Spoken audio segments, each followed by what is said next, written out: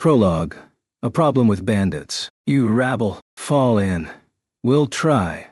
My name is Naofumi Iwatani. Originally from Japan, I was summoned here to this world to be the shield hero. As you might expect, that's all a pretty long story. And right then, I really didn't have the time to reflect on all the details. I'd just finished breakfast with a group from the village that was under my control and was about to lay my orders on them. We'd finally finished the cleanup from a series of events that had seemed to both take forever and be over in the blink of an eye. And so, here we were. The disturbance in Q10 Low coming to an end was all well and good, but that had then led to a smaller disturbance in Siltveld, involving the pain-in-the-ass process of me having to display my authority as the shield hero. By which I mean it had taken longer than expected to get back to the village. It had been tough, sure, but as a result, various problems were also actually on the road to improvement. Everyone take your regular posts and complete your duties as normal. That's all. I used my best commanding voice. Roger that. The replies were full of energy. The residents of my village certainly had a lot of that. Too much, perhaps. Mr. Naofumi, what's the policy for today? This question was from Raphtalia, a girl who I treated much like my daughter. She was the official representative of the village, as well as the Heavenly Emperor, that is, Queen of Q10 Low, the nation we'd just been off invading. Going from being a slave to the ruler of her own nation? Talk about bettering yourself. Not to mention, she was the holder of a very special weapon. A katana from another world, known as a vassal weapon. Damn, I mean, taking in her entire history, she might even come out looking better than me. Today, she was also wearing the Miko outfit that served as the symbol of our invasion of Q10 Low. And it really was super soothing on the eyes. Yeah, about that. There was all that hassle in Siltveld too, right? So I'm thinking of sorting through all the spoils from Q10 Low and Siltveld, I informed her. So we should just train on our own? Raphtalia asked. That sounded like a pretty good idea, but I couldn't help feeling I was forgetting something. In that moment, Ren, Itsuki, and Rishia, having finished their meal, came over. Naofumi, Ren, the one calling my name, was the sword hero, summoned from a different Japan than the one I came from. His full name was Renamaki. The other guy with him, Itsuki, was the bow hero. And just like Ren and me, he too had been summoned here from a different Japan. His full name was Itsuki Kawasumi. Rishia was a heroine-level, emotional roller coaster of a girl who always followed Itsuki around. Ren continued. Eclair said that she and Queen Melty have something they want to discuss with you, Naofumi. What? I didn't have time for that. Sounds like there's been some trouble with bandits recently, Ren explained. Is that true? First I was hearing of it. Yeah. While you were off invading Q10 Low, we carried out the trading that you ordered. Naofumi? So quite a lot of new information has come into the village, Ren explained. That reminds me, Keel reported, as though it was the most natural thing in the world. We met with quite a few bandit attacks while we were off trading. Why haven't these reports been reaching me? I inquired. They've been fought off so far, so they haven't really been a problem. And you've been busy yourself, Naofumi, right? Ren offered. I guess that made sense. These attacks are starting to stand out though. So we're wondering if you have any good ideas, Ren continued. It was true that our trading had really been taking off recently. Spirit tortoise materials had become pretty trendy, and with me managing the trading of them, the economy of Melromark was really starting to improve quite nicely. Seeing as I'd been away, everyone had likely been getting sloppy with making reports. These attackers had only just come to the village too. This reminded me of the accessory merchant in Zeltobel, always an excitable fellow.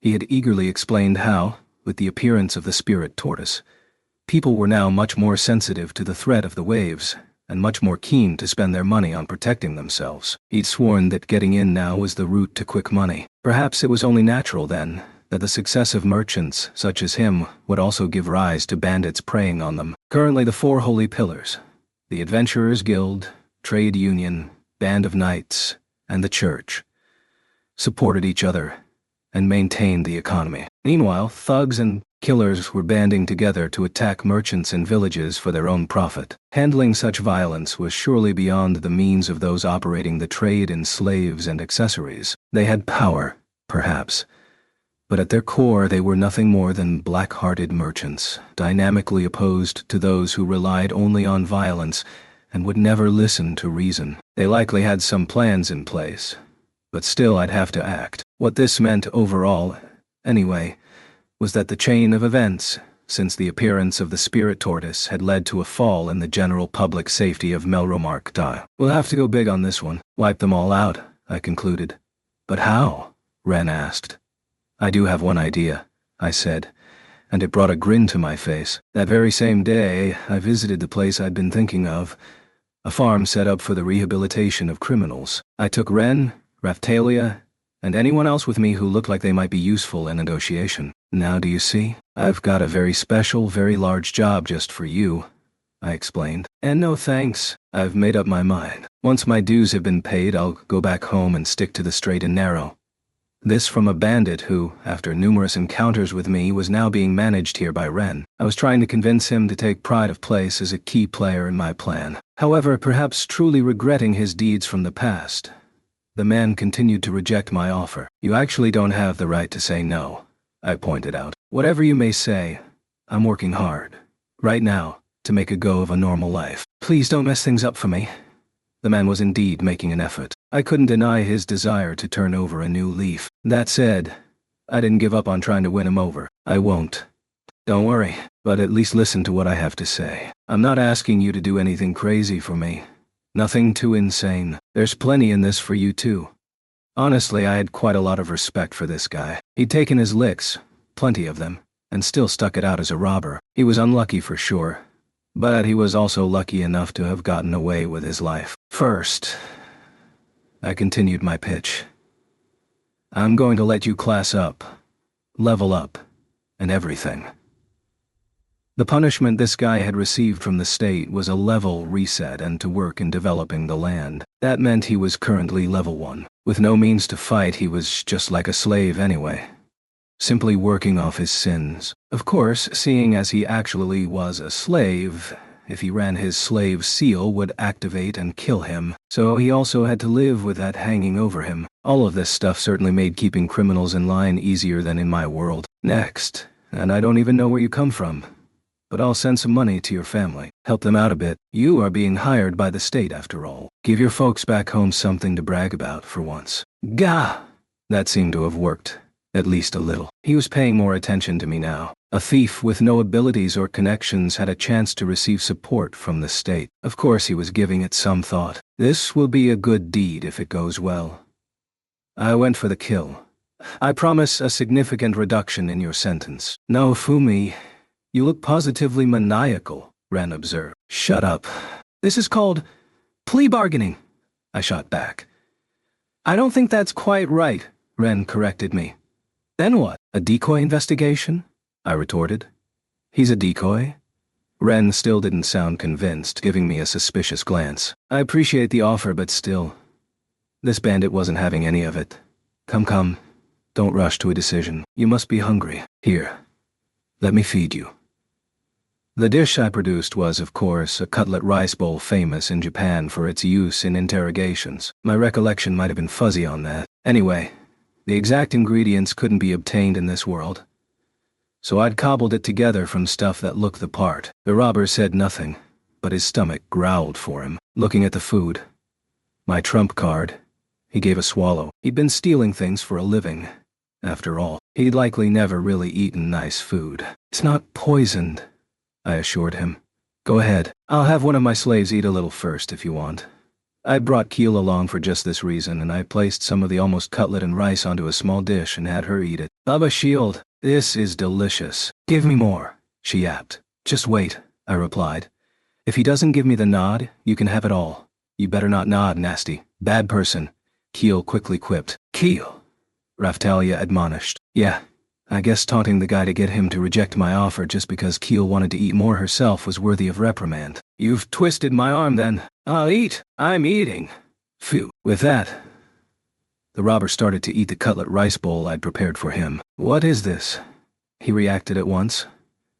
It's delicious. I can't stop. Like Mom used to make, but so much better.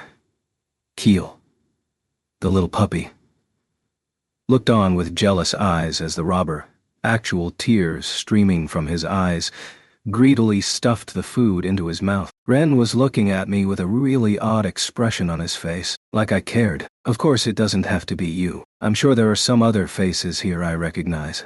I put the pressure on as the robber finished off the meal. Now that his stomach was full, he'd probably be more inclined to listen to what I had to say. Now I just had to close the deal. This kind of negotiation was fun. It looked like a good way to burn off some of my recent stress. If you do the job that I'm asking you, I continued, I can see my way to making you more food. I held all the power in this particular negotiation anyway. As I'd already alluded to, if this guy wouldn't give me the nod, I could easily find someone else who would. Whatever you promise, I just can't sell out my comrades. Philo. I called in my big gun. This particular robber had a specific trauma in his past of having been beaten black and blue by the so-called bird god. Of course, she wasn't actually here. Philo was currently with Melty, who had been posted over in the neighboring town. Okay. You'll set me free if I can pull this off, right? Man. He caved quickly. Was he really that scared of Philo? Of course. I was magnanimous in victory. I think I can agree to that. Of course, his freedom was contingent on him even wanting to leave this job behind once he got started. Naofumi. Ren's mouth hung open, as though he had something he wanted to say. What? I didn't have time for it. If we fight all these bandits one group at a time, there's only so much we can achieve, right? We need to rip them up from the roots. I'm sorry, but...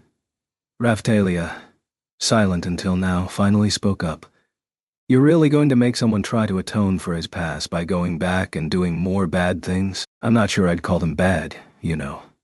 I smirked. My plan was to use this individual to investigate the real reason why bandits were on the rise in this nation, while at the same time improving public safety. If the heroes were going to increase the light, it stood to reason that they should also manage any darkness created by that light. How many people were there in this entire world? Who would guess that one of those heroes was pulling the strings on one of those bandits? Even if some did, I had nothing to fear. With almost all of the 4 holy heroes now among my forces, reflecting on it for a moment now, I realized that my standing had really changed dramatically. You can start by gathering those comrades you spoke of. I started to outline the plan, then go on to expand your forces. Of course, I don't want you attacking any of my merchants. How are we meant to make a living if we don't attack merchants? What do you think bandits do? There was desperation in his voice. Did I say, don't attack anyone? Actually, there's quite a few merchants I'd love for you to attack. I gave a wicked grin. There were numerous villainous merchants at work who didn't belong to the trade union, and happily ignored territories and regulations. Picking apart the causes of this bandit problem, I had been told on the way here that merchants like these were actually in league with the bandits, and behind both groups were a bunch of moderate anti-shield nobles. Thinking about it, I did recall a bunch of puffed-up peacocks giving me the eye. Harvest those evil merchants who ignore the rules, I commanded. Do that and I'll provide you with financial support. I should mention that, before coming here, I went to Zeltobel via portal and completed negotiations with the accessory dealer. He'd been very excited and said that he'd definitely name me as his successor. I really didn't understand what made this guy tick. I can't tell the difference, he said, sounding desperate. I've got you covered, I assured him. I'll keep you fully apprised of the routes taken by my own merchants and the others who you aren't meant to attack. You select any other wagon to strike and just take the cargo from evil merchants. And so bandits of justice were born, only stealing from evil men. Of course, in this equation evil men were determined by the shield hero. This plan should maintain the peace for at least a little while. And then? What do we do with the stuff we steal? My new bandit leader asked. Good question. I pondered and stroked my chin. You could bring it to me, but then again it would be a hassle if it gets traced back to me. Use half to pay your underlings and give the other half to poor people in villages. Then the world at large won't see you as evil. As for the nation, well, just look at me. Is this really something a hero should be doing? He questioned. This from a bandit. There was always someone pulling the strings behind every large organization. That was just the way of the world. I'd join forces with the Queen if I could and wipe out the trash trying to hide from me too. I'll have the heroes patrol, making it look like we're clearing the bandits out. You can emerge as a cunning boss with a good nose for a target. If any of your men oppose you or start causing trouble, have them attack one of my merchants. We'll take them out for you, without it looking too suspicious. I added, your conditions aren't bad. It's not like I can turn you down either. Very well, he replied. Then we have an agreement. I grinned. And that was how I successfully became a patron to a bunch of bandits. You're black-hearted, truly, Ren offered. I don't know what Itsuki will say about this once he returns to normal. That's why I left him in the village so he wouldn't see it, I said smugly. Seeing as you're working with Eclair to keep the peace, Ren, you needed to see this stuff. Very well, he grumbled. It isn't easy making money, is it? I'm not sure that's the takeaway from all of this, Raphtalia said, obviously not happy with this turn of events, the result of which was that a major new organization, the Chivalrous Bandit Guild, if you like, had now appeared in Melromark. If we could control the bandits at the state level, it would be best for everyone. It just meant another layer had been added to those shadows we couldn't discuss with the common folk. When our negotiations with the bandits finished, we returned to the village via portal. Soon I would need to go and report to the Queen of Melromark. With everything that had been going on, I hadn't visited her at all recently. As I considered these things, I looked over a ledger containing the profits and other details from the trade during our invasion of Qtenloa. Wow! I exclaimed. Keel's sales were incredible. The monster that pulled Keel's wagon for trading, a large caterpillar, was looking over at me. Whatever. I decided to offer Keel some praise. While we were away from the village, it seems you've been working very hard, Keel. Well done, Baba? She asked. Mr. Nofumi has suddenly started to praise you. Be careful, Raphtalia warned. I will, Keel agreed. All it took was one compliment from me, and Raphtalia immediately thought I was planning something. You reap what you sow, I guess. I'm one dark individual most of the time. She's been working hard, so I was just offering some praise. I'm even thinking of giving a reward, I explained. Cook me a meal then, Bubba. Something even more delicious than the food back there. Food was the reward she wanted from me. That was always what Philo went for, too. Very well, I agreed. I'll make you a delicious dessert, maybe. I thought of a dessert because we'd achieved the production of honey using a mutant species from a bioplant I'd been researching with Rat. I could experiment a bit while cooking something up. If that failed, I'd use some of the luxury sweeteners that Siltveld had offered up. I'd given them a lick, and found them to be a little unique, but definitely sweet. I headed to the kitchen and Keel came in to watch excitedly. Once I started cooking, everyone in the village got like this. That does smell good. It looks delicious, Raphtalia offered. Blah. What you making? Keel asked excitedly. Just shut up and watch, I barked. I have to adjust the heat. I need it as low as possible. I heated the hot plate and then created the batter by mixing wheat obtained through trade with monster milk from a ranch in the neighboring town managed by Melty. I'd also separated the fat from the milk to form cream and whipped it up. I added the honey to that to make it sweeter. Oh, and I needed some fruit too. As I continued cooking, my slaves and even monsters started to gather, lured in by the smell. Was there going to be enough? Right. I spread the batter as thinly as I could across the hot plate, flipping it quickly to cook both sides. I placed the finished articles on a separate table, arranged them with fruit, topped them with cream, and then wrapped them up. All done, I proclaimed. Right. I thought you were making crepes, Ren muttered upon seeing the finished food. Yeah. I had a part-time job in a food court, so I know how to make them, I explained. Part-time job, huh? There's a concept that takes me back, Ren mused. Have you ever had one? I asked. He had been hooked on internet games after all, which meant that he probably needed all the money he could get his hands on for in-game purchases. Those kinds of games could cost money to play. That, or you could make better progress if you paid. If things got serious, those weren't the kind of charges you could cover with an allowance. You'd need to at least get a part-time job to raise funds. Nope, was his flat reply. Although I wanted one.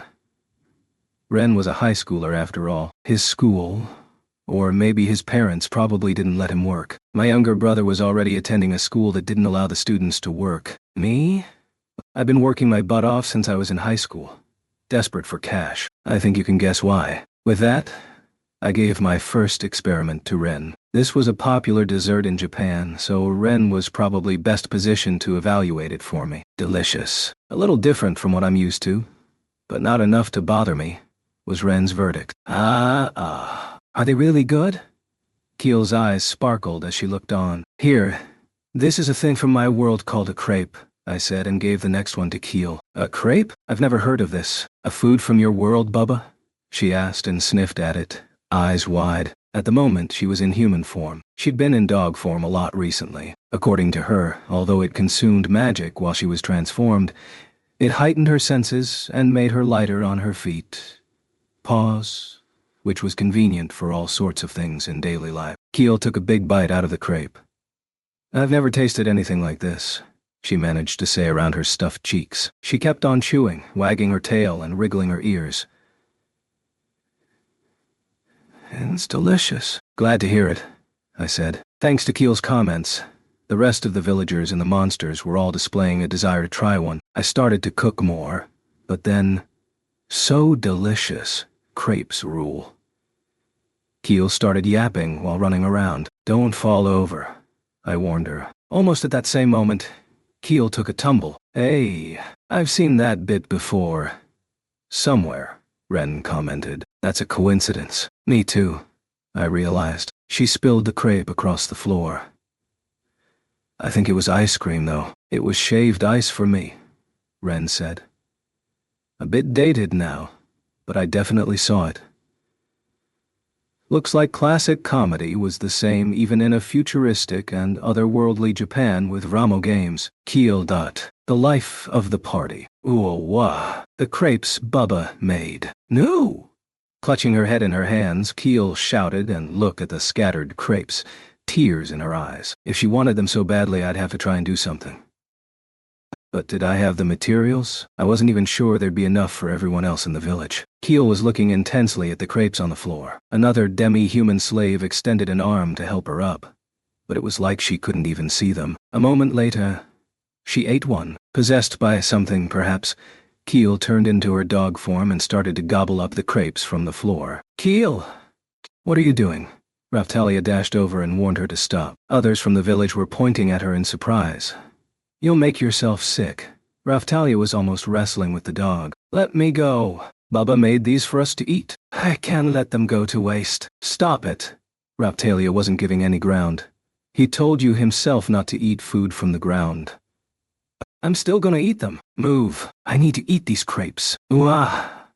Even when she was pinned down, Keel's feral eyes still scanned her surroundings as she reached for the scattered crepes. Did I slip something addictive into the batter by mistake? I have to let Rat know that the honey was a failure. "Calm down. Here, you can have mine," Ren offered. "Really?" Keel perked up at once. "Sure." Ren's selfless act finally brought the situation to a close. I was still having trouble understanding why Keel had got so carried away. At least Ren seemed to be getting more comfortable in the village. Eventually, Ren returned to my side. "Now, Fumi, all the kids in the village really love you, don't they?" he said with a slightly perplexed look on his face. "Nah, that's just the honey. It must have come out as a narcotic," I explained. "I'll stop us from making any more." "I don't think that's it," Ren replied. "Please, don't stop. Everyone is looking at you with such emotion in their eyes. Please, keep making it," Ren said, flustered, looking at the slaves. They were all looking at me. That was true. I still suspected narcotics, but that wasn't confirmed. "Very well then. Something smells nice." Drawn by the smell, Raphtalia's cousin came in, accompanied by Windia. Windia was the guardian of a dragon called Galeon. She loved monsters. Alongside Rat, she was in charge of managing the monsters in the village. To add a further note, she was also the stepdaughter of a dragon that Ren once defeated, but she didn't exactly bear ill will toward Ren. Actually, if Ren started to get pessimistic, she wouldn't hold back in trying to pep him up a bit. Raphtalia's cousin, meanwhile, was the kid who'd been raised into the leader of the forces opposing us in Q10 Lo, the nation we'd recently visited, and then conquered. The same race as Raphtalia, he had a face that really reminded me of his cousin when she was younger. Ostensibly, he had been executed. But in actual fact, we'd brought him here to the village. One difficulty was that he hadn't learned the Melremark language yet, so he could only really talk to me, Raphtalia, the heroes, and those who knew the languages of the demi-human nations. When he was Heavenly Emperor, he'd honestly been a bit of a fool, including putting out a dangerous proclamation against harming monsters. In the end, though, the silly laws he had enacted actually helped us take Q10 Lo far quicker than expected. The real fools had been the corrupt politicians beneath him anyway. A selfish bitch called Makina, apparently originating from Siltvelt, had really held the reins of power in Q10 Lowell, but we'd successfully managed to take her down. Anyway, to get back to Raphtalia's cousin, he had also very much liked a certain type of monster, Philolials. However, after learning the true terror of monsters, he came to regret his past actions. That said, he was still very curious about monsters and was very interested in Rafchan in particular. I wondered if I could make effective use of Rafchan to lure him over to my side. "Hey, do you want some too?" I asked them both. "Yes." Raphtalia's cousin took a crepe and started eating. The expression on his face was just like when I gave Raftalia food when she was small. "Can I ask you why you've got such a gentle look in your eyes?"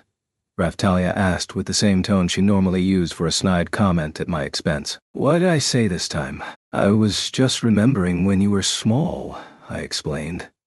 I felt a bit paternal for a moment there. I'm not sure I like that reason. "By the way, Mr. Naofumi," Raftalia continued coolly and placed her hand on her cousin's shoulder. "Seeing Windia, just now, reminded me of it. You do know my cousin's name, don't you?" From the look in her eyes, you'd think Raftalia was interrogating me. The reason for this was, for an extended period in the past, I had privately called Windia Valley Girl. I'd eventually had cause to mention this to Raftalia and the others, and she'd made the same face that she was making now. My answer to this question was as follows. No idea. The only information I had on the kid was that he was the former Heavenly Emperor of Q10 Lo and Raftalia's cousin. I never heard his name and was getting along just fine without it. "If you don't tell him your real name, he'll give you a silly nickname," Raftalia desperately explained to her cousin. "That's right," Windia joined in. "I almost ended up being renamed Valley Girl." "Mr. Naofumi," Raftalia rounded on me. "What do you currently call him in your head?" "Raftalia's cousin," I replied curtly. "Look, he's sinking to just describing you already. Hurry up or you'll end up as nothing more than cousin." Raftalia was practically panicking. "Oh, okay. I'm Raftmila," the kid managed. His name sounded similar to Raftalia. I guess they did come from the same country. Fair enough. I'll call you Ruft, I decided. I still thought cousin would be enough. Should we use a totally different name when folks from Q10 are around? No weird nicknames. Raftalia was adamant about that one point. Rafchan chirped. Ignoring Raftalia, I passed Rafchan my absolutely best-made crepe.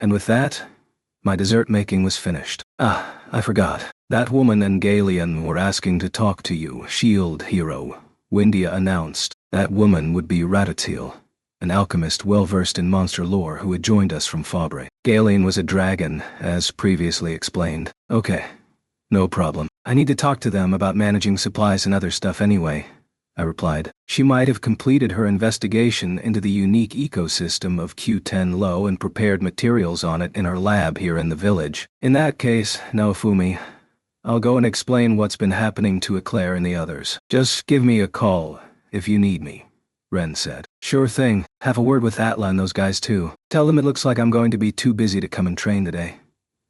My duty's piling up. There was no time for that stuff, so best to just shut that down right away. Sure thing. Although I can't promise Atla won't come charging after you, Ren warned. I know how to handle her. Taunt her a little for me. Tell her to overcome that recent terrible performance with more training, I suggested. In Sildfeld, Atla had caused a bit of trouble. They'd been completely tricked by illusions created by an enemy and hadn't been much use. It seemed to be really getting to Atla in particular, and she was sticking to her training rather than perving on me. That should keep her off my back for a while anyway. It's a shame we weren't there, Ren commented. He and his party had been on the move when the problems occurred. There hadn't been time to call them back. But there was also nothing to be gained by worrying about that now. In either case, we need to take some steps to prevent that from happening again, I said. You and Itsuki not being there wasn't the issue. It was an issue that we'd let our attacker get away, but this wasn't the place to say that. Other than the shield hero, the holy heroes could be pretty difficult to handle. I'll go and see Rat right away, I said. I'll catch you later. Splitting up from Ren, I followed Windia and Ruft toward Rat's lab. Chapter 1. Birth of the RAF species. What do you need from me? I asked, entering a room in Rat's lab. As always, bizarre monsters were bobbing in their culture tanks. RAF? Raf Chan waved at a monster inside one of the tanks, and the monster went right ahead and waved back. Qua. So Galian was here too. Ah, Count, Rat greeted me. I've got some exciting reports for you. Like what?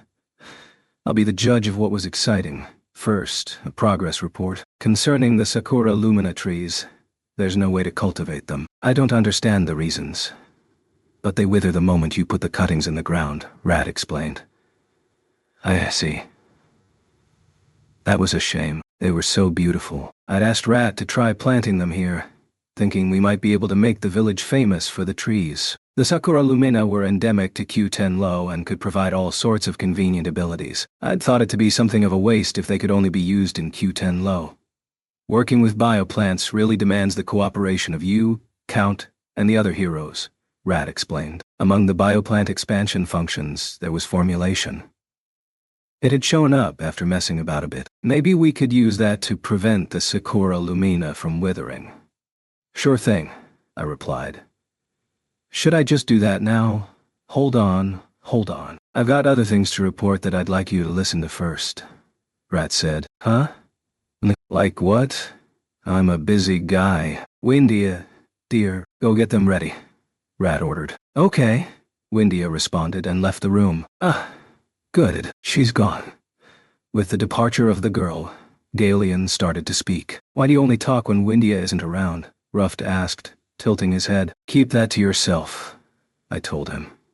Galian's got his own rules for doing stuff. Don't tell Ren either, okay? Okay, the kid replied. I'm sure Windia would love it if you'd talk to her, Raftalia offered. Neither her nor Ruft had parents, so they likely felt that more keenly. In any case, Galian was raising Windia as her foster father, and had decided that not talking would be best for Windia. It wasn't really our place to make comments. Come on then, what's going on? I tried to keep things moving along. You already know that Dragon Emperors can obtain further strength and knowledge by obtaining Dragon Emperor fragments, correct? Galian asked. Yeah.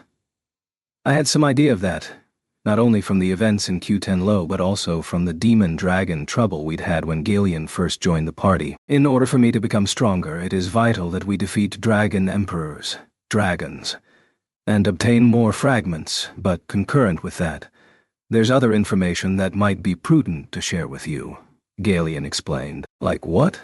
I asked. The knowledge of a class up to break the level 100 cap should be among the lost fragments, along with lots of other useful information, I should think, Galian continued. The level 100 cap referred to the phenomenon in this world that affected most everyone apart from heroes, causing their development to stop at level 100. People from this world normally stop at 40, but could then continue on to 100 after a class up. I vaguely remembered being told something about that around the time I purchased the Hakuko siblings, although some of the Siltvelt demi-human species, such as the Hakuko, had a limit of 120. I'd been thinking if we could have everyone pass 100, that was something we should definitely investigate. I hadn't expected to receive hints about it like this though. You've been involved in so much trouble I've not had much chance to talk with you, Galian explained. I mean, it's definitely an issue, but is that all you want to say? I replied. To be honest, it certainly wasn't a problem for me, and Raftalia wasn't affected by this system either. Ren, Itsuki, and Sein were all categorized as heroes, so no problem for them either. When I thought ahead, sure, it was knowledge that I wanted. It just wasn't a priority at the moment. First things first. Now the Filolial isn't nearby. I can remove the lock on your shield. At least to a certain extent, Galian continued. Huh? What was going on now? The lock, placed by the Filolial Queen. You don't remember this? Galian quizzed. A lock? I might remember something like that when I placed the demon dragon materials into my shield. Was that what he was referring to? Hold on. Don't tell me that the reason I couldn't bring out dragon-type shields was because of Vittoria's cowlick. Unlocking the Filolial series had sealed the dragon series away? Damn it, Vittoria. What was she playing at? Especially after having made a request from me. That was going to place a limit on my abilities. What was she trying to say? She had dibs on me? She might as well have taken a piss on me. Marking me. Like a dog marks a tree. You have a core inside there, remember? Galen continued. At the right level, most of the genealogy of dragons should be available to you. I see. It kind of made sense. I just hadn't been a high enough level for most of them. So, the dragon core overlapped with Vittoria's cowlick? Like in a game? There was only two options. I'd been thinking a lot recently that I really wanted someone to make it clear whether this was reality or a game. Bring out your shield, Galen suggested. Okay. Oh, let's try it. Then Galen sent something, like his thoughts, to my shield. It felt like the whole thing flickered and sparked. A number of locks were released. Conditions for the dragon leather shield were unlocked. Conditions for the dragon scale shield were unlocked. Conditions for the dragon meat shield were unlocked. Conditions for the dragon user's shield were unlocked. Conditions for the dragon user's shield 2 were unlocked. Conditions for the water dragon's shield were unlocked. Conditions for the water dragon's vassal shield were unlocked. Interesting. The stats looked pretty high across the board. The name dragon really meant something. The ability up multipliers were also pretty high. The unlock conditions were around level 50. Vittoria. Gah. She'd really done a number on me. Oh? Dragon user's shield also had dragon growth adjustment. Small, which meant collecting more Dragon Emperor fragments would further heighten the adjustment to Galen's abilities. I can also provide the other heroes with Dragon Emperor weapons. That's another reason I want you to collect the Dragon Emperor cores, Galen explained. I'd have loved it if you reported all of this sooner. I quipped. That demon dragon really stirred things up in my head. It's taken a while to get all my knowledge back in order, Galen said. It had affected him even more than I'd thought. So the plan is to give the protection of the Way of the Dragon Vein to all heroes, Galen said. One immediate problem was to get Ren and Itsuki to learn the Way of the Dragon Vein. I'd finally managed it myself, but I really needed them to learn it before the Phoenix battle. I can also provide a class-up adjustment via my protection, Galen added. About that, Rat said, cutting in. Most of the monsters in the village have hit the growth limit of level 40. I could have made arrangements with the state to perform class-ups, but I really need the Count's permission, now don't I? Definitely nice to be asked, I commented. Your monsters are keen to become stronger, Count, Rat continued. They want a special class-up, like the others from the village. They've received the protection of the Filolial Queen, correct? I sometimes had trouble keeping track of this stuff. Ah, that Philocalic class-up, Rat recalled. That counts as a protection, does it? Filolials had all sorts of different abilities, but yes, I had thought it was a protection. I don't know the conditions to trigger it, I admitted. But it is related to class-ups. Some people might consider it a nuance. Having a hero nearby is one of the conditions, Galen revealed. The power of the earth is also involved. Expanding potential. The power of the earth, also known as experience. If that was where it came from, then it should also bring power in a good way to one's own status magic, Galen continued. A class-up is an expansion of strength. Of course, receiving the blessings of the heroes can further increase those abilities. But that's not the point I'm making. So what is? I asked. You can't place the Filolial blessing on monsters, Galen said. It should go without saying, but you know what the Filolial can do, correct? That gave me pause. They had to want nothing more than to become strong. A tricky proposition. Sedina, Atla, Foal, and the others had already had a class-up performed by Philo. The monsters want to become stronger too, Rat assured me. In order to protect this world, they even want to help in the fight against the Phoenix. Another.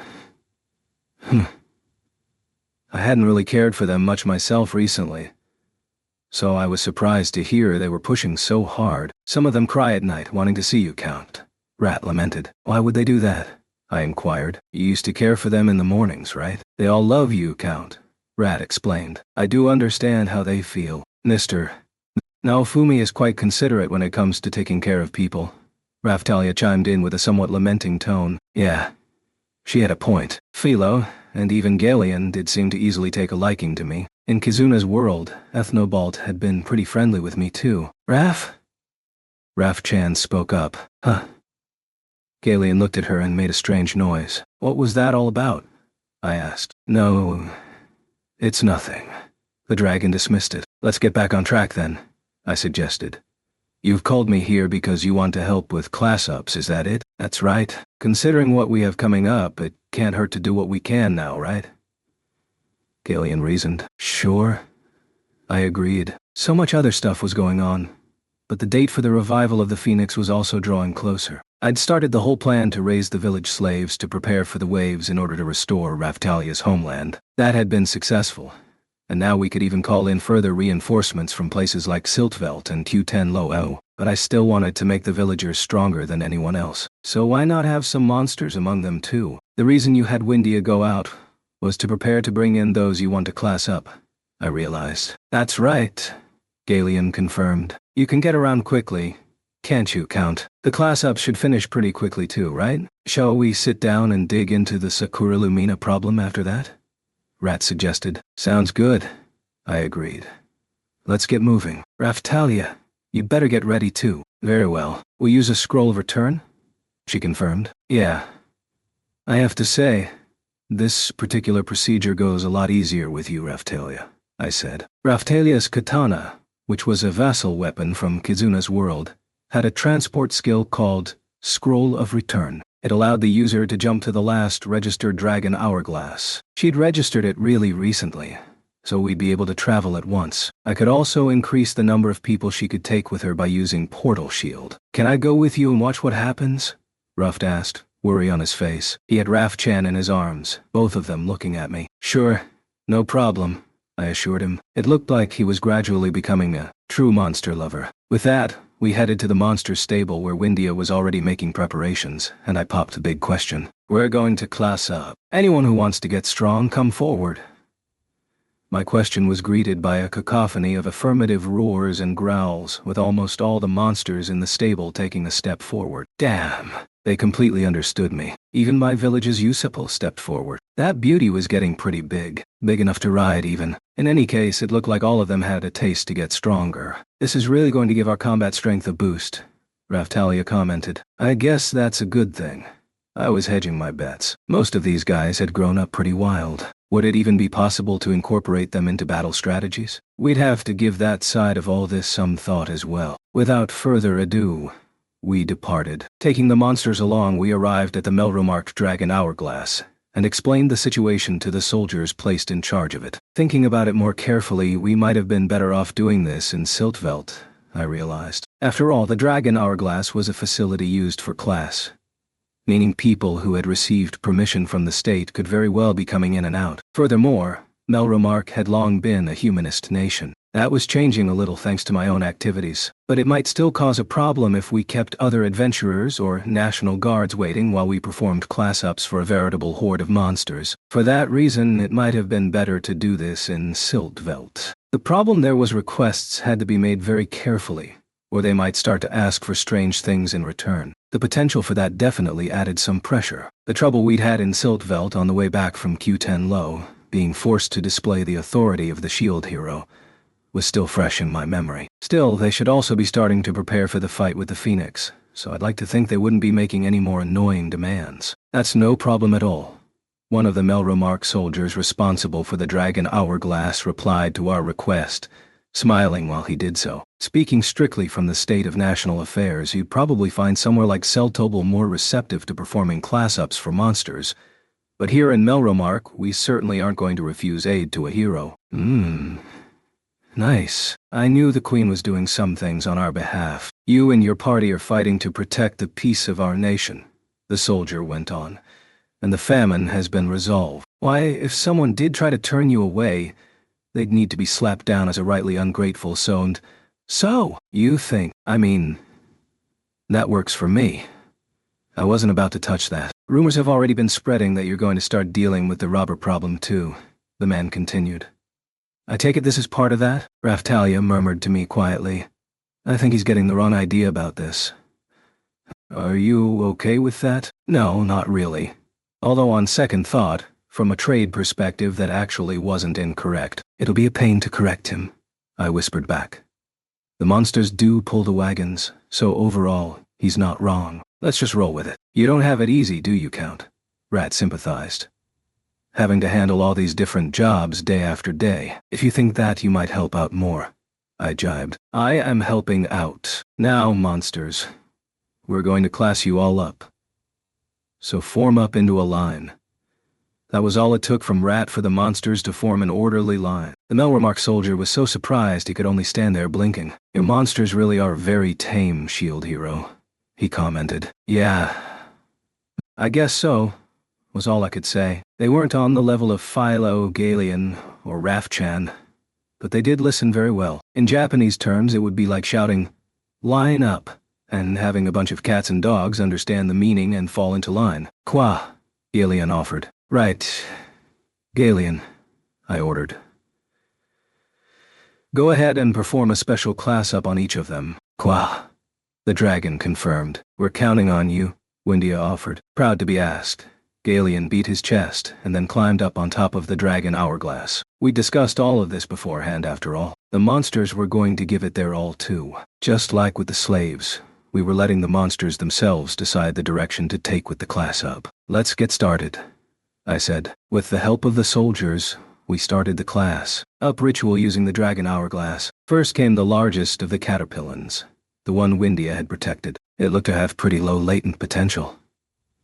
How much stronger could a class up make it? According to Windia, when it had been attacked, it had felt terrible about not being able to do anything but just watch. I'd seen it looking at me too. It clearly wanted to get stronger. The magic circle started to sparkle as Galeon started to incant magic atop the dragon hourglass. I'd been present at class ups numerous times. Just like normal, the sand in the dragon hourglass started to give off a faint light that then passed into the magic circle. I hold ownership of all the monsters. That meant the directions in which they could be classed up appeared before me. I could choose for myself here, but my policy was to leave it up to the individuals themselves. They could do this multiple times by using level resets, but still it was a major element that would have a massive impact on their lives. I checked the possibilities hovering before me. Yeah, they were pretty different from the choices I had with Philo. It was a caterpillar that we were about to class up, and it looked like it could turn into a variety of different monsters. Those included simply the advanced form of the caterpillar,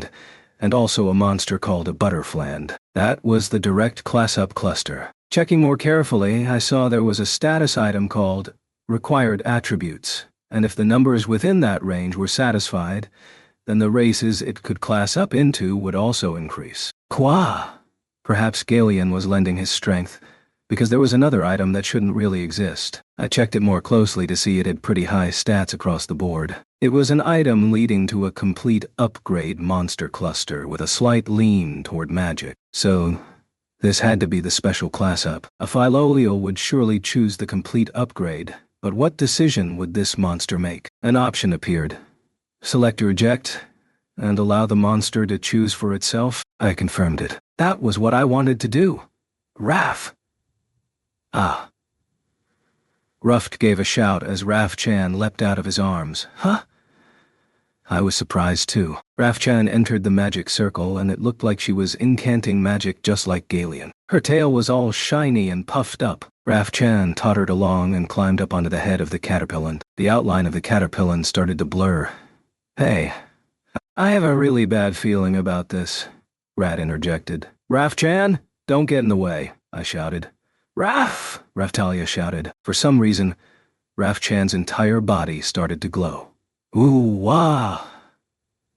I had to shield my eyes because it was so bright. There was normally some shining going on during a class-up, but it was pretty surprising that Raf-chan was glowing too. Even more bizarrely, there was smoke rising, centered around Raf-chan and the caterpillar. Well, Raf-chan did have something like levels. Due to further variability provided by Shikigami power-up and through our fighting in Q-Tenlo and other places, she had become pretty strong. Still, she really needed to wait her turn. I was about to caution her again when the smoke cleared. I narrowed my eyes. Raf. Everyone there looked on with stunned expressions on their faces, hardly able to breathe due to what we were all seeing. Even Galeon's mouth was hanging wide open in shock. There were now 2 Raf-chans. What's going on here?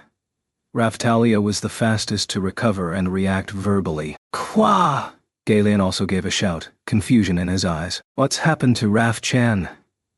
Windia, brow furrowed, was looking at me. Hey! I didn't make this selection. The other animals all started to give roars and growls of approval and support. Which one is the caterpillar? Windia asked. to which the Raf-Chan-like monster on the right, the one with a pattern around its face that looked a bit like a compound eye, raised its hand and gave an energetic Raf. Then it leapt up into the air and its body transformed into a large Raf-Chan, really, but with a tail like a caterpillar. So it was a slightly unpleasant-looking monster, like a combination of Raf-Chan and the caterpillar. Raf! The former caterpillar looked pretty pleased with itself. Raf-Chan herself struck a victory pose and then pointed at the caterpillar. But I guessed it was fine to just ignore her. I checked her stats instead. It looked like Raf-Chan had managed to class up herself. All her stats had more than doubled, and she'd acquired various new abilities. Maybe? I didn't understand much of the details and would have to look into it later. Raf-Chan then performed some kind of magic on me. Shikigami has mutated and skills have expanded. Kimono Raf acquired. Oh, she'd acquired a strange-sounding new skill. Awesome. We've got more like Raf-Chan now. Ruff's eyes glimmered as he rushed over to the former caterpillar. Raf! The new monster just stood there and took Ruff's eager stroking. So what about the abilities of the former caterpillar? I checked them. And yeah, they all seemed quite a boost. Galleon slid down from the dragon hourglass, crashing face first into the ground. This is amazing, right? I postulated. Ruff! The former caterpillar posed like a bodybuilder for a moment and then turned back into its Raf-Chan-like form. Hold on. Just what's going on here, Shield Heroist?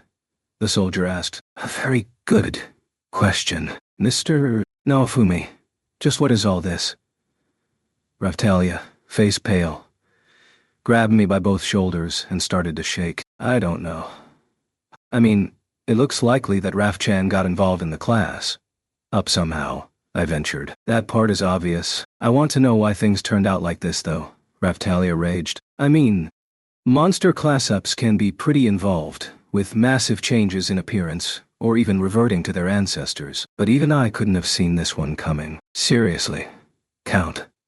Spending time with you brings one surprise after another, Rat said. With that, she started her examination of the former caterpillar. The other soldiers responsible for the hourglass all looked pretty stunned, too. What had just happened was pretty stunning, after all. Rat pondered and plucked a hair from the former caterpillar, took out a device, and started to test it. Now grow big. As ordered by Rat. The former caterpillar turned again into its large Raf-Chan form. I had to admit, that form was really something. After multiple tests and examinations, Rat turned back to me. Raftalia was still yet to really calm down. She kept looking back and forth between me and Raf-Chan. Finally, perhaps looking to just escape from reality, she grabbed her head in her hands and shook it, practically hysterical. I don't have the facilities here to make a more thorough analysis, but I can tell you that Raf-Chan's characteristics are on full display here, Rat reported. The ability to transform like that. Transformation properties have been seen in Philolials and dragons too. It must have an ability of that type. So you don't know the exact reason, but it's safe to say that in the same way as Philo and Galleon, Raf-Chan had some effect on the class-up transformation pattern? I asked. Raf-Chan nodded at my question. And this means she did it regardless of the consent of the former caterpillar? There was an edge to my question. I'd have to caution Raf-Chan quite strictly if that was the case. It wasn't fair to decide something so important against the will of the one experiencing it. Rafe! The former caterpillar waved its hands, making clear the answer to my question was negative. You chose this? I asked the former caterpillar. You could have had a dragon class up and you chose the Raf-Chan one? Raf! The former caterpillar nodded at my question. I see. I acquiesced. If that's the case, so be it. No! So be nothing. Raftalia was still trying to caution Raf-Chan, but the pair of them looked pleased as punch and just ignored her. Raf, stop that! This is nothing to be so proud of, Raftalia chided. Raf? They did look a little depressed by Raftalia's anger. Just look what's happened to it. Windia clutched her own head, stunned, and looked down at the ground. I could understand her point of view. She had doted on that caterpillar, and look what it had turned into now. That said, I Couldn't help myself. Wonderful, I exclaimed. I mean, simply put, this meant there were now more Rafchans, right? The newcomer couldn't beat the original, of course, but I still saw this as a victory. Amazing. Ruft seemed just as happy as I was. It seemed we agreed on this. We were definitely going to get along. There's nothing wonderful about this either. Please, somehow, can't you heal it? Ah. Raftalia had quickly recovered and now came at Rat and me with this. You say heal, but this isn't a sickness. The monster seems to have accepted. Indeed, chosen this outcome. I'm afraid there's nothing I can do, Rat explained. I still don't see a problem with it. It's like having a second Rafchan, I said, and that was my take. I don't like it. I'm still resistant to having one Rafchan around. Now there are two of them. Raftalia seemed pretty stubborn on this issue. I mean, maybe I could kind of understand. It was like a creature that was already a replica of her was now replicating itself. A bit weird. The roars and growls from the remaining monsters were starting to become more pronounced. They were getting tired of waiting, clearly, realizing something.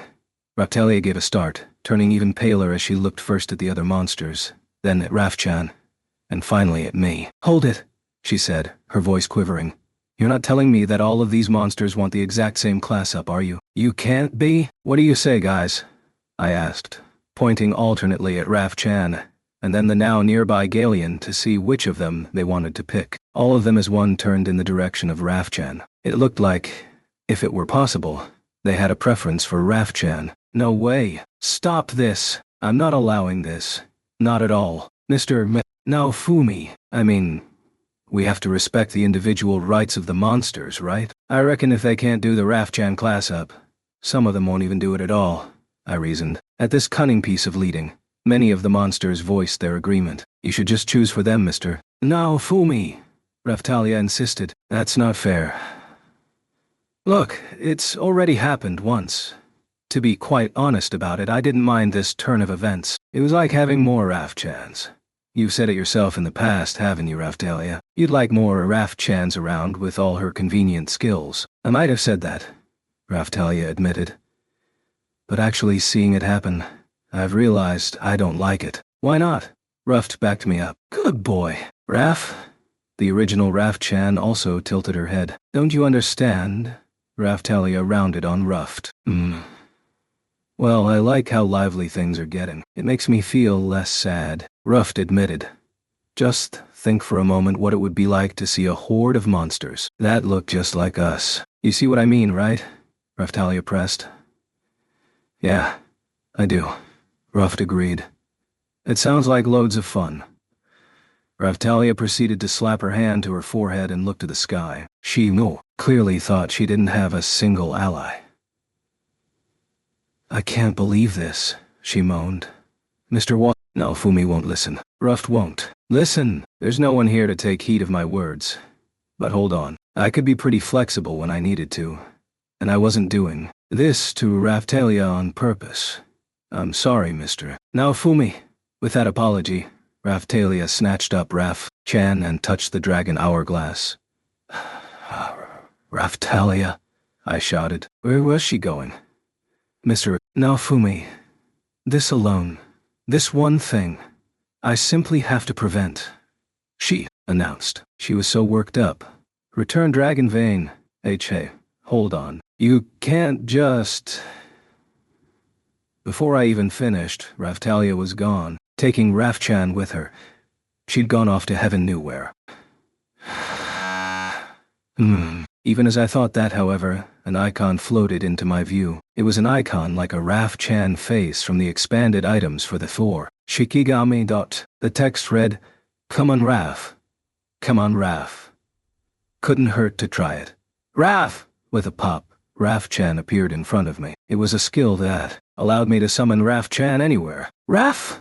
Rafchan started posing, clearly happy to have made her escape. Then she touched the dragon hourglass. The sand inside it glowed slightly in response. Raftalia, meanwhile, having now lost Rafchan, didn't come back. Had Rafchan just done something to prevent Raftalia from returning? Both the Scroll of Return and the Return Dragon Vein were performed using a dragon hourglass. Therefore, Making adjustments to the dragon hourglass could prevent them from being used. Where had Raphtalia gone off to, though? And then the monsters started to make noise again. They were looking at us intently. They want to class up quickly. They want to become stronger. That's what they are all saying. What do you think? Windia asked, holding onto the sleeve of my shirt. Rat, for her part, just put her hands in the air and gave a bemused, "Don't look at me, look." Ruff's eyes were sparkling as he clearly wanted to class up them all into Raph Chans. Personally, I still had issues with rejecting their wishes and forcing them to take a normal class up. I also felt really bad about doing this to Raphtalia, but there seemed no other way out of it. I also loved the idea of having loads of Raph Chans around. "Right, you rabble," I commanded. "You need to persuade Raphtalia once she gets back, understand?" The monsters all provided agreement with whatever noises they could. With that, we completed the class-ups for all the monsters before Raphtalia made it back. Galeon? He just slumped dejectedly in the corner. After all that explanation he gave, in the end none of them had wanted his own class-up. Raph. I've. Tally. Leah. W. What's happening here? Having finished the class-ups, Raph Chan touched the dragon hourglass again and Raphtalia came back. Then all the Raph Chan-like monsters crowded around her and started to make noises that I presumed were intended as persuasion. Since she was surrounded by Raph Chans on all sides, I did want to try and throw her a bone. But I also didn't want to throw myself onto that particular grenade. So all I could do was silently watch, ignoring for now the fact that they all seemed to have cries based on my own name. "Seriously, Mr. Naofumi?" Raphtalia was near breaking. "I know you don't like it, but what choice did we have?" I countered. "I'm not accepting that. This is all your fault, Mr. Naofumi. Seriously, I'm even thinking of running off to Kizuna's world." It was that bad? I knew she hated it, but I needed her to put up with it for the sake of my greater ambitions. So, Count, how are we going to handle these monsters? Rat asked. "What do you mean?" I replied. "The name for the race of this monster," Rat clarified. "Rat, is that all you're really worried about?" Raphtalia cut in. She really was steaming mad. It was too late to back down now, though. This was our reality. We just had to get her to compromise somewhere. What I mean is that there's enough monsters here to be considered a new species. If we don't decide on at least a provisional name, things are going to get confusing. Rat raised a good point. "Oh, okay, based on their calls, let's go with Raph species, Riaf species, Tally species, and Leah species. How about that?" Simple was best, I decided. You can't just ignore me, Mr. Naofumi. We're not finished here. Raph. Tally. Leah. All the monsters that were now like Raph-chan turned moist-looking eyes on Raphtalia. Ooh-ah.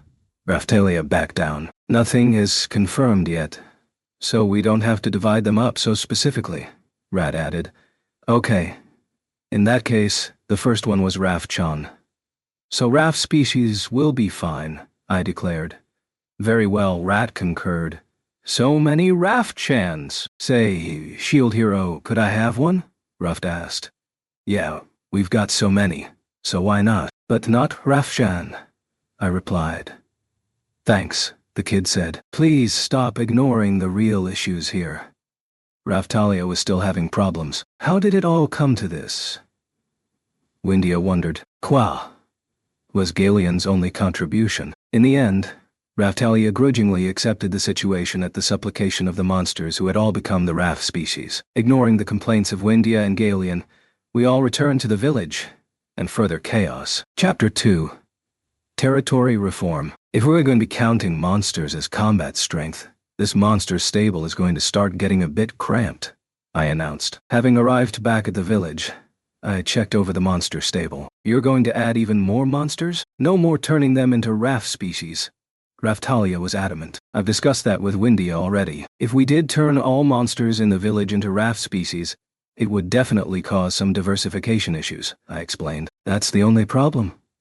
Raphtalia asked, pointing. In one corner of the monster stable, the Philolial Philo's underling Philolial -1 was trembling in terror. On the other side, Galen was adopting the same pose. The entire village monster stable had been completely taken over by the raff species. They weren't unfamiliar with the raffs, but those two still stood out. Add Philo, and that made 3. Although Philo did have a room in my house in which she slept and ate. Actually, she spent most of her time at Melty's place. Enough about Philo anyway. This was a problem with monsters. After this, Windia had proposed keeping other types of monsters in the village for the sake of diversity. It seemed Rat was of a similar opinion. While the raff species was an interesting subject to study, just that species alone wasn't going to further her research. Then, having discussed the cause of this turn of events, we decided it was apparently rooted in me caring for the monsters, although I'd only been doing that in the mornings. In any case, they had started to look jealous due to me, doting on Raff Chan, and they all started wanting to become like her. They'd also had sufficient latent strength, so it was 2 birds with 1 stone. The dragon power-up, meanwhile, only had a weak effect, unless the monster was already pretty strong. And just like the raff species, in the case of monsters it could often lead to blending in some dragon elements. It was a bit like turning them into a vassal, I guessed. With that in mind, we're going to have Ren, and maybe Itsuki, start caring for some monsters. Registering monster crests, I explained. Raphtalia still didn't sound completely on board. We should also make a Faloio monster stable, I added. The stress from all these rafts was going to drive the poor creature into the ground. It was scared, right? That was what that meant. At that moment, a soil maintenance worm-like monster called a dune popped up from the ground. It hadn't taken part in the class-up bonanza, so it was still just a normal dune. Now it seemed like it was conversing with the raff species. That's not going to happen, Raphtalia snapped, quick to shut that down too. She glared at the dune, and it went back into the ground. Then it headed over to Galen. I asked Windia about it afterward, and was told that dune types preferred dragons. Right now, I said as I got things straight in my head, I guess we'll build a temporary monster stable at the bioplant. The sun was starting to set, but we had to make the most of the time we had. There was no time to be managing materials. Then I had another thought. Hold on. What now? You're not planning on using Raff-chan for something else weird, are you?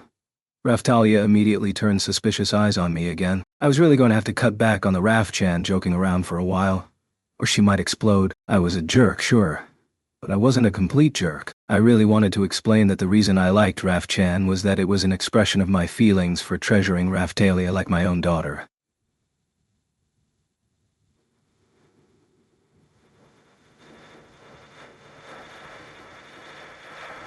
The Shield of the Beast King that I picked up in Siltveld not only has beast transformation support, but it also has a skill called Territory Reform. I tried it out, and a map appeared with the area around the village glowing. Is that strange? I asked. Raphtalia pondered as she took a moment to think about my question. This was totally different from the Raff-chan issues, after all. In either case, I guess the best thing we can do is just give it a try, I suggested. I mean, sure, but what's brought this on now? Raphtalia inquired. I forgot about it. Okay, we only dropped in on the village when we brought Ren back. After that, we went right back out to Siltveld, and then Q10 low, I reminded her. You're right. There wasn't really time to test it, was there?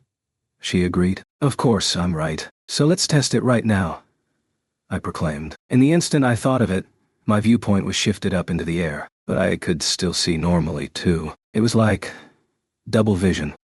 I reckon this could really bring on a case of motion sickness. It had never happened to me, but some people started feeling really ill while playing games that displayed images like this. I have what looks like an aerial view of the village, I explained. Like what you'd see when riding on Galeon, correct? Raphtalia clarified.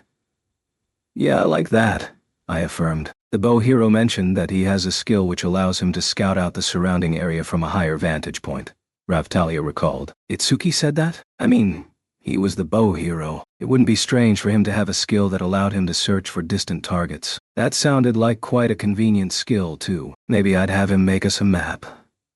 This is something else.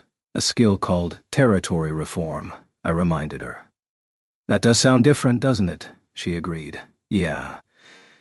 This is coming from a shield found in the single nicest room in all of Siltveld, too, Remember? Taking the shield power-up method into account, maybe it is influenced by faith too? I pondered. I guess that's a possibility. Raphtalia didn't sound entirely convinced. Anyway, I checked the items in my field of vision. Move, place, remove, create, combine, offering points. What was all this? I tried moving the cursor that had appeared. It seemed I was able to select different buildings. If I could select them, did that mean I could move them? I gave it a quick try, but a warning message appeared. There are people inside the building. The remove command sounded dangerous too, and I was sure the same warning would appear. In that case, I selected the command place. Then a separate option appeared, but there was nothing I could select. This was all very much like a game I'd played a bit in the past. I tried selecting create. That opened up a list of the possible buildings that I could create from the materials I possessed.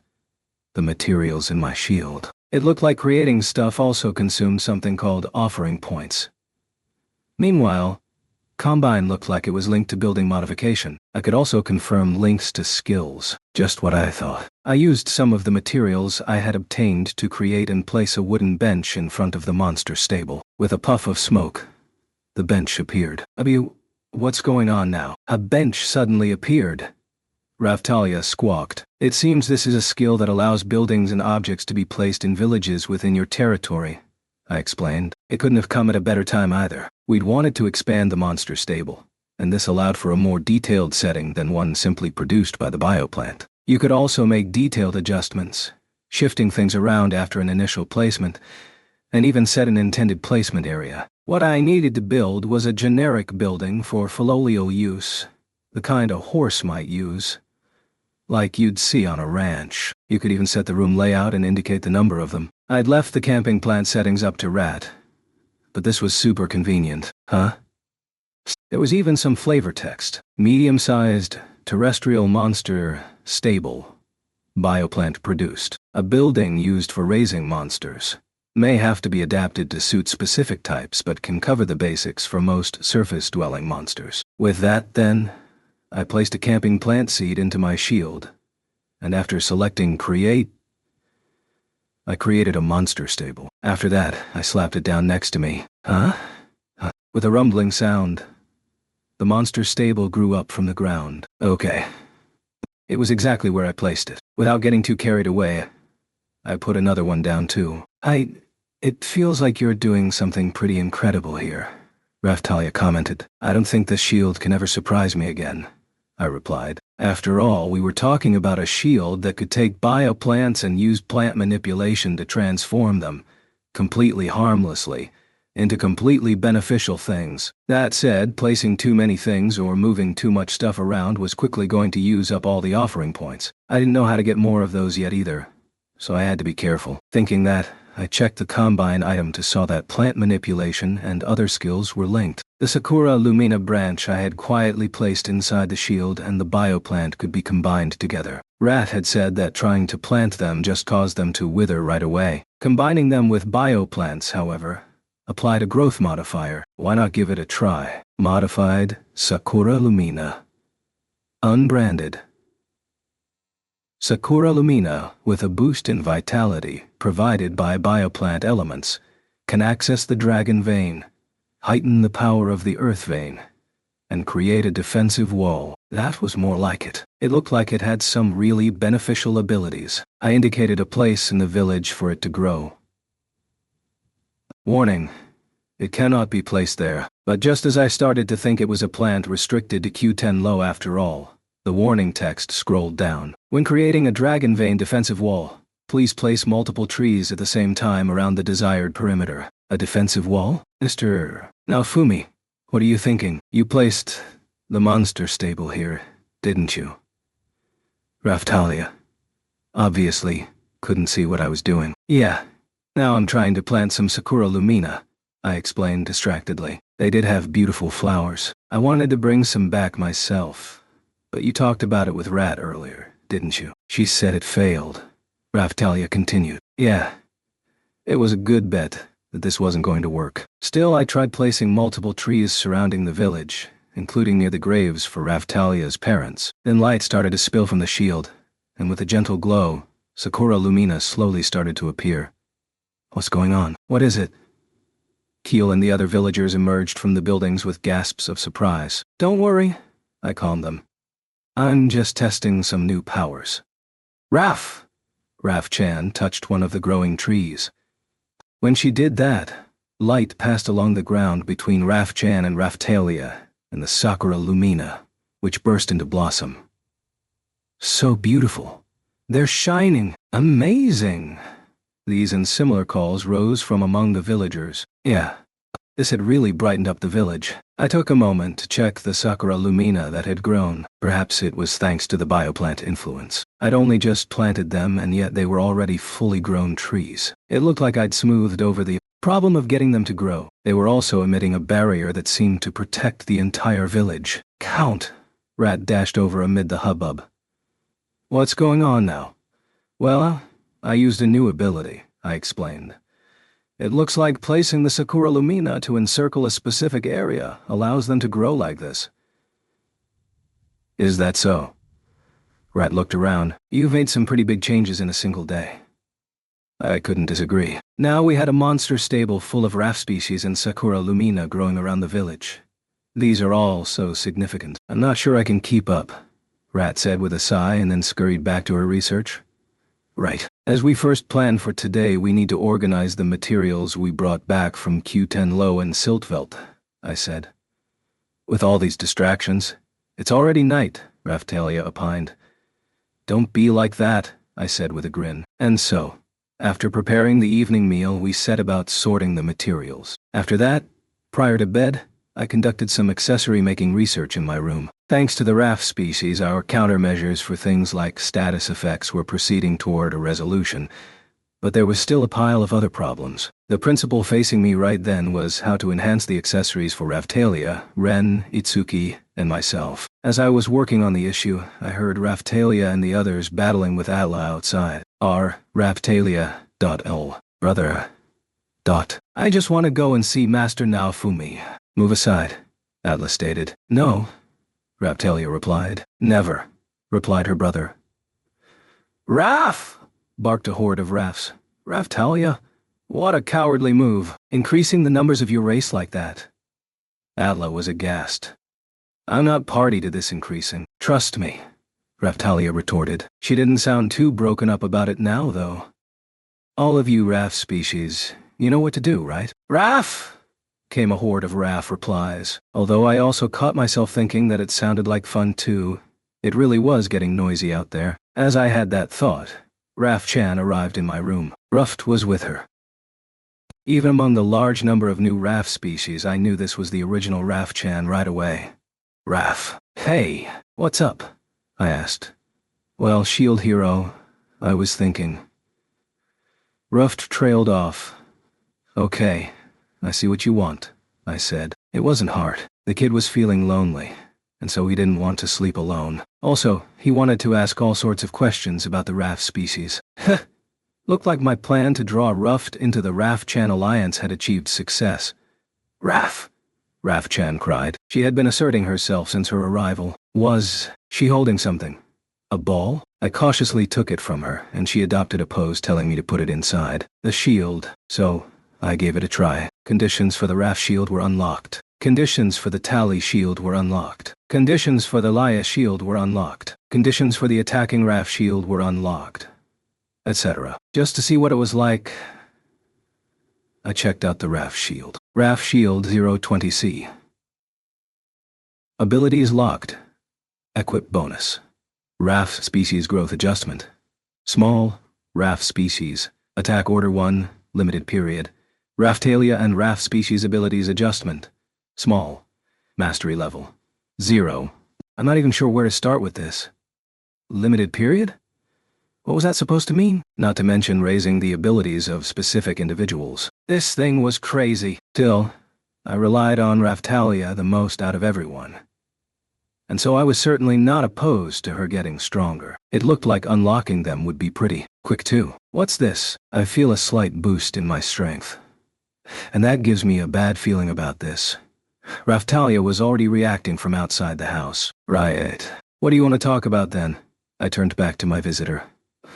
What do you want for Rafchan? Well, shield hero? Do you think she could get bigger like you said before? Like those others that started out as different monsters? Rooft asked. You've got a keen eye, kid. I like how you think. You're right. We do want a massive Rafchan, don't we? I'd requested Sign make just such a thing, actually. Raf! As the two of us stroked Rafchan, and as though making our every wish come true, she suddenly grew bigger. She was now around the size of Philo in her filial form, about the same size as the former caterpillar from earlier in the day. Then she relaxed on the floor, tapping happily on her chest to show off her new size. What was this? Was I hallucinating? I didn't care if I was. I just wanted to touch her. Ruft seemed to be in a similar position. Right. Let's stroke her, I said. Yeah. The kid agreed. As we proceeded to do so, I quickly began wanting to just snuggle up and sleep on her like a pillow. Rafchan happily returned our affection. What a strange sensation. Such reassuring relaxation. Rafchan seemed to be enjoying it too. Mr. Bolt, now Fumi, we've successfully captured Atla. The Raf species actually seems pretty useful. So I'm thinking. The door clattered open, and Raftalia came in just as Ruft and I were hugging the now huge Rafchan. What the hell is going on in here? Raftalia glared at me, eyes squinting closed. I felt something like a cold gust of air. I was just talking about Rafchan stuff with Ruft, and then Rafchan went and turned into exactly what we asked for. So we were just enjoying the moment, I explained. Being honest about it doesn't get you off the hook, Raftalia exclaimed. Rafchan seemed puzzled. Wow. This massive Rafchan really was the best. I wanted to use her like a bed, sleeping on top of her tummy. When did you and Ruft become so friendly anyway? Raftalia probed. You saw it, didn't you? We bonded over Rafchan, I replied. The shield hero is nice to me and playing with Rafchan is really fun, Ruft added. We're best buddies now, aren't we? I said. Yeah, he agreed. You're heading into this far too casually. Do you have any idea how difficult it is to be friends with Mr. Naofumi? Raftalia scolded. What was her problem? It was almost as though she was suggesting he shouldn't be my friend. We have the same interests. Of course we were going to be friends. Ruft might have been our enemy during the ridiculous Heavenly Emperor ruckus, but he was also Raftalia's cousin. By talking to him, we'd come to an understanding, which was why we were here together now. His so-called allies had only been using him. He was quick on the uptake. Being related to Raftalia had also created a good first impression. Then, after introducing him to Rafchan, he'd agreed with me about how cute she was after everyone else wouldn't listen. However hard I talked her up. People I could talk to about stuff like this. Like a friend, rather than someone like Atla who worshipped me. These people were a precious commodity. Ah, you two. I was just starting to think the Raf species could be useful, and then I have to walk in on this. Please, stop treating Rafchan like a big pillow, Raftalia said. If you're willing to go that far, Raftalia, very well, I acquiesced. In the future, we'd just have to cuddle with her when Raftalia wasn't around. You too, Ruft, Raftalia admonished. Yeah. Okay. He didn't sound happy about it either. When Ruft and I moved away, Rafchan turned back to her small size. We've managed to get Atla under control anyway, so you're safe for tonight, Raftalia reported. Okay, I replied. It seemed the Raf species had access to illusion magic. While illusions didn't have much effect on Atla generally, it seemed that piling them on in numbers was enough to contain her. Was she now happily seeing illusions of being with me? I was going to start feeling sorry for her if we used this too much. That said, it's a scary thought that Atla may well soon learn to overcome the illusions, Raftalia commented. Is Atla we're talking about after all? I agreed. Not only was she a genius, but she quickly adapted if the same attack was used against her repeatedly. Constant adaptation was therefore required.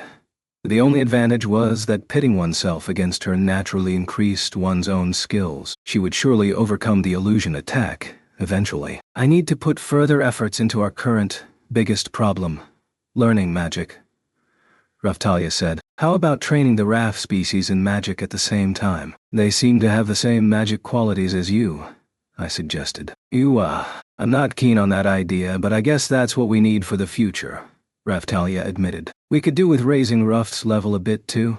I added. I have to defeat monsters? Ruft looked a little troubled by that. Yeah. You were the Heavenly Emperor, so you understand this much, right? You can't protect anyone without strength. So you need to learn what it means to fight, I explained. Ruft looked at Rafchan. He definitely had some resistance to defeating monsters. Monsters are living things too. But humans and monsters are in different groups. We're part of the human group. I understand that you like monsters, but unfortunately we can't prioritize them over humans, I explained. Okay, Ruft finally managed. I'll try my best. When I thought about what it had been like when Raphtalia was smaller, I knew it might be hard for him, but I wanted him to learn those same lessons. The gravity, the weight of life. Experiencing fighting for his life against monsters would definitely help him to mature. Once you reach level 40, I'll perform a class up on you too, I promised. Sure, I want to try a class up, Ruft said eagerly. That hooked him. I guess it was due to his age. Keel and the other younger ones had been happy to hear about a possible class up too. As I thought about the future, Ruft looked at Rafchan. Raf? Ah, so that was it. I want to do a Rafchan class up, Ruft exclaimed. That sounds wonderful, I replied. You're planning something strange again, aren't you? Raphtalia interjected. We don't know what will happen if a human does that. What?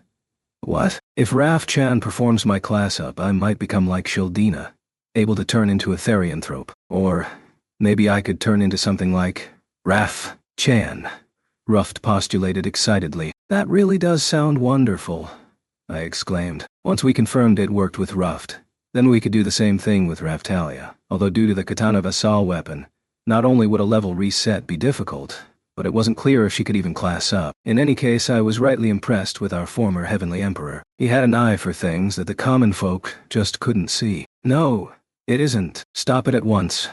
Raphtalia still wasn't having any of it. Raphtalia, I admonished. I can't condone you standing in the way of Ruft's future. No, Fumi, Raphtalia shot back. What will you do if Ruft ends up like a Rafchan? I'd love him and cuddle him to bits, I replied without hesitation. And then, I ask if you can't do the same thing. I never should have asked, should I? Raphtalia despaired. What was her problem, really? Right. I just decided to ignore her.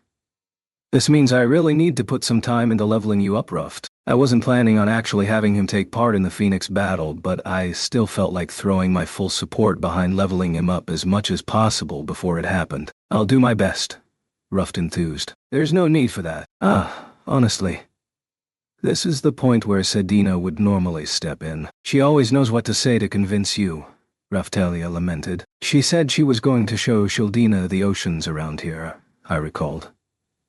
I bet they are holed up in her secret base, wherever that is, sharing some wine. Anyway, Sedina didn't convinces me at times like this so much as persuade with prejudice. She's going to drink Shieldina under the table again, I bet, Raphtalia predicted. I couldn't deny the likelihood. When the two sisters were together, Shieldina was always trying to prove herself and always ending up with a terrible hangover the following day. Was it time to seriously think about separating them? As we talked, there came a knock at the door. It was a bit late for a visit from anyone who wasn't already here. Naofumi, we're coming in. That was Melty. Master, I'm home. Which meant that was Philo. The two of them came in. Hey, if it isn't Melty. Been a while? I played it light. It really has been. You don't come to see me at all, either, Naofumi, Melty complained. I've been pretty busy, you know, I explained. I understand that much. Still, I wasn't especially happy with your answer to the issue I had requested the sword hero to ask you about. With that, Melty looked at Ruft. Good evening, the boy managed in the Melremark tongue. So nice to see you, Melty replied, a bit out of character for her. So, this is the kid with the connection to Raphtalia? Yeah, this is Ruft, I explained. He doesn't know much about the world yet, so I brought him to the village to learn more. Hey, this is the perfect opportunity. Melty, can you teach him everything he'd need to know as a leader? Like, how to be an emperor? Stuff like that? Huh? The boy seemed surprised. It's important for you to play with monsters and make lots of friends. But among everyone I know, Melty here knows the most about the duties of royalty, and the stuff they need to know. Thinking about the future, having Melty teach you that stuff seems like the best idea. I explained to him. That's what you think about me, Naofumi. Honestly, not that I mind. You'll have to learn the language first, of course, Melty agreed. Okay, I understand. What a good kid. Thank you for agreeing, he managed again in the Melromark tongue and gave a bob of his head. Melty returned a smile, suggesting she wasn't entirely unhappy about the situation. Well, if there's anything you want to ask, just come and find me. I'll make time to help. If you know the language of the demi-human nations, you can use that for now, until you get used to things here, Melty told him. If I recalled correctly, she could speak all sorts of languages. Ruft nodded, looking a little surprised. Anyway, Melty, did you just drop by to say hello? I asked. That was part of it, but not all. My mother's very busy with preparations to fight the Phoenix, and so I've got a message from her for you, Melty explained. Even that's not the main reason, though. With that, Melty and Philo looked at each other. Philo, Melty prompted. Okay, you see, Fitoria is really mad, wondering how much longer you're going to keep her waiting, Philo revealed. Before our invasion of Q10 Lo and immediately prior to heading to Siltvelt, Fitoria, the queen of the Philolials, had made a request of me via Philo and Melty. But I'd wanted to prioritize Raftalia's problems at the time, so I'd put it off until later. Still, maybe it wasn't wise to piss off one as selfish as the queen could be. I wasn't sure we could beat her either, if it came down to a fight. Yeah, of course. With the Q10 Lo invasion and everything, it kinda slipped my mind, I admitted. So that's why you're here? Yeah, Philo responded. I was coming to talk about that ahead of Philo. It has become a bit of a problem in Melromark, Melty added. What's that mean? I asked. Well, Philo started. There have been some dangerous Philolials around in your country recently, Master, who won't do as they're told. Huh? I was puzzled. What was she talking about? This was the request for me? I've heard similar stories myself, and so I thought maybe this is what Fitoria, wanted you to solve, Naofumi, Melty added. I wasn't sure what to make of it, but if our neighbors had also been hearing about this, they had to be creating quite a problem. To be more accurate, they are Philolials who act like mountain bandits, attacking wagons carrying off goods and stuff like that, Melty continued. We did tell the Sword Hero to tell you about it, but it seems it just got turned into an issue with mountain bandits. Robbers, basically. I mean, that's the short of it, isn't it? Robbers based in the mountains. Thus, mountain bandits, I surmised. Ren was pretty straight-laced, but from this description, it had just sounded like a problem with robbers. It seems they are robbers that only appear at night. They prey on merchants or adventurers who are using a wagon, challenging them to a fight, and then taking that wagon if they lose. Melty explained further. Taking their cargo? That does sound like a problem, I sympathized. That's not what I said, Melty corrected me. They leave the cargo. It seems they only want the wagons. What? That did surprise me. What could they want just with wagons? More like mountain wagon collectors. Quite aside from anything else, what were people doing driving wagons around at night? It was an issue involving Philolials anyway. That explained why Fitoria would make this request. They've become pretty famous at being quite odd mountain bandits, Melty continued. In a few rare cases, the wagons have come back all beaten up, but also packed with treasure. Needless to say, the victims have been quite happy about that. There are even some merchants who are now purposely looking to get targeted. Hold on a moment. What the hell is going on then? And I finished my thought in my head. If this was the issue that Fitoria wanted help with, then... You're telling me Philolials fight over wagons? Yes, that's what I've been told, Melty confirmed. So she wanted me to resolve some kind of turf war? If these were wild Philolials, they weren't going to go down without a fight. The loser has to give their wagon to the winner, Melty explained. Also, it's the season of love. They can only find love by defeating their opponent. What were they, hermit crabs? In any case, I made the promise, so I had to go. I just couldn't help but feel there was something else to all this. Surely Fitoria could handle some Philolials herself. Or maybe she couldn't. Not these particular ones. When I thought about it, maybe there were other wild Philolial queens apart from Fitoria. What if a second Philolial queen was giving orders in her human form, seeking to expand her territory? Maybe. Like the Queen of Melremark, there would be all sorts of problems if she reproached them herself, so she was trying to send in a hero to clean up for her. I had to review the situation. This sounds like getting involved in a turf war between Fitoria's faction and another Filolio queen, or something like that. My assessment made Philo's cowlick stick up on end. Yes, that's pretty much it. But she said that you and I would be able to handle this quickly, Master. So that's what she wants us to do, Philo explained. What choice do I have then? I groaned. I'm tired. But if they only appear at night, maybe we should go right now. It's already late, so even if we leave right now, I'm not sure we'd encounter them tonight, Philo said. I should receive word soon with likely locations for them to appear to. Tomorrow night then, I replied. Although I can't help feeling we are going to get caught up in a whole pointless conflict. All right.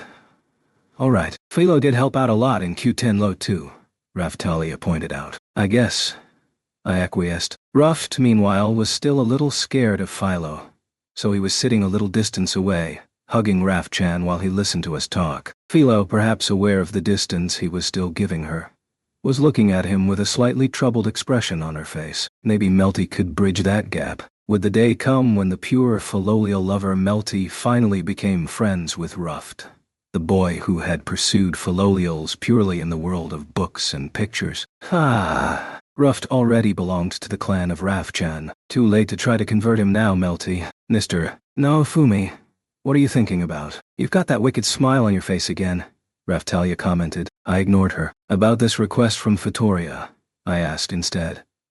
Are you coming too, Melty? Huh? Well, it's also a problem for Philo, so I think I'd better tag along, she reasoned. Sure thing. Tomorrow then. We'll sort a time out later. But Melty, Philo, you two come along too, I ordered. Okay, Melty agreed. It would probably be fine with just that many. But a bit more muscle also wouldn't go astray. Who to take, though? If I called Sign into action, she'd probably come. Ren would probably want to be with Eclair. If Melty was going to leave the town tomorrow night, it would be best to have Eclair act as governor in her place. In either case, Melty would have to teach her the ropes. It was best to place Eclair close to Ren. Itsuki, meanwhile, came as a set with Risha. Oh, and that reminded me, I still needed to send him to read the tablets on the Kalmyra Islands. Okay, I'd have them go and do that. He also had lots of memories with Risha there. That was where they had split up. Now that their relationship had been renewed, a trip there could also be an indicator of a second chance.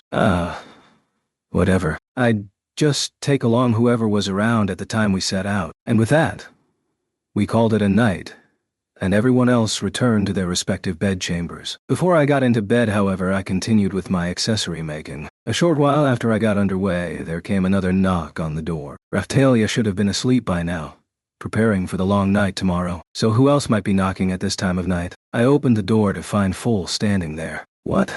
It was a few hours past pleasantries. I want to talk with you a little. Just the two of us, he explained. This sounded like nothing more than another massive pain in my ass. We left the house and stood together in the village square. So? What's this about? I still didn't have the patience for this. I need you to stop dragging Atla into your dangerous battles. Foal's resolve was firm, and he even thrust his fist at me as he spoke. I've been feeling this for a long time now. These battles are just too reckless. The shame of it was, I couldn't deny it. Thinking back on everything that had happened since coming to this other world, I'd been caught up in all sorts of trouble and had many one-sided struggles forced upon me. I'd long been expecting someone to show up with the very complaints that Foal was now voicing. I have to protect Atla with my life if necessary, Foal exclaimed. Your sister seems pretty fixated on me, though. Can't you help keep her under control? I asked. You have no interest in Atla, Foal replied after a pause. However, I answer that, you're going to get mad. What answer could satisfy you, really? I really got to the heart of that one. Foal had no reply. Why do I have to keep saying this? I'm not interested in romance. Atla is like, if I had to classify it, she's like my child. Just like I considered Raftalia my daughter. I was starting to feel like Atla was an adopted child who just liked to chase around after me. I'd even started feeling the same thing about the village slaves recently. Romantic love? Nope. I certainly wasn't feeling anything like that at the moment. I mean, I feel the same about you, I guess, I continued. You need to just fight hard, and make sure to protect her yourself, if you can even keep up with her. As the one training you to fight the waves, maybe it's not my place to say that. I don't need you to tell me to do that. Foal came back, still aggressive. I'll defeat the waves and whatever else you want me to, if it means Atla doesn't have to fight. That's a promise. Fine. Fine. You don't want me having Atla fight the waves, is that it? Then that's what we'll do, I conceded. Huh? Foal sounded dumbstruck. What's so puzzling about that? I'm not going to drag people who don't want to fight into battle any more than I'm going to ignore a plea to spare someone from having to fight. That's just not me right now. You don't want Atla involved in dangerous battles, right? Sure. I'd put her in some pretty dangerous situations, but if this was what Foal wanted, then I could choose to keep her out of the wave battles. Are you sure? He asked. If you can cover the gap she leaves, sure. And whatever Atla says, you're the one who's going to have to stop her. I'm not getting involved in that, I asserted. Foal looked down at the ground for a moment, thinking. Then he looked back up. Very well, he accepted. A little easier than I expected. I think I understand maybe a little what Atla sees in you. Not that I like you any more for it myself. Whatever. Whatever. Just keep your precious sister's rampages under control, you hear? I commanded. I will, he managed after another long pause. I'll become strong enough to stop her. You'll see. Until that time, I'll be counting on you. Hold it. Counting on me for what? I really didn't like the sound of that last part. Immediately after that, Foal hurried away into the glooming darkness. Chapter 3. Spirit Tortoise Shell. It was the following day, just after breakfast. After giving my orders to everyone, I decided what to do for the day. Training was going pretty well. I was making progress with Life Force 2. Sai knew a lot about the topic, so when she had the time, I was having her teach me and Atla. Naofumi. Ren, also having finished his breakfast, came over to me. What's up? I asked. We need me to learn some smithing, right? So I'd like to see the weapon shop guy and his master if possible, he said. Yeah, I'd forgotten about that. I'd introduced him to them when I took him over to Q10 Loal. It would be a good chance to request some things from the old guide too. Okay then. Today we'll go and see them in Q10 Low, I decided. We can't afford to leave the Melromark store closed for any longer. Worst case scenario, we'd end up bringing Emiya's uncle back with us. That reminded me. There had been some developments with Emiya. While I was away from the village, the accessory dealer had paid a visit, looked at some of the accessories that Emiya made, and given her some advice. If he thought she was worth teaching, that meant she had some real skill. He knew she was my underling too. When I found a moment, I'd try and chat with her about how to make better accessories. With that, we used Raftalia's return dragon vein and headed to Q10 Low. In the capital of Q10 Low, Raftalia was the Heavenly Emperor, basically the queen, and so she couldn't just stroll around the streets, so we had her wait in the castle. Just Ren and I headed over to Matoyasu II's workshop. Hey, what are you doing here, kid? The weapon guy came out to greet us. As for Matoyasu II, hold on. He was forging away with a serious look on his face. That seemed unprecedented. Emiya's uncle was working as his assistant too. He was carrying in what looked like a vast volume of water. No, holy water. Above it all, some members of the Q10 Low clergy were chanting away constantly in the corner. It was totally crazy, to be honest. How's it going with you? I asked. I'm improving a lot, thanks to my master, the old guy replied. That's great to hear, I complimented him. You've done a lot to help me out recently. I'm sorry for all the trouble, kid. Really, I am, he said gruffly. Hey, you always do so much for us, I pointed out. No need to worry about it. What about them? I looked over to Emiya's uncle and Motoyasu II. My master is just reforging that cursed sword for the sword kid. Tale and I are in the middle of helping him out, the old guy explained. Got any plans for the store in Melromark? I prodded gently. The old guy crossed his arms and gave it some serious thought. The whole setup for forging was really great here in Q10 Low. That much was true. But I doubted that was keeping him from wanting to leave. After all, he just had to ask me, and I could move everything around. You're worried about letting your master off the leash again, aren't you? The old man nodded at this perceptive comment from Ren. Yeah, I had already guessed as much. If I took the old guy away now, his master would probably jump for joy. That said, leaving things as they are probably isn't going to be much better. He's going to run up a tab the first chance he gets, I surmised. He really is incorrigible, isn't he? Ren agreed. What to do with the creepy lech once the old guy and Emiya's uncle finished their training was definitely something I needed to think about. Anyway, we can worry about that later, the old guy said. It's not like me or Tali have finished our training yet anyway. You haven't? I asked. Just a little more and I think I'm really going to have something, the old guy enthused. Although there's still a lot more beyond that too. So he was coming up to a milestone at least. In any case, we needed all this cursed gear to be purified. I don't want it to sound like an afterthought, but we've also got some weapons we made using the spirit tortoise materials. After all the hassle recently, go ahead and take them with you, the old guy said, truly sounding apologetic. So you solved the problem? I queried. Yep, that's right. I asked my master about it, and seriously, he solved it so damn quick. All that worrying on my part just seemed silly. It really makes me think, I've got a long way to go yet, the old man replied. He was so skilled though. I had to wonder at his humble personality sometimes. The Q-Tenlo bigwigs said they'd pay. So no need to worry about that, he continued. Hey, that's a big help, I said gladly. Just as we finished that exchange, Emiya's uncle found a break in his work and came over. He also looked a bit thinner. Then he went into the back room with the old man. They clattered back with all sorts of gear in their arms. There was a shield among the pieces and some armor too. That dragon of yours brought the core on over. That let us complete this armor for you, the old guy beamed. It looked a lot like the Barbaroi armor that I'd worn in the past. However, after a closer inspection, a tortoiseshell-colored material had been added to the metal parts. The slightly darker coloring had been made brighter too. Barbarian armor, Thradar 3 defense up.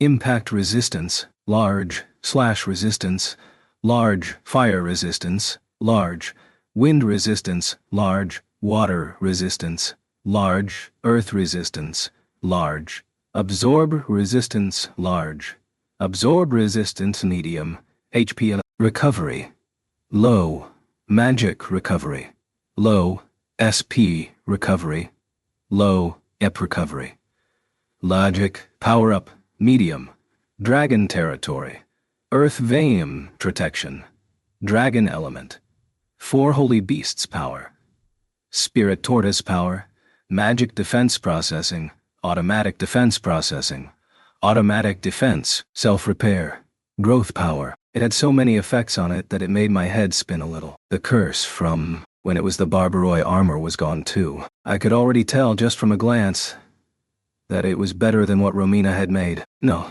more like an enhancement to one of Romina's pieces that had ceased to function. Can I give it a try right away? I asked. Sure thing. Show us what it looks like, the old guy enthused. I took the armor and got changed in the fitting room. While feeling familiar and well-worn, it also had a new feeling to it. It felt a bit strange. Still, although the coloring was different, the design wasn't changed much. How is it? I asked the old guy. Looks like you've come back to yourself at last, kid, the old guy replied. Yes, I'm not sure it's my place to say this perhaps, but for a hero it might be a little. Sorry, it's nothing, Emiya's uncle started, and then thought better of it. I mean, he wasn't wrong. The old guy always seemed pretty pleased with it.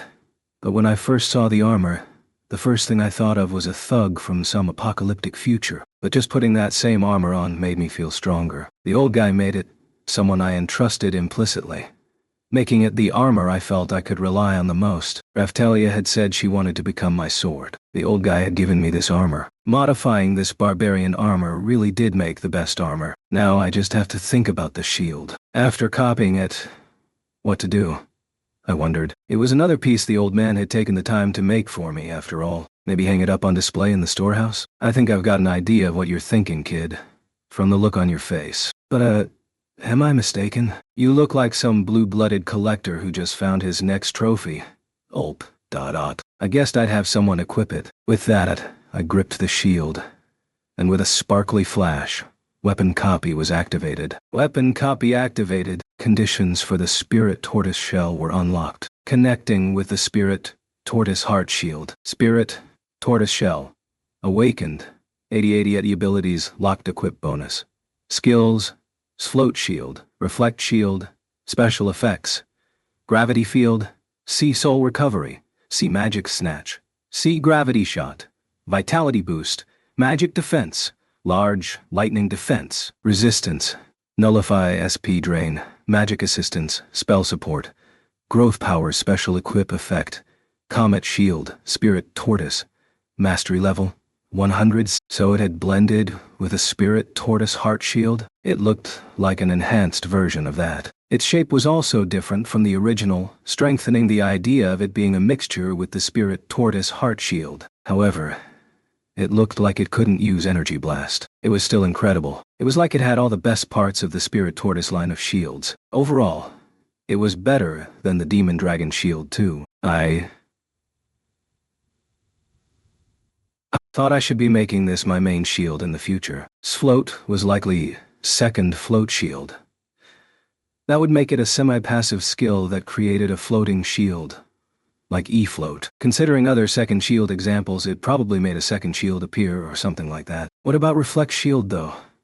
Based on the text in the games I knew of, it might perform a counter based on percentage of the damage taken, but that would be worthless against weaker enemies. Also, what was this growth power that I sometimes saw? Yeah, there were quite a few effects here that I didn't really know what they did. The special equip effect Comet Shield, Spirit Tortoise, also caught my eye. I'd caused trouble for the old guy by testing things in front of him before, however, so I'd put that off until later. It looks like you've copied it, but hasn't its appearance changed quite a bit?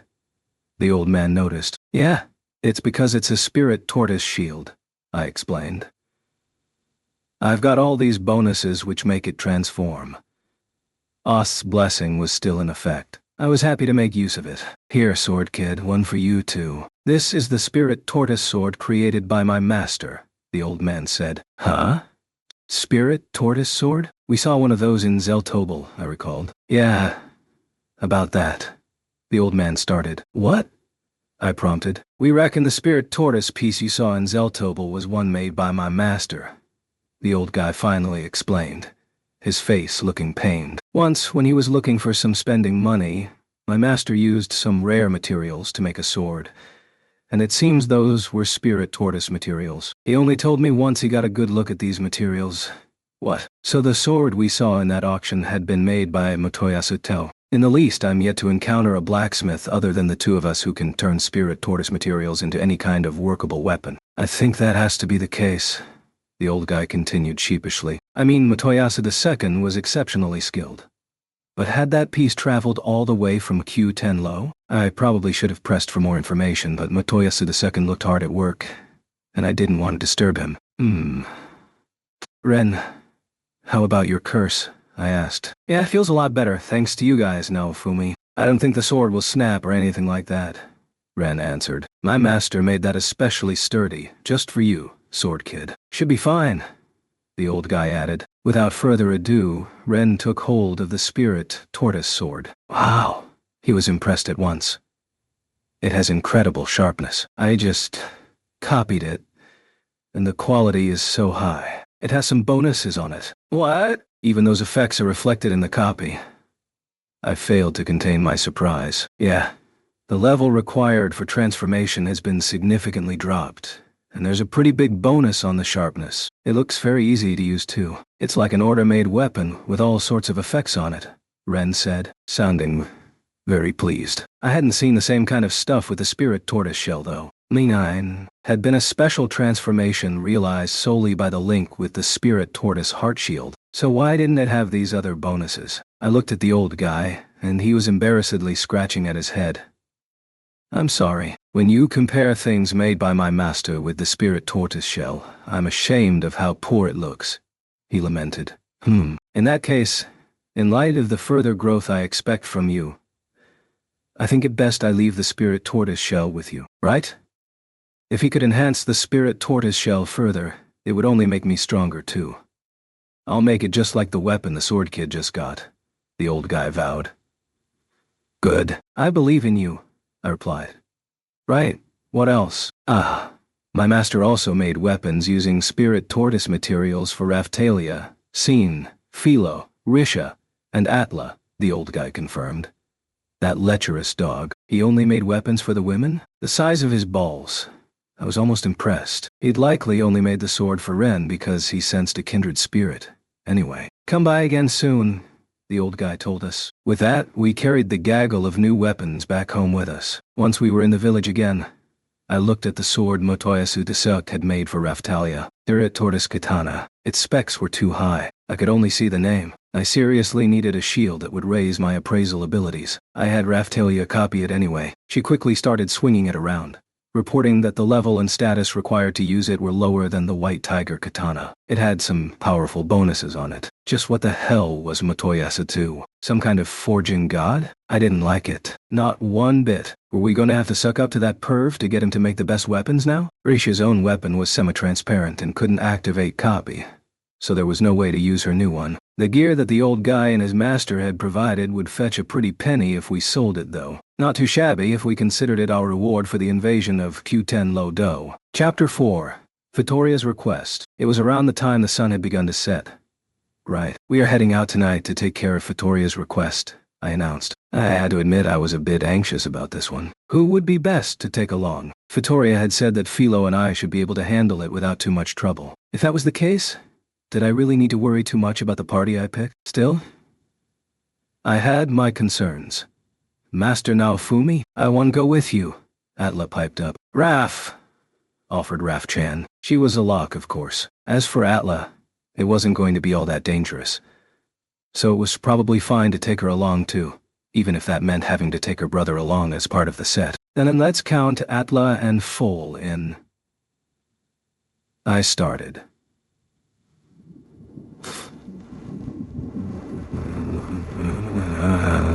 Actually isn't here at the moment, Raphtalia corrected me. Indeed, my brother headed out after breakfast with the Hengen Muso-style master, Atla confirmed. What? Where could he possibly have gone? That's more important to him than being close to his sister, I asked, somewhat meanly. Well, it seems my overwhelming victory against Atla using the Raph species last night put him at ease, Raphtalia explained. So he headed out to learn the deeper secrets of Hengen Muso style. What was that musclehead thinking? Don't tell me our little chat the previous night had set him off. It sounded like maybe he was forgetting what was important in his desire to simply become stronger than his sister. Well, whatever. If he wasn't here, so be it. Galeon was staying behind, no question. Philolials were going to be involved after all. Windia could sit it out too. I'd take some of those from the village, like Keel, but I really didn't want to think we'd be in need of such numbers. A shame the killer whale sisters aren't here, I commented. They're still out and about somewhere, Raphtalia confirmed. They're not going off wandering, just the two of them, are they? I wondered. Could it be that the two of them actually got along? I had my promise to think about, so I'd have Atla stay behind. Right, Atla, you can stay behind, I decided. No thank you. I'm going with you, no matter what, she offered defiantly. Even if I left her behind, she'd probably just follow us. Very well. For a job like this, it should be fine to take her. Where's Sign got to? I asked. She was tired from training with Atla earlier in the day and so went to bed already, Raphtalia revealed. Teaching the ways of life force was clearly quite a burden. Had been looking very tired recently. I didn't want to take her along just to have her collapse. The battle with the Phoenix was coming soon too, so for now, I'd just have her rest up. If she did wake up, she'd just start watching over me again. Right. Looks like this is the team, I said. Melty had brought both Philo and Ruft along. Letting him see the rougher side of Philolials would bring him totally over to the Raph side. Mr. Naofumi, why do you always seem to get that conspiratorial smile when looking at Ruft? Raphtalia asked, but I chose to ignore her. With that, the party was formed of Raphtalia, Raph-chan, Atla, Philo, Melty, Ruft, and me. A composition much like when we'd been on the run, with a few new additions for flavor. And I was still a little worried that this party would be able to pull off whatever was needed. Around here, was it?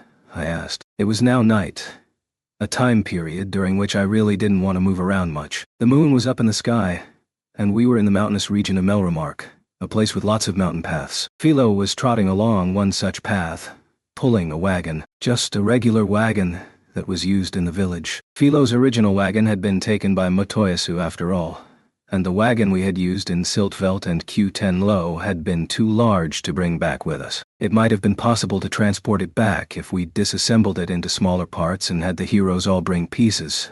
But come on. Didn't that sound like a massive pain in the ass? Seeing you wearing that armor, Mr. Naofumi? It feels like you're finally back to yourself. Raphtalia complimented my appearance. You think so? I asked. It's cool. Ruft also nodded in agreement. Maybe the two of them shared similar sensibilities. Still, having to do favors for a Filolial now. Do I look like some kind of handyman? I grumbled. You put it off for so long, and now you're still complaining about it? This jab from Melty. Okay. It was time to take care of this. This is where we destroy the Filolials, correct? Atlas sounded ready to let. Some serious power off the chain. We're not destroying anything. Just stopping their mischief, I corrected her. Just what was it that had made her so violent? Raph, commented Raph-chan. It's probably going to be some kind of competition. A clash between wagons, maybe. I've just got you guys along as insurance, I clarified. Honestly, I'm more worried about the trouble the power of these weapons might cause. Raphtalia confided in me. Let's hope that's the only problem we have, I responded. With a party this size, I wanted to think it would be fine. I was also afraid that Sign's enemies, or even Witch, might be behind this. However, it being a request from Vittoria, the chances of that seemed pretty low. Or so I hoped. In any case, we continued along the mountain path for a while longer. Nothing's happening, is it? Raphtalia eventually commented. I noticed, I replied. We're just waiting for the bandits to find us, basically, so it can't be helped. This was the place, apparently. Maybe they were taking the night off. Do they have a hideout or something? I mean, if they're Filolials. Maybe a nest? I wondered. No idea about that, Melty explained. Useless. Honestly, it was going to be Filolials, right? Even as I thought that, something like the light of torches appeared in the distance and started coming toward us. Trotting along, they came close at a reasonable speed, heading in our direction from the distant mountains. That was kind of them to illuminate themselves for us. We were using a lamp too, so they'd see us. That was likely what they were heading toward. Right then. Time to see who turned up. What? What was this? I looked at the incoming bandits and couldn't help but furrow my brow. The dust cleared, revealing the group that had been called Mountain Bandits and had been called Filolials, but now looked like some kind of wagon. Or more like some insane long-hauler's pimped-out ride, glittering with gold leaf, and decorated with gold leaf, and decorated with images of Philo. It was floating too, clearly floating. I hadn't seen anything like this since coming to this world. It felt as strange as a UFO showing up in a fantasy epic. The ones pulling this road-going travesty stopped in front of us. I made out 3 young girls. Feathery as they were, one was red, one blue, and one green. Meanwhile, in the driver's seat there was, "It's been a while, father-in-law." "It's me," I say. Motoyasu the street racer. It was the spear hero, flying a flag from his spear and calling himself a street racer. Chapter 5. The street racer. What? Huh? What was this moron blabbing about now? A street racer. That wasn't even a hero anymore. And yet he had an incredible smile plastered across his face. "Hey, what the hell is that?" My wagon. Philo shouted. "It's the height of poor taste." "What's the big idea?" Melty jabbed. "Hold on, Philo."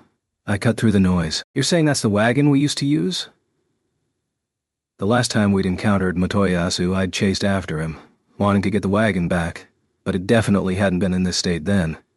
"Yeah, I can see the marks I made on it." "What?"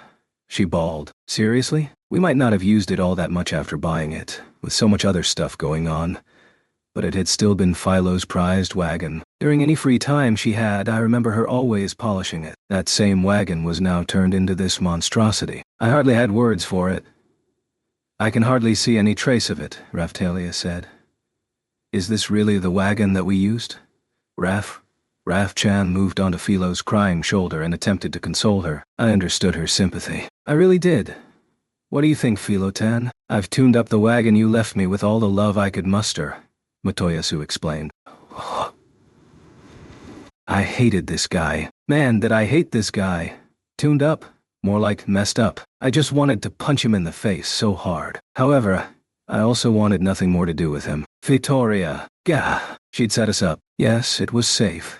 And would also be over quickly, just as had been described. But having to take on this guy, a battle over wagons like hermit crabs changed their shells. And even if we won, who'd want that wagon? God, it was our wagon in the first place. What about the stolen wagons that Melty had mentioned? She also failed to mention that it was Motoyasu we were dealing with. I mean, the signs had been there. I was just a moron for not noticing them. There was no way I was playing around with the broken Motoyasu. I hated his overpowering manner at the best of times. Even if he'd realized the truth and decided to aid us, his basic nature as a perving womanizer was unchanged. Shit.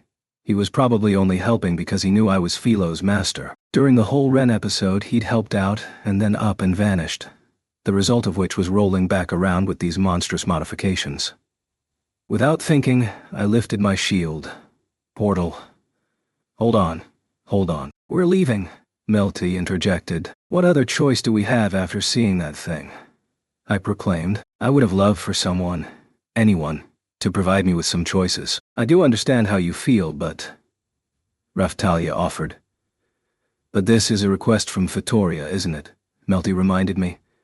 That's right. I owe her a piece of my mind for foisting this off onto us. I was, actually seething mad. It meant dealing with this absolute moron. I was amazed Vittoria had put up with it. Although maybe she hadn't had any trouble with that. Not to mention, Motoyasu had said that he'd rush to our aid if we needed him. And yet, after actually seeing nothing of him at all, now, here he was, messing about as a street racer. Are you freaking kidding me? Right, Philo. Take Motoyasu out, I commanded. Philo would be able to handle this. I was sure of it. Not that my faith in her would have any effect on things. No, she replied. You can't leave everything to Philo. Melty raged, clearly preparing to lay into me. I just wanted to tell them both to shut up. I really wanted nothing to do with any of this.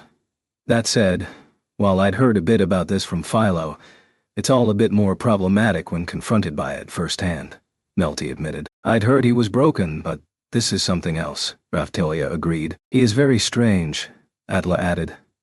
I sense a strange love from him, close to insanity. This is certainly not something to be underestimated. That depth of feeling for someone. That's something I can certainly understand, and won't be outdone for. What are you rambling about, Atla? Raphtalia asked. That guy is weird, was Ruft's opinion. You've got his number, Ruft. I congratulated him. The kid definitely had a good eye. Why is he so weird? Ruft asked. Her sister broke him, and then Philo destroyed whatever was left. I briskly explained. When I pointed at Melty, she gave a scream into the sky. Sister. If only we could bring him back somehow, like the sword hero and bow hero, Raphtalia said. That's what he wants, I'm afraid, I replied.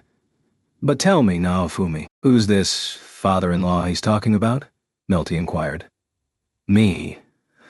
Apparently, I was barely able to admit. But why? Melty asked. It has a nice ring to it, Ruft said. Ruft, listen, you must never call Mr. Naofumi father-in-law. Ever. Raphtalia was quick on the uptake. Why not? Ruft asked. The better question is, why would you want to? Raphtalia countered. Because he's so reliable and teaches me so many things, Ruft explained. That is like a father, I'll admit. But please, for my sake, don't call him that. What was Raphtalia going on about? Anyway, explaining all of this was a pain. I just wanted to run away. This really was a mess we didn't need. I want to go home, Philo said. Yes, me too, Ruft agreed. Raph, added Raph-chan. Philo didn't like Motoyasu much either, after all. I stroked Raph-chan in an attempt to alleviate my stress. Just leaving isn't going to resolve this issue, Mr. Naofumi, Raphtalia advised. It would be too much to subdue physically. That's how strong he is. In order to win, he would need strength such as Master Naofumi, or the sword or bow hero. Even then, he would not back down, Atla announced, providing an accurate analysis. Motoyasu was surely that strong. at the moment. That was how strong cursed weapons were after all. He likely still had it. If we could talk him down, we wouldn't even have to fight. From that perspective, this was a simple job. Motoyasu harbored no ill will toward us either. Look, Motoyasu, what are you playing at? I started. I'm a street racer, he returned. That's not an answer. I was losing my calm already. So much was missing from his reply I almost didn't know where to go next. Why have you become a street racer? I ventured. These girls said they wanted to do it, and so I'm letting them be free, he explained. I see. I think you're the one suffering from excess freedom, I sniped. Philolials wanted wagons. They had a hermit crab-like habit of stealing them from each other. And yet he spoke of freedom? I didn't understand it at all. Seriously, the moment the word Philolial had been mentioned, I should have seen this coming. I was distracted by other words, like Fitoria and mountain bandits. Or to put it more accurately, I'd driven all thoughts of Motoyasu from my head altogether. Can someone tell me, why does he call you father-in-law? Melty asked, still stuck on that. Because I'm the one who raised Philo, apparently, I explained. So, owner meant father, did it? Philo might be under my command, but she certainly wasn't my child. Even if I was her parent, Motoyasu was older than me. So why did I have to suffer being called father-in-law by someone older than I was? Now, dear Philo-tan, allow me to introduce our darling children, Motoyasu proclaimed. These are your kids? Together. When she dumped him in the mountains, had she given him a pity lay and literally laid eggs before making a run for it? No, he's lying, master. I'd never do such a thing. Philo was quick to defend herself. She most certainly would not. Melty backed her up. Stop making up such lies. Motoyasu, however, just gleefully started in on a story none of us wanted to hear. The red one is Crimmy. Her name comes from crimson. Next is the blue one. Her name is Marine, which comes from aquamarine. Finally, we have green. Her name comes from green. Yeah, you guessed it. We're not his kids, but nice to meet you. All three of them gave a slightly out-of-sorts bow. So they weren't his kids after all. Oh, these rascals. There had been 3 women in Motoyasu's party before, including Witch. Even after his mental break, he still wanted to be surrounded by women, although, at least this time, they all seemed to like him. In any case, these were his followers now. He looked totally broken, and yet was still exactly the same. But I must say, there are a lot of pigs around you, father-in-law, Motoyasu commented. Just you listen to me. Hold on. What do you mean, pigs? Melty raged. Pigs? What are you talking about? I also asked. Exactly what it sounds like. Pigs. Do you have a fondness for swine? He inquired with a straight face. Right. Hold on. Back in the inn once, Motoyasu had gone on about women being pigs. He'd called Raptalia a raccoon pig too, or something like that. Could it be? Hey, Motoyasu, what do you see here? I asked, pointing at Melty. A blue piglet. All that oinking must get annoying, right? I really dislike it, he replied. You're kidding. Pig is talking about me. I'm going to rip his head off. Melty was incensed. Give it up. This is all your sister's fault, I said. My freaking sister, Melty exclaimed. I mean, I could understand not being able to put up with being called pig. Still, it was as I expected. Motoyasu had been taken completely by the curse series, and now saw all women as pigs. The fact he didn't respond to anything Melty had asked him meant he couldn't even hear what they were saying. Damn it. I just wished he'd stop saying bizarre stuff to confuse us. Where, then, did he obtain his 3 Philolials? If I had to make a guess, yes. Just before encountering Motoyasu again, the slave trader had been acting a bit odd. He'd definitely been avoiding meeting my eyes. Damn slave trader. I'd make him pay for this. Well then, father-in-law, time for us to race, I say, Motoyasu proclaimed. Why? I shouted. There's a goal in the pass up ahead that will act as our destination, Motoyasu continued, oblivious. The one who reaches it first will get to steal away an angel from the other racer. Are we agreed? No, we're not. You don't get to decide that. I raged. Mari, are we going yet? The red one asked. Soon, I say, Motoyasu replied. Mari, is that what they called him? Those 3 colors too. Red, blue and green. They reminded me of the starters from a monster raising game. All he needed was a yellow one. and he'd have the full set. And Philo was golden in her human form, which I guessed counted as yellow. Let the race begin, I say. Motoyasu enthused. Hey, listen to me for a moment. Before my words even reached him, though, Motoyasu was heading back the way he came. Those three young girls trotting along and sounding so happy was like something scraping at the surface of my eyes. If this was happening in my world, he'd already be in jail. Still, at least he was consistent. I remembered him racing before. Back then, he'd been riding a knight's dragon. Hadn't Witch made him do it? In any case, this looked like the rematch. Was Philo really going to have to race Motoyasu? What should we do? Melty asked. Ignore him and leave? I asked hopefully. Which would mean we lose the race, wouldn't it? What about the request? Melty pressed me. I don't know. I don't care either. Just talking to him was enough. Time to claim the reward, I stubbornly insisted. That Vittoria, making Philo and Melty a little stronger, wasn't going to make us even for all this. I was going to have to ask for a bigger reward. We didn't have the strength to handle this. A tactical retreat was in order to come back with Ren and Itsuki. What's the meaning of all this? Philo asked. The thing is, Philo, if you lose to that spear hero, you will become his, Melty gently explained. That's the short of it. Thanks for everything, Philo. Atla cut in. Atla, that really wasn't called for, Raphtalia chided. This is all a bit scary. Ruft ventured, watching the others squabble while he clung onto Rafchan. There was no need to be so scared. What? She exclaimed. It sounded like Philo had finally realized what the details were of this proposed race. No way. You what?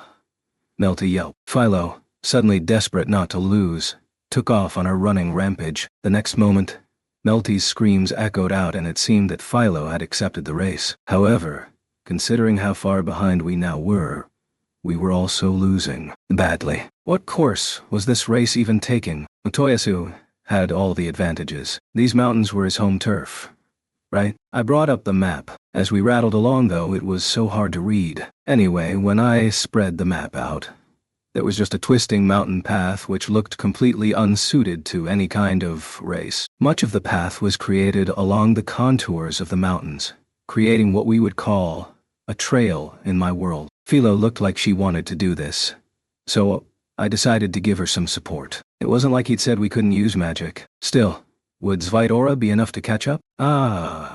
Crap. Without Sedina, I couldn't use Descent of the Thunder God. Was there anyone in my current party who could stand in? Melty was water-based, so maybe she could use similar magic. Raphtalia and Rafchan were totally different, so I'd have no luck with them. But hold on. When I most recently tried to cast Aura, I'd sensed the same kind of feeling as when I'd done it with Ost. I took a deep breath and started to incant the magic. I felt like I was finally capable of pulling off the stuff that Ost had taught me. I reviewed everything I knew, turning it over in my mind. Way of the Dragon Vein involved incanting by receiving power from the media that provided it. In this case, that was external life force. Along with that, I also drew out some spee. The power of my shield. The magic, meanwhile, was internal magic. I stocked that in a separate vessel. I drew out the life force, and then, following the lead of the power, called up the puzzle pieces. At the same time, I imagined the magic incantation. 3 puzzle pieces that I had to connect appeared close to me. This was the feeling. More. I wanted more magical knowledge. Mr. Naofumi, I sense a powerful flow of energy from you at the moment. Could it be? Raphtalia had noticed that something was going on, at least. I sense warm power flowing out from you, Master Naofumi. Something incredible is about to happen. Atla enthused. I don't care about that. Can someone stop all this shaking? Melty yelled. WW. That sounded like Ruft.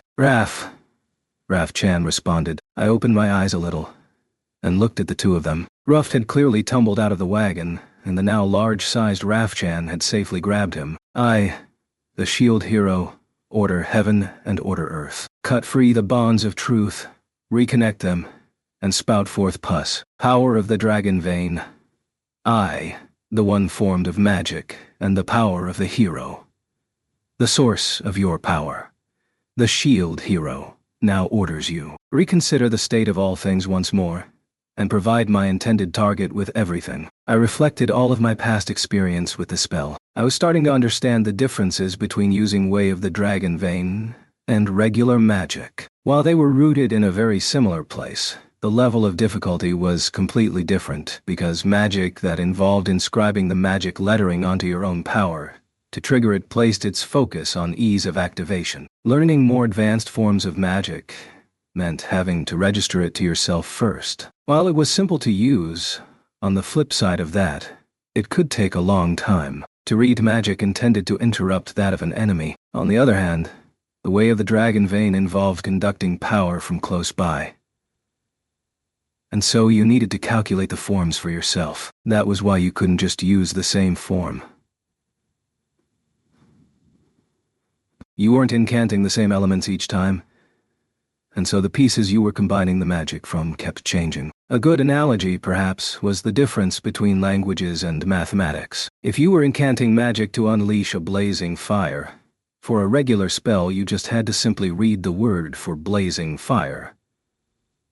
But if you wanted a small fire, or complete conflagration, those were different words, so you had to learn those too. However, when using Way of the Dragon Vein, you just had to produce a formula with a product that equaled fire. The calculation could be fire oil, or they could be conflagration plus water. Maybe that was why blocking it was pretty easy too. All you needed to do was guess ahead in the magic they were trying to read and force the answer first. That also explained why it was useful in cooperative magic, because it meant you could still complete the spell even if you didn't solve all the puzzles alone. However, I had also just discovered that you couldn't mix these two together and incant them at the same time. While magic and the Way of the Dragon Vein were in principle incredibly close to each other, they were as incompatible as water and oil and couldn't be mixed together. However, SP and Life Force, EP was capable of mixing these two oil and water types of magic. In other words, this was magic that only a hero could use. Right. I completed the power and activated it. Liberation Aura. Ost, my friend. I'd finally reached the point of using this magic for myself. Your efforts were not in vain. That said, Ost might not have been too pleased to see me using it on Philo in order to defeat Matoyasu. Go, Philo! I shouted, designating her the recipient of the Liberation Aura. With this, I could now use this power without having to pay any significant cost. Here I go. Philo started to run at multiple times her previous speed. Philo, use the center of gravity of the wagon to take the curves while maintaining this speed, I ordered her. Sure thing, she replied. That suggestion from me was all it took for Philo to start drifting the wagon. Just how was she doing that? I was extremely worried that the axles were going to break. That said, Matoyasu was doing the same thing. He was tearing along ahead of us and was so far away that flight was still probably the only way to catch him. Matoyasu was also cornering while drifting his wagon. It looked like Philo was actually faster, but her opponents knew the course well. And with our delay in starting, it was still unlikely we'd be able to catch them. Right. Left. The right fork is faster there. I gave instructions, map in one hand. It wasn't easy to do since we were still bouncing along. Our wagon was made of wood too and had quite a few people aboard it. If we needed more speed, maybe I shouldn't have brought so many people with me. Hey, Philo, I began. What? She replied, even as she ran. In the back of the clattering wagon, everyone else was just clinging on for dear life, desperate not to be thrown out. You think maybe we could leave the cart and chase them without it? I suggested. No way, she quickly shot back. Why not? I inquired. This is my race. I can't leave the cart behind during my race, she explained. What was this? Some kind of instinctive battle between Philolials? When I gave it some more thought, maybe we should lose to Matoyasu on purpose, and then Philo would become his. But since she had sworn loyalty to me, that wouldn't work. So instead, I should somehow get an exemption from that rule. Then I could dangle Philo like a carrot in front of a horse and lead him along into whatever I wanted. Master, you're thinking something naughty, aren't you? Philo shouted. What? Did Philo have eyes in the back of her head? No, Fumi. For the sake of all that's holy, will you stop making that face when you're brewing up some kind of scheme? Melty added. Yeah. It looked like they were all on to me. Mr. But Naofumi, Philo, you too. Just try to stay calm. Raftalia's voice was more panicked than either of us. I was the picture of composure. Now we were coming up to a rope bridge made of vines. Hold on, Naofumi. That looks like a rope bridge. Melty had spotted it too. Yeah. I reckon Philo can handle it, I replied, still calm. Liberation had given her an unholy boost in speed. It was quite incredible. She had her skills too. Nothing to worry about. Even if she did screw up and we fell, we could just use a portal to fly back to safety. The wagon would have to fend for itself. Philo headed out onto the bridge without a moment's hesitation. We immediately started to hear the popping sounds of vines breaking along the bottom of the bridge. Melty let out a scream that almost popped my eardrums. Even more amazing was that Raftalia screamed as well. My name, long and loud. At their screams, Atla darted her head around and took hold of my sleeve. Everything is okay, isn't it, Master Naofumi? She tentatively asked. Yeah, I replied with confidence. Gee, good. What's gotten into those two? She inquired. I don't rightly know. Maybe they should have more trust in Philo? I prompted, but they just kept screaming. Indeed, perhaps now also enraged by my comment, Melty grabbed me and started shaking even as she screamed. This is impossible. We'll fall. We have to get out of here, she managed. Ugh.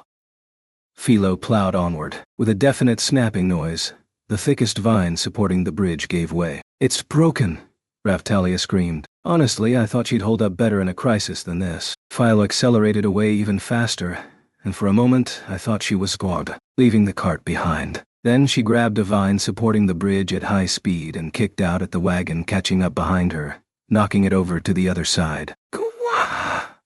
Everyone inside the cart was slammed into the wall, suffering various bumps and bruises as a result. Yeah! Having released the vine, Philo gave a cry as she used her mighty legs to propel herself after the wagon, catching up and then setting off once again.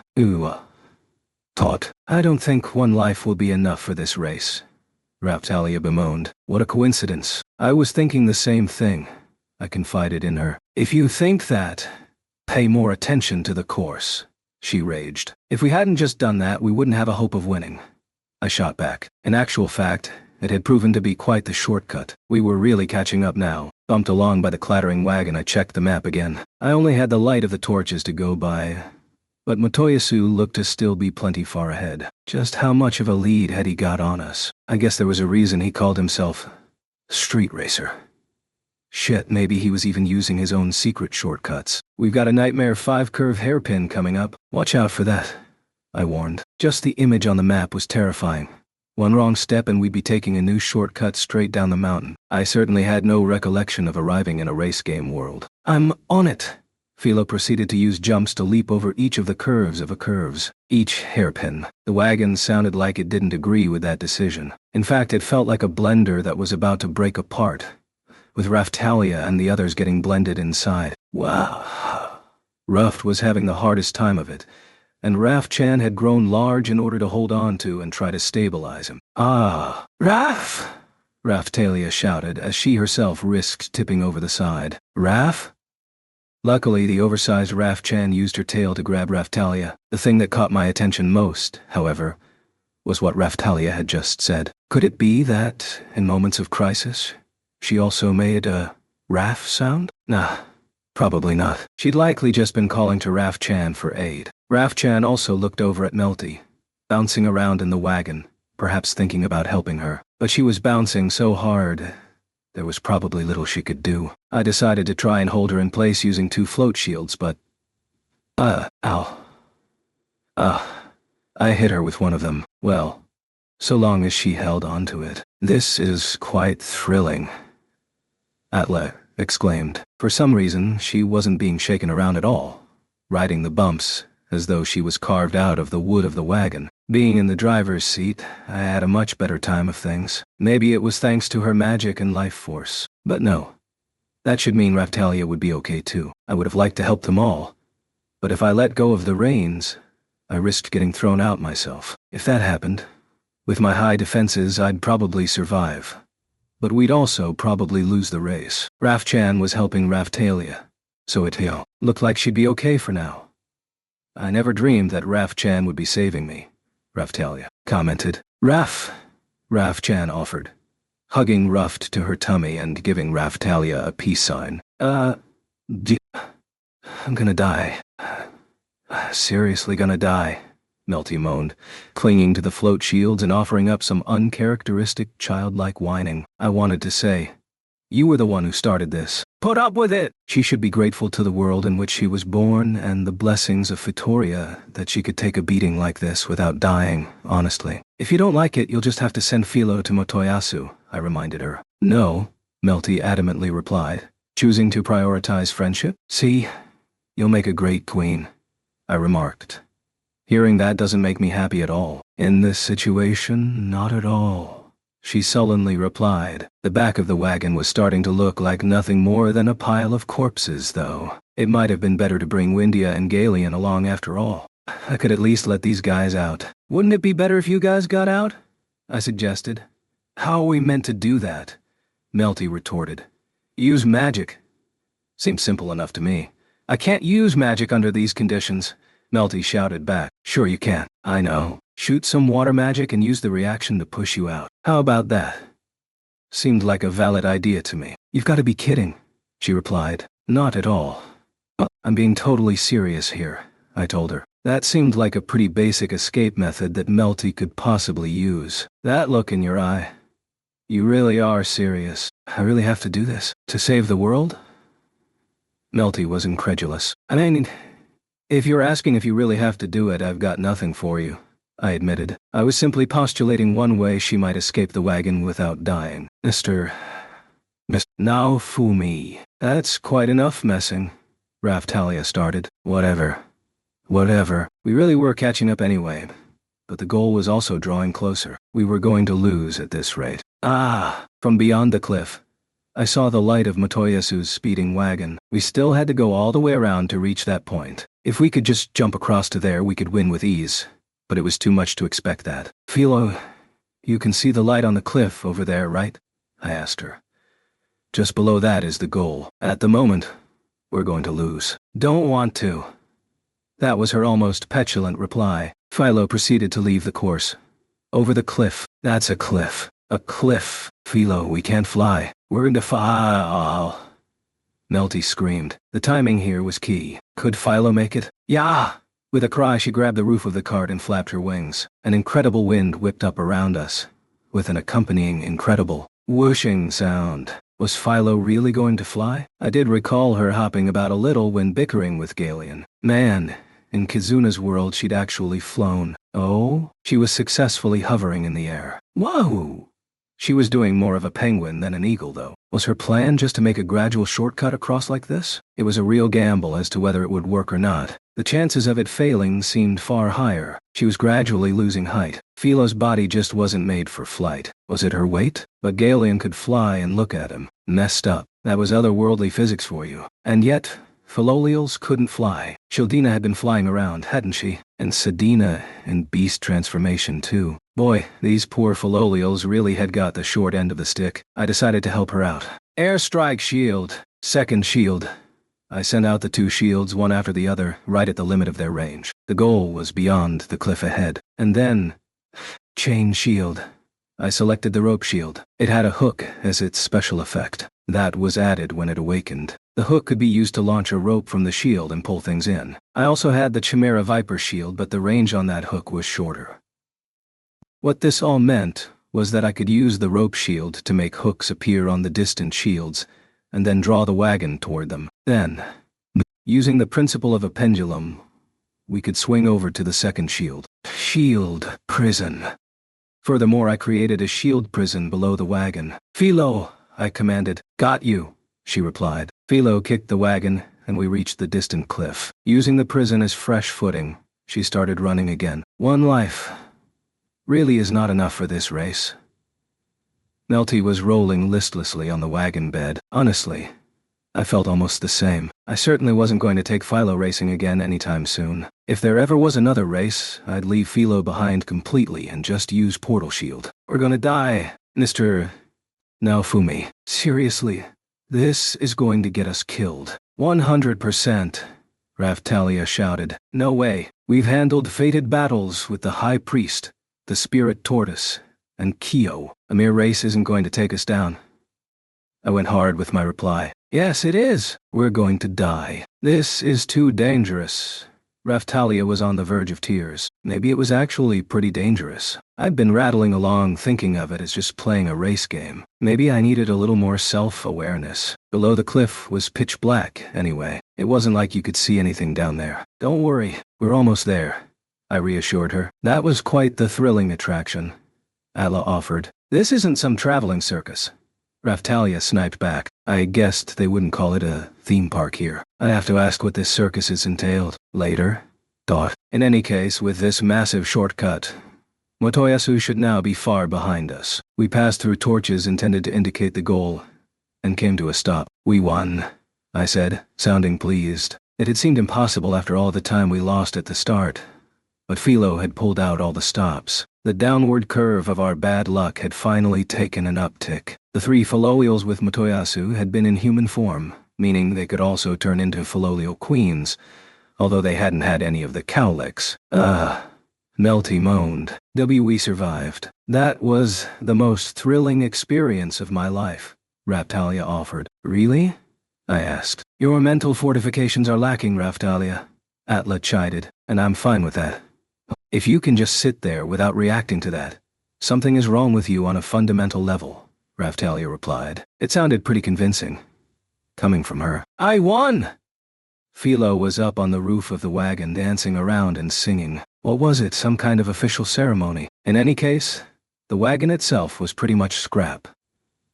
It was a broken-down cart now, little more. We did pretty well to win in this thing, I reflected. I was going to have to order a new one. It was made of wood, so it should be pretty cheap. I could see if Rat could make one at the bioplant, or maybe get a ship out of Siltfeld to pick one up for us. I won. I won! A win for Philo. I'm the fastest. I won't lose to Galleon. Philo's singing was ongoing. Don't get too excited, I told her. I won't. But I won. She wasn't stopping anytime soon. She really didn't like Galleon either, did she? It wasn't long before Motoyasu and his own yapping threesome tore into view. I lost, you say? He lamented. Having confirmed that we arrived first, he slumped down to the ground. Chapter 6. The Love Hunter. The winner gets to take 1 Fallolial from the loser, correct? I reconfirmed. It wasn't like I really needed one of them, but that was the agreement. The whole point of this thing had been to bring Motoyasu back into the fold. Of the 3 of them, Green looked to be the easiest to handle. Right. I'll take the most peaceful-looking one of them. Green. Hand her over, I proclaimed. No way you're having Green. Motoyasu lost it, grabbing all 3 of them protectively. Seriously?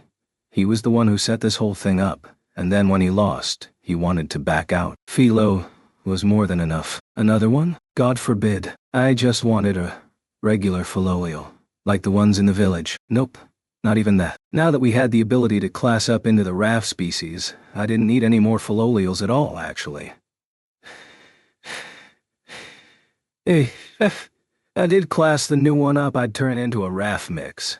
Mr. Naofumi, stop making that face. It makes me afraid for the future.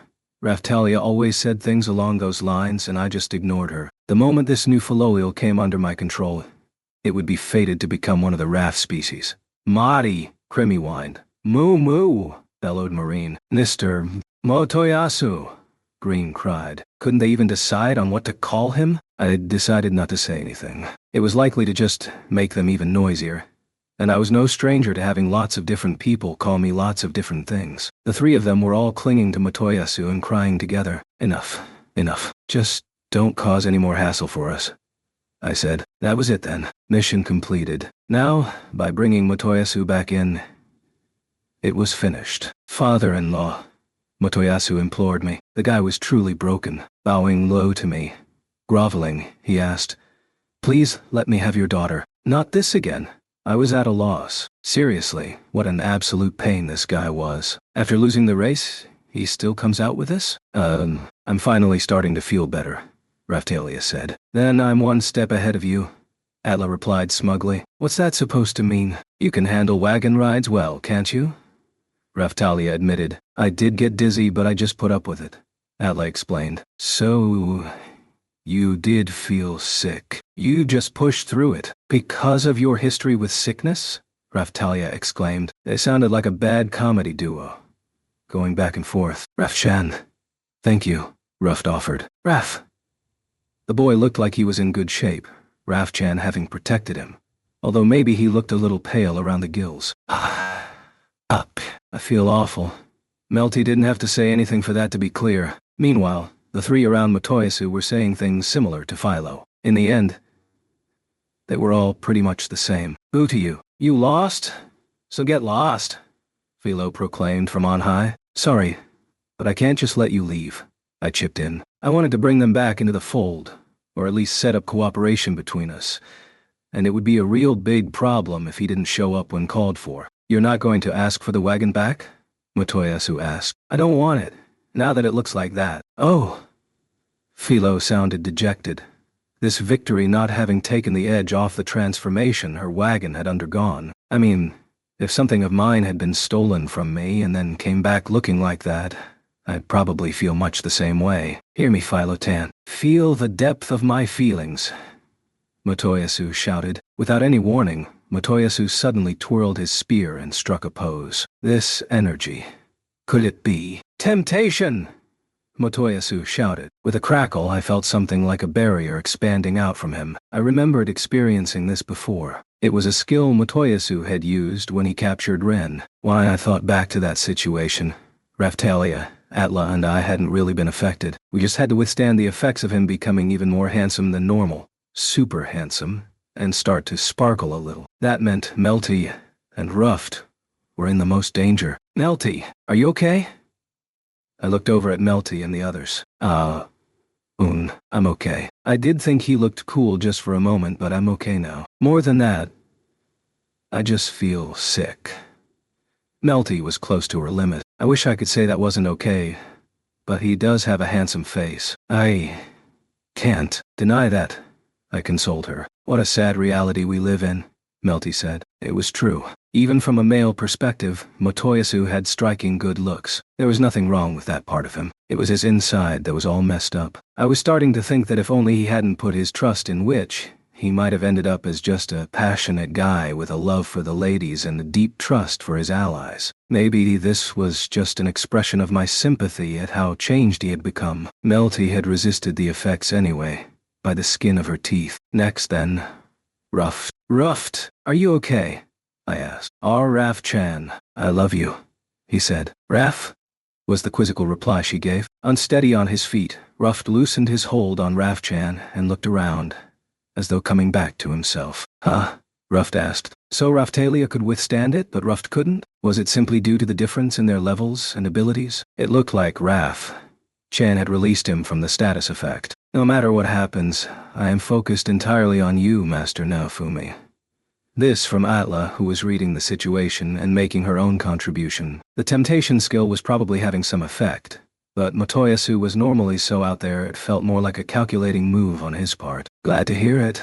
I blew her off. Motoyasu was the issue. What the hell was he trying to pull? I'd been wondering about it when we handled Ren too. But now he seemed more open to me, so I guessed it was worth asking. Tell me something. What's with that spear? I asked. This is my last spear for father-in-law, he explained. Ivy. Just how loopy was the poor guy? He was able to reply even with temptation active too? Hold on. I played it back in my mind. He didn't say last. Of course he didn't. Lust spear. Okay.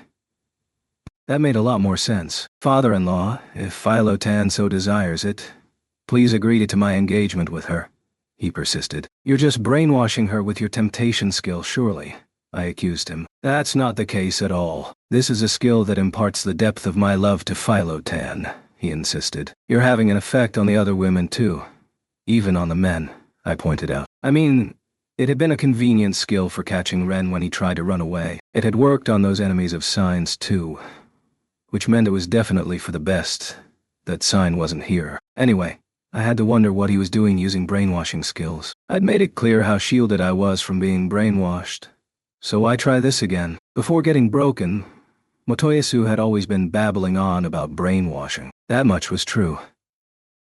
I need only the love of Philo-tan and my other filials, I say, Motoyasu proclaimed. Yeah, good for you, I muttered. This guy just wouldn't quit. My sentiment was, whatever then, you win. I just wanted to go home. That said, Philo was strangely silent. She'd fallen for this skilled before. Philo?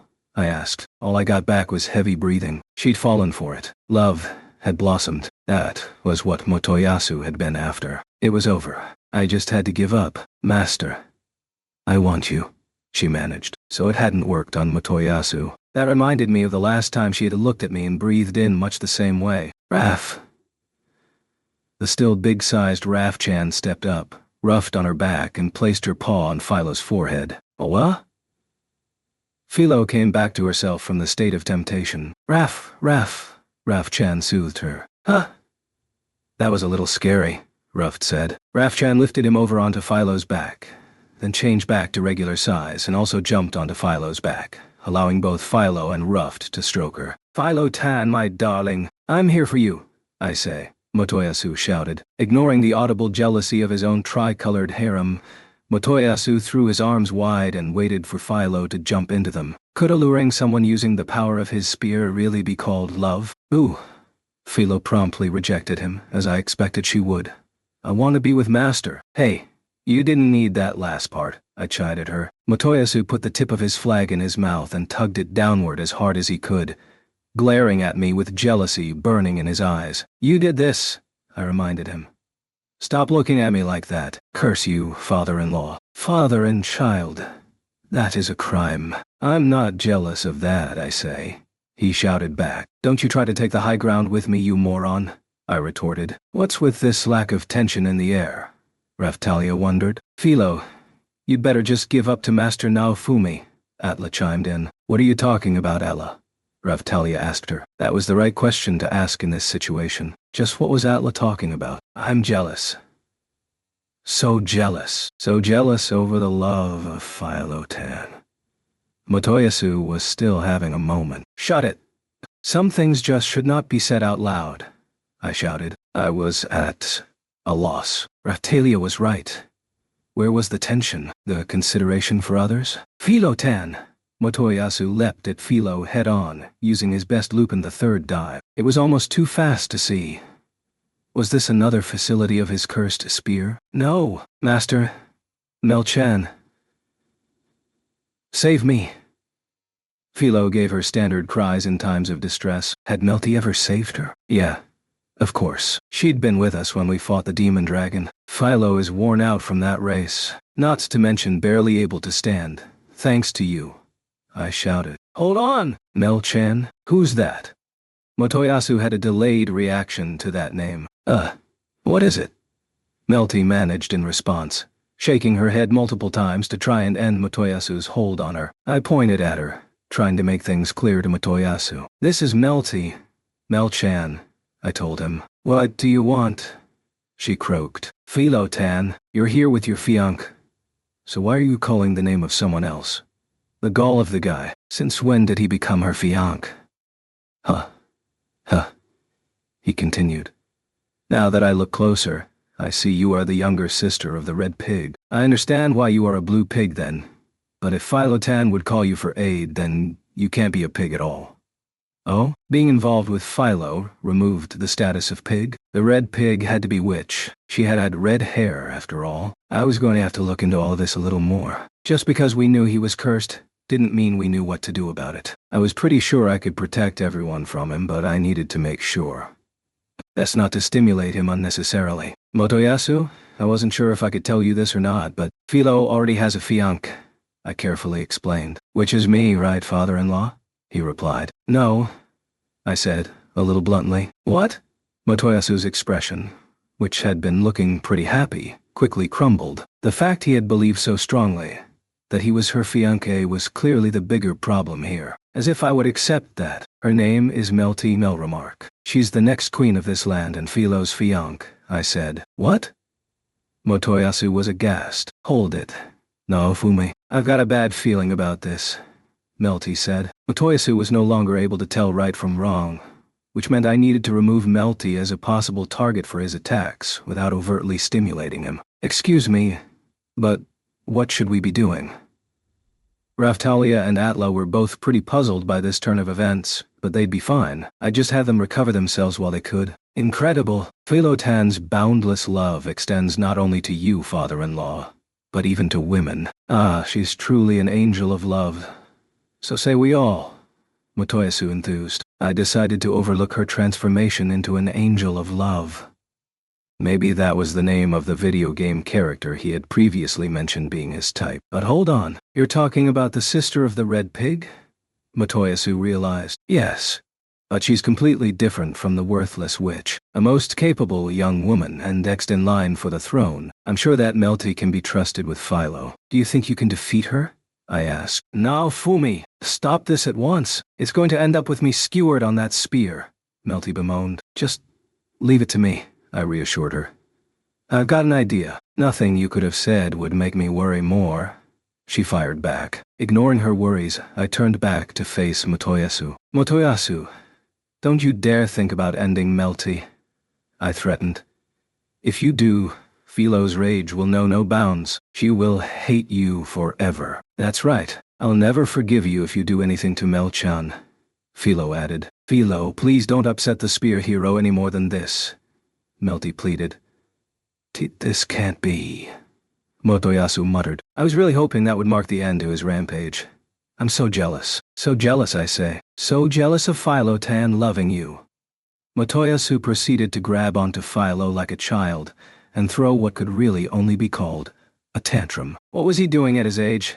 Hey, get off, Philo shouted.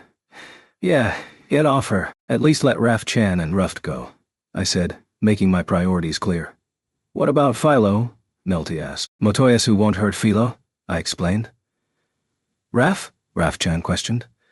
Should I be getting away with Raf-chan? Ruft asked. Raf-chan seemed to explain, tapping Philo on the back. If she moved away now, Philo might end up under the effects of temptation. Master, Melu-chan. Philo herself called for aid again. The accessory for protecting against status effects wasn't ready yet. I really needed to get on that. And then I had a thought. Whenever she gets into trouble, Philo only ever calls for Melty or me, right? I said. What are you talking about? Naofumi, hurry up and save her. Melty moaned. If we take Motoyasu down by force, Philo, Raf-chan, and Ruft could be put in danger. As I was trying not to get him too upset, I just had that thought, explained. Thinking on it again now. Whenever Philo got into trouble, she only called for Melty or me. If she wanted aid from her friends, those she'd shared the good and the bad with until now, at least one other name should come out. Why doesn't she call for Raftalia? I asked. Mr. Naofumi, please don't drag me into this, Raftalia chided. Raftalia, my big sister, save me, Philo shouted, almost in the same moment. And don't you suddenly start calling for me either, Philo, Raftalia retorted. Philotan, did you really just call that pig your sister? Motoyasu asked. Ha! Don't talk to me, Philo responded. Rejected by her, Motoyasu turned to look at Melty. Hey, Fiank, Philotan really did call her sister, didn't she? He questioned. I'm no one's Fiank, Melty explained, exasperated. You still believe those lies from Naofumi? How is this conversation still going? Mr. Naofumi, if I take him on using the Sakura Stone of Destiny sword, I think maybe I can stop him, Raftalia posited. The abilities of a pacifier could very well cause massive damage to Motoyasu. That said, we were still really just talking with him. Right? I signaled Melty with my eyes. Melty gave a big sigh, nodded, and explained. About the question you just asked, yes, Raftalia is like a big sister to Philo. Now you're putting this on me. Raftalia fumed. It sounded like Melty had scored quite the goal. I almost wanted to make that quip but wasn't sure anyone would get it. Is that so? Philotan's beautiful sister. Motoyasu, without batting an eyelid, now started to praise Raftalia, whom just a moment ago he'd been calling a pig. Just how messed up was his head? Was it time to just stop all this chatter, beat him senseless, and drag him back with us? But hold on. Raftalia proceeded to address Motoyasu, seemingly having had a good idea. Spear hero, please let Philo go. Do you seek to bind her completely with your love? She asked him. Whatever am I doing? Motoyasu immediately stopped grabbing Philo and, what? Came back to himself? Ah, Raphtalia. An excellent approach. Philo had been saved from Motoyasu's clutches. Finally free, she came over between Melty and me and hid. Well, tried to hide. Behind me. Thanks, sis. She managed. Should I bring up how you only thank me at times like this? Raphtalia asked. Mel-chan. Ooh. Half crying, Philo moved over to lean on Melty. Motoyasu looked on, visibly grinding his teeth. Huh? An even thicker black smoke than before seemed to be pouring from his spear. Motoyasu, change that spear to something else, I barked. What are you talking about, father-in-law? This spear appeared as a manifestation of my love for Philo-tan. I couldn't possibly change it, he exclaimed. That caused Philo to hide behind me again. She was like a terrified child, even if she was in her Philolial queen form. No! Philo-tan. Motoyasu suddenly gave a roar, close to a primal scream, and dashed toward us. Now! Atla cried, and then she grabbed onto me. Damn it! Would everyone just get their hands off me? Atla! What are you doing? Raphtalia accused. But that wasn't the problem. Motoyasu was standing in front of us, as though to protect Philo from me. Then he looked at Philo and shouted, No, Philo-tan. Incest is wrong, I say. We aren't actually related, I shouted in exasperation. How many times do I have to tell you this? I really couldn't take any more of this situation. Shall we just cut him down? Raphtalia suggested as she drew her sword from her scabbard. She also seemed to be reaching her limit. Might be the time, I concurred. Philo-tan. No! Motoyasu shouted. No to you! Ah, Mel-chan, Philo pleaded. Now you're coming to me, Melty exclaimed. Nua! I will stop you slipping into the path of evil, no matter what. Motoyasu raved. Yeah. Okay, time to cut him down and resolve this. Nuawa, father-in-law, I'm so jealous of you. Having my fiancé Philo-tan caring for you so much it makes me mad. That's what I think. He'd really lost it. Shut it. This is exactly the kind of reason why Philo hates you, I pointed out. Shall we do this? Raphtalia asked Atla. Yes, we agree for once, she replied. They both prepared to fight, so it is always going to end up this way.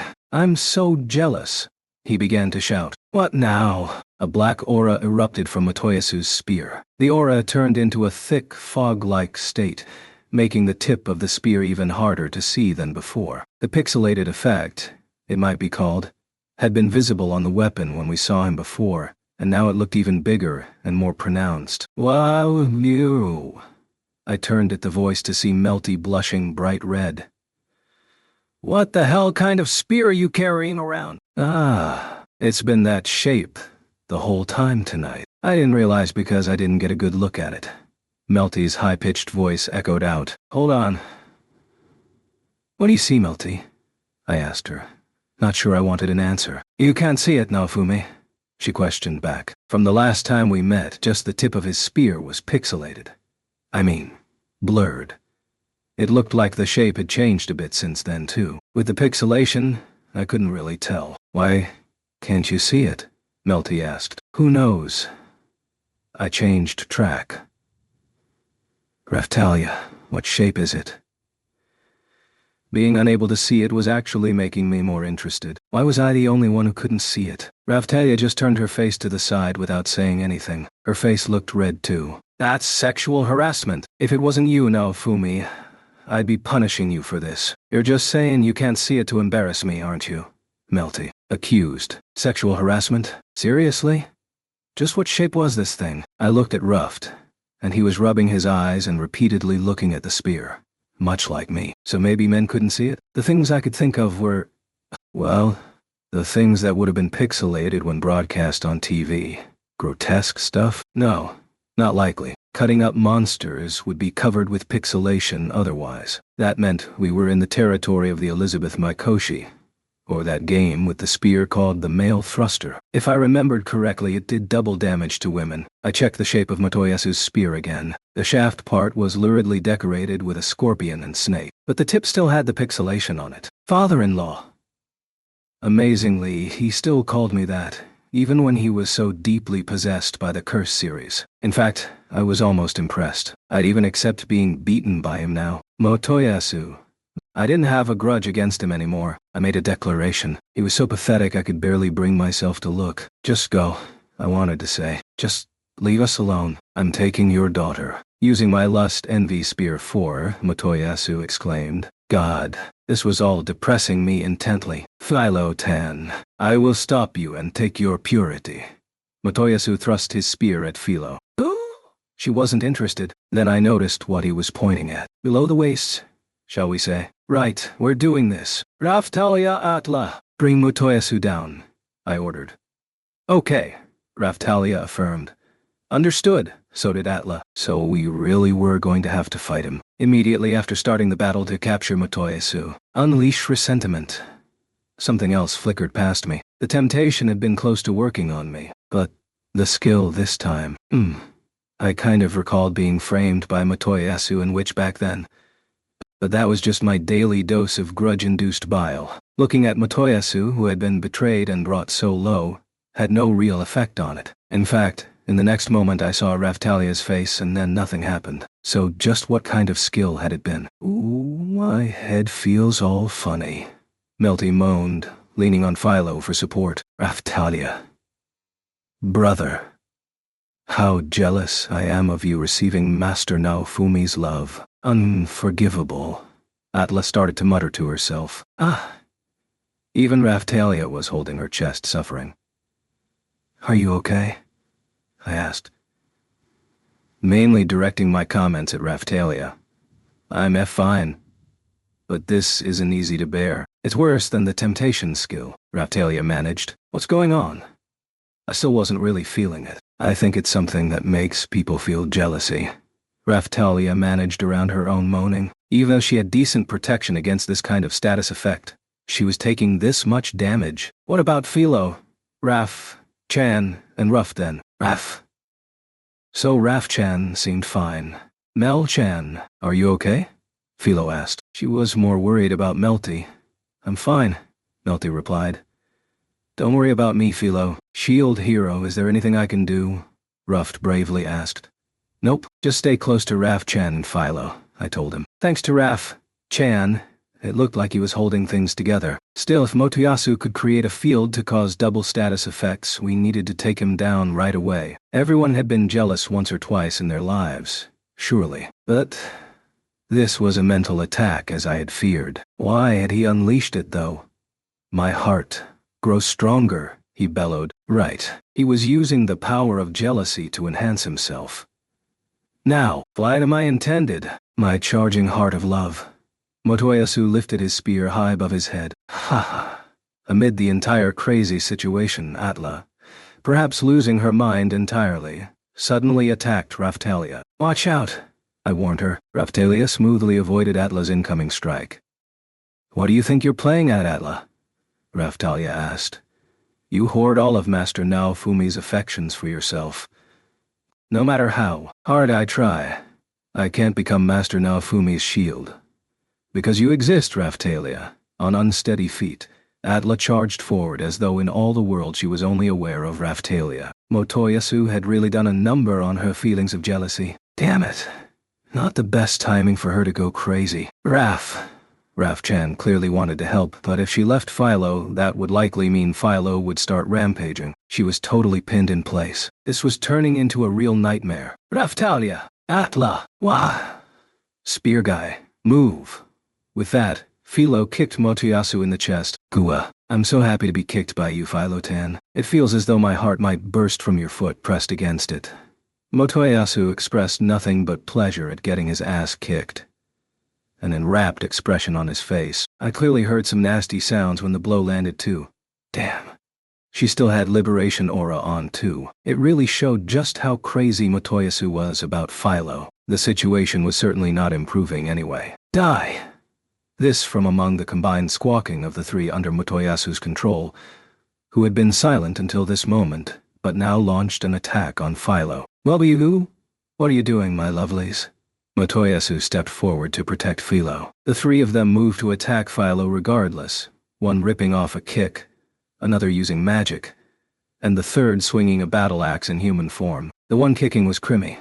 The one incanting magic was Marine, and the human form one with the axe was green. All of them had a crazy look in their eyes. I hate her. She holds all of Madi's love, and yet allures other men instead. I hate her so much, Krimi cried. Mumu belongs to us, Marine screamed. At least he was willing to share. Yes. I won't accept this interloper, Green agreed. Stop this. Girls, please. Motoyasu tried to stop the very thing he had unleashed. We want to gobble you up. That bitch is in our way. They all proclaimed together. Then Motoyasu started fighting the three of them to protect Philo. While they couldn't match Philo's speed, all three of them were definitely faster than before. Lust was firing them, girded by jealousy. A nasty combination. Faced with three of them, even Motoyasu was forced almost completely onto the defensive in order to keep Philo safe. They were his precious daughters, after all. His was as likely to harm them as he was to harm Philo. Atla! Come back to yourself. Raphtalia had her own problems. Raphtalia. When I wore the Meiko outfit from my own race, Master Naofumi didn't look at me once. Atla lamented. You can't hold me responsible for how other people react. Raphtalia opined. And Naofumi, what do we do? Melty shouted. That's what I'd like to know.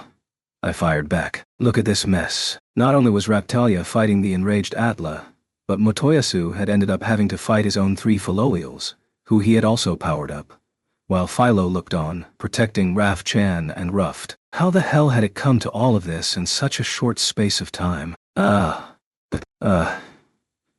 My angels, stop this! Nuwawa. I will protect you, Philo. Father-in-law. Damn. Motoyasu was so loud. Madi is mine. No. Mumu is mine. You're wrong, Mr. Motoyasu is mine. The three of them at least agreed on the final part.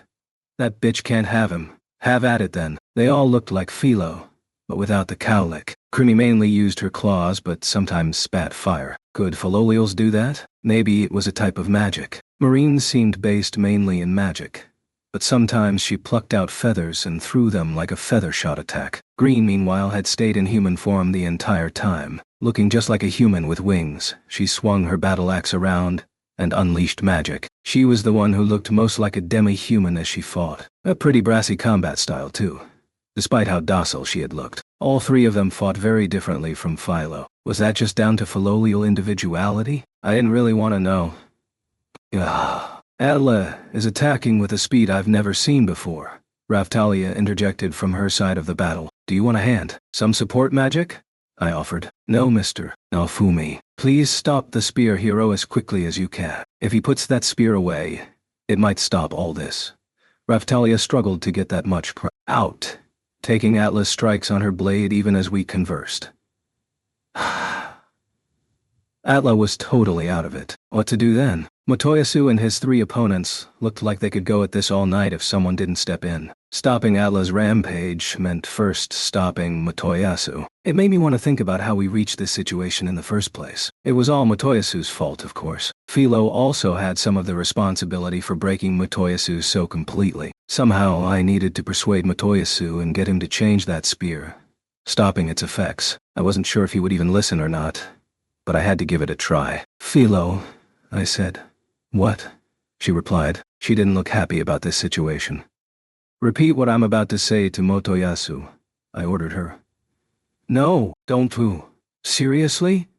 Couldn't she see what was going on? Philo was the only one who could bring this situation under control. We might have been able to stop Motoyasu by force, but it wasn't a sure thing as to whether that would work on him. I needed to shake him mentally.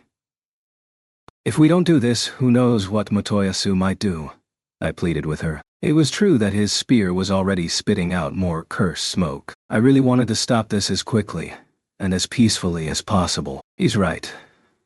Please, Philo, do what Naofumi asks, Melty said, agreeing with me and prompting Philo to resolve the situation. Philo still wasn't sure. Raph! Being a hero is real hard work, isn't it? Ruft noted. I guess so, I agreed. Raf-chan and Ruft were a little out of the loop, perhaps, but they were still able to read the situation. The problem was Philo. Look, Philo. I changed my approach. At this rate, we've no idea when Motoyasu may blow up completely. If that happens, I can't guarantee what might happen to you. Do you want to get stabbed by Motoyasu's spear? Stabbed by his spear. An interesting choice of words, Naofumi, Melty jibed. But I'm not wrong, am I? I fired back, at which Melty gave an exasperated shake of her head. She must have some idea of what Motoyasu was after. No, Philo shouted. Then I need you to do this for me. Raphtalia is really struggling with Atla too. I was watching that battle out of the corner of my eye. Raphtalia desperately fending off Atla's attacks, as I continued to persuade Philo. What the hell was going on here? Seriously, I'd thought this to be a simple request. And look at what it turned into. Victoria, you'll pay dearly for this. She'll never hear the last of it. Putting this one off was absolutely the right thing to have done. Stop this, I say. Motoyasu had been trying to talk his retinue down for the entire time, as if it wasn't all his fault. His own three seemed to be in love with him, and so jealous of Philo. Not that he'd listen even if we said that. So I'd have Philo resolve this. Hey! Spear guy, listen! At Philo's shout, Motoyasu turned around. Of course! What is it, sweet Philo? He asked. Right. Well, Philo started. I like platonic relationships. I'm not going to think about anything more until the world is truly at peace. What else? What else was there? I like people to be loyal and kind to everyone and never cheat, and always abide by the conditions of a bet. Also, they need to keep promises, not just pay lip service to them. I had Philo run down an exhaustive list of all my problems with Motoyasu. Hopefully this would change him. The part about Philo's tastes was a total lie. Philo liked Melty, surely. That was who she was always hanging around with. She'd almost been affected by Motoyasu's temptation skill, saved only by Raf Chan. But if that hadn't happened, Philo would have gone for Melty, surely. Naofumi, you'll have to explain the meaning of that look later. Melty commented. No idea what you mean, I replied. Philo, meanwhile, hadn't finished her explanation. I remembered something else I wanted her to say. Finally you have to listen to what people tell you, especially my master. You need to listen to his orders at all times. Oh, and until the world is really at peace. Just leave me alone. That last part hadn't come from me. Philo could be cunning at times, couldn't she? Is that all true, Philo? Motoyasu's reaction suggested he had bought it. Good. Now, Philo just needed to get him to change the spear. So I need you to... Philo looked at me, eyes wavering. She'd forgotten what I told her, after remembering stuff I didn't even need her to say. Right. I'll really hate you if you don't change that spear to something else. Please, never use that spear again. And no. Hate me. I'll never change to this spear again, I say. Motoyasu quickly changed his spear at Philo's suggestion. Ugh, what a dope. So easily manipulated. Couldn't believe he went along with it so easily. In the moment he changed the spear, everyone in his retinue collapsed as though their batteries had been plucked out. Atla stopped moving too. Now! Grabbing that tiny opening, Raphtalia whacked Atla's solar plexus with the hilt of her sword and knocked her out. Raf Chan said. Yeah, Ruft agreed. After checking that Philo and Ruft hadn't been affected by Motoyasu's skill, Raf Chan climbed down from Philo's back along with Ruft. Then Philo turned into her human form. Having seen all that, I turned back to look at Motoyasu. Now then. I proceeded to give Philo the next thing to say. Right then, I like heroes who fight for the sake of the world. But I don't like people so caught up on me all the time that they can't work with others. Please do what my master tells you, she pleaded. Very well, I say. Motoyasu had changed his spear, but his silly verbal tics remained. Was that an effect of the curse series? Like when I'd lost my sense of taste? Were his visual and hearing senses being impaired? If Philo had saved him, though, surely they should be fixed, too. No? Father-in-law, I now solemnly swear that I, Motoyasu Kitamura, shall contribute to your cause as a love hunter, seeking to bring true peace to this world and to win the heart of Philo. Yeah, he was still talking garbage. I will officially come and stay in your territory, father-in-law, if you can just give me some time to get my belongings ready. I'd really rather you didn't come at all, but I guess it's better than having you wandering around, I managed. Mr. Naofumi, You need to be careful what you say. I couldn't help but nod in agreement with Raphtalia's caution. Very well, just be quick about it, I told him. As soon as my preparations are ready, I shall descend upon you. My angels, we are leaving. Portal spear, Motoyasu shouted. Sure thing. Everyone in his retinue picked themselves up, and in the next instant all 4 of them were gone. He left the wagon behind, I muttered. It was impossible to miss the thing. The teeth jarringly decorated sparkly monstrosity, making its presence painfully felt. Yes, the spear guy is gone, but my wagon, Philo lamented. This really is in the worst possible taste, Melty commented, moving over to the wagon and checking it out. I was in complete agreement. I'd had an internet friend with a car that was pretty outlandish, but I'd never dreamed that the wagon I purchased for Philo would end up stolen and turned into this. My wagon. Philo was getting some serious consolation from Melty. I shared an unspoken look with her, knowing what had to be done, and then I spoke with a sigh. Right. I'll buy you another one, so cheer up, okay? I told her. That looked like the only way to cheer Philo up. Yay! She immediately did so. That's great, isn't it? Ruft offered, whose own eyes had been as round as saucers when looking at the golden monster. Yeah, Philo agreed. What an incredible wagon. It reminds me of one I had decorated with philolials that I received in tribute once, Roof admitted. There was a wagon like that, I recalled. Yes, we saw it in the castle storeroom, didn't we? Raphtalia corroborated. Really?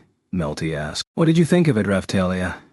A better design than this one, that's for sure, she replied. I bet, Melty said. I'd never considered someone could make something so offensive to the eyes, honestly. Motoyasu wasn't just a moron.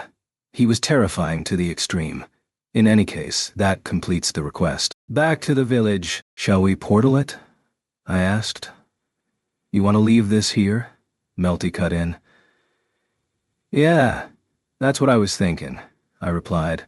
Hold on, if we do leave it here, what if someone else starts using it, or some wild philolials come along and take it away? Raphtalia made some good points, I had to admit. I checked with Philo. I don't want to leave this thing here, she responded. We could destroy it? I just wanted this over with. What do you think? At least discuss it with that blacksmith you favor so much. He might be able to cheaply restore it to normal? Melty suggested. Philo had a clear look of disgust on her face, this being something that Motoyasu had been touching. But, as it had also originally been hers, she seemed to be having difficulty making a decision. In any case, looks like we should just cover it with a cloth and take it back with us. I really just want to get back. Philo, can you and Melty handle getting it back? I asked. Hold on. No way. Just think what it'll be like for us transporting this eyesore, Melty complained. I mean, I could say the same thing, but fair enough. It's not like our wagon can really be called a wagon anymore. That's true, I conceded. I guess we can make use of it. And so that was what we decided to do, make use of the wagon that Motoyasu horribly modified. Right away, though, I noticed something strange. All kinds of work had been performed on the undercarriage, so it hardly vibrated at all. It looks ugly, but he's done a lot of work to make it easy to ride in, Raphtalia conceded. Do you think he used his hero knowledge to do this? Melty pondered. Considering how nice this all is, he may have put his money where his mouth is and got some merchant to hook him up. I contemplated. I wonder. Anyway, if only it didn't look like this. Philo could really make good use of it, Melty commented. Philo didn't sound convinced. She made an extremely displeased face as she pulled the wagon along, and we made our way back to the village. Chapter 7.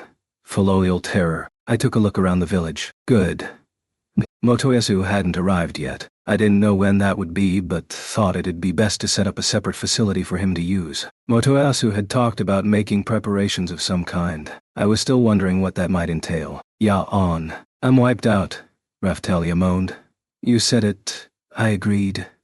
After all that, it's almost time for the sun to come up. After we arrived in the village, Philo's cowlick started to twitch. Yes? Okay. Got it. Master, Philo said. What now? I was so tired. As reward for this, Vittoria has taught me some magic called Sanctuary. It lets me create a zone that dragons don't like being inside, Philo reported. What's that good for? I asked. I'm not really sure, but she said she can make your village Philolial territory and make it so that monsters can't attack. Philo explained. Raf-Chan and Philo both tilted their heads. It was Fitoria we were talking about, so there had to be something behind this. No thanks. If we're talking monsters, this village is Raf-Chan's territory, I replied. No, Fumi. Where did that come from? Raftalia, with the slumbering Atla on her back, posed this question with her eyes narrowed in a worried expression. It sounds like the Philolials and dragons are about to start fighting over whose territory this village is, so I'm nipping it in the bud. If they are going to be a problem, Raf-Chan can have the title and be done with it, I declared. Raf-Chan sounded more than ready for the responsibility. Raftalia looked completely at a loss for a moment, and then gave a deep sigh. I guess you and Raf-Chan have already created the Raf species, haven't you? She conceded. Yeah, I guess we have, I agreed, somewhat smugly. That's nothing to boast about, Raftalia shot back. Anyway, I'm going to go and get Atla into her bed. Sure thing, I said. Raftalia, with Atla still on her back, headed off toward Fol and Atla's house. First things first, let's get this monstrosity into the village storehouse. Then I'll get the old guy to take a look and try to restore it, I decided. We all climbed into the wagon. I'm totally wiped out, Melty commented. She looked it. I wouldn't make it much longer without some sleep myself. Raf-Chan said. Is this the kind of work Philolials and heroes do? Ruff asked. I held my head for a moment, thinking. He wasn't wrong, but I wasn't sure how to answer him. Anyway, Motoyasu will be here soon, so we're going to get pretty busy. We'll need to get a house ready for him, just like Ren and Itsuki. I diverted the topic of conversation. I could sort that out using the shield for sure. Huh? Philo spotted something. Philo. Melty barely had time to speak, and then Philo, who had been pulling the wagon with Melty on her back, leapt away from it like a frightened rabbit and bolted away. Where are you going, Philo? Melty managed to ask. Master, you take it from here. Philo shouted back and then dashed off in a cloud of dust. What was going on there? Raf-Chan picked up the slack right away, turned large and started to pull the wagon in place of Philo. We soon reached the warehouse. Ruff and I climbed down from the wagon and watched as Raf-Chan moved it inside. It was early morning, and everyone else in the village was still sleeping. Maybe Ren was awake, doing some practice swings for his early morning training. That would be about it. In any case, this was early morning, with only a very few people awake. The kind of time I normally fed the monsters and cleaned the monster stable. Hey, Naofumi. Ren, rather than perform his morning training swings, came over to me. What's up? I asked. Not sure. I heard someone talking in the new monster stable that you set up. I was going to check it out. Then I saw you, so I wondered if you knew who it was, he explained. Talking? I said. Yeah. I'm not totally sure, but it sounded like... Motoyasu? Have you managed to persuade him to join us? Ren guessed. I didn't reply right away. It had only been a few hours. He really had gotten ready that quickly and come right over. Was that possible? So Philo had run off with Melty because she sensed Motoyasu's presence. That sounded right. Well, if he was here, I was going to have to admonish him about leaving his nasty, trashy wagon behind. What should we do? Ren gave a worried point at the spare monster stable, from which a different sound could be heard from the Raf species and other monsters. I'll go and check it out, I reassured him. Will you be okay? Ruff asked, also worried. He even grabbed my clothing from between a gap in my armor. Should be fine, I managed. Motoyasu should be listening to me now. I needed to find out what he was doing in the monster stable. I'm scared. It's like there's something in there, Ruff said as we approached. That's a coincidence. Me too, I replied. Creeping timidly closer, I placed my hands on the massive doors. There was definitely a commotion coming from inside. I'd only placed one in here, if I remembered correctly. Philo's underling. I'd been planning to increase that number eventually. Still, now there were far too many voices for just the 3 Philolials that we'd seen Motoyasu with. I tried to check the inside through one of the windows, but it was still too dark inside. Just what was going on? My whole body had broken out in a nasty cold sweat. Some primal part of me was saying that this door should not be opened. Kicking this problem down the road wasn't going to solve it, though. I summoned up my courage and opened the door. What the hell? The inside was pitch black. No, it wasn't. There were so many Faloleals that it just looked that way. Ah, the fragrance of Faloleals. Let me breathe deeply. Right in front of my eyes, Motoyasu was hugging a Faloleal and smelling its plumage. In front of him was a veritable horde of Faloleals. All of them turned to look at the sound of our entrance. I suddenly felt so many eyes on me. Who's that? Multiple voices asked. It must be that Master Moto was talking about. Someone replied. Yeah, I bet it is. He's glaring a bit, but he looks kind of friendly. Another commented. Oh, I bet he is. That boy next to him. He smells nice too, a third voice said. I know, right? Like, just looking at him fills me with energy. I wonder if he'd play with us? A fourth Faloleal pondered. I'd much rather be with him than Matopi. He makes me want to be my best self. A fifth espoused. Hold on. Motoyasu had more than 3 of them? Had he raised all of these Faloleals? I felt goosebumps across my entire body. But there was no time for that. Waha! Master! Play with us. They spoke almost with one voice. Bang! I slammed the doors shut again. Run for it, I told Ruft. You said it. The kid quickly agreed. Then, together, we both screamed as though our throats were being ripped out. Someone! Help us! A few seconds later, the doors opened, and the horde of Faloleals charged straight for us. There had been a faction of Faloleals that even Fatoria had been concerned about. She'd given us prior warning about them. Maybe this was my fault for not realizing this might happen. Seriously though, she could have explained properly. Gah! Some Faloleals grabbed Ruft and he let out a scream. He was likely having flashbacks about that time I'd tricked him into thinking Philo was about to eat him. Ah, good times. What's going on? Ren had clearly noticed the situation and gave a shout. Slowpoke, hurry up and save us, I was thinking. Motoyasu. What the hell are you doing? Yeah?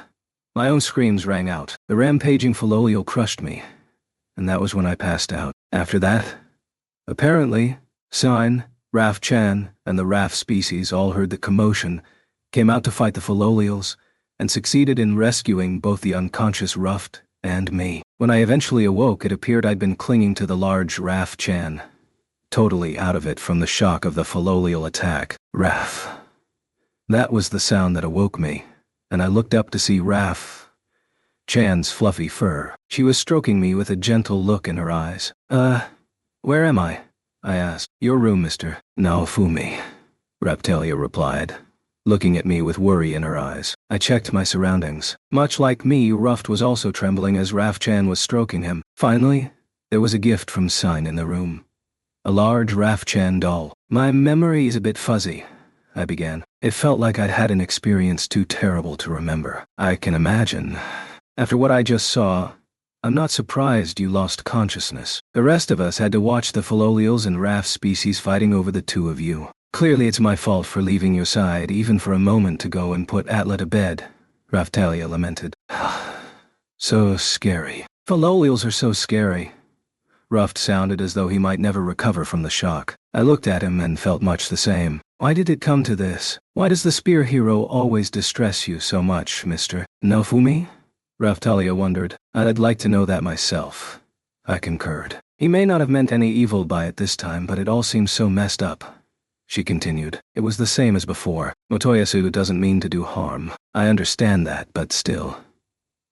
When Witch tricked him, his only mistake had been to trust her. He'd had no evil intent of his own. This time was the exact same thing. Still, in light of what we have coming up, we need to discuss things with the spear hero, Raftalia concluded. Not that I want anything to do with him, I finished with a sigh. With that thought, I turned and looked at Raf Chan again.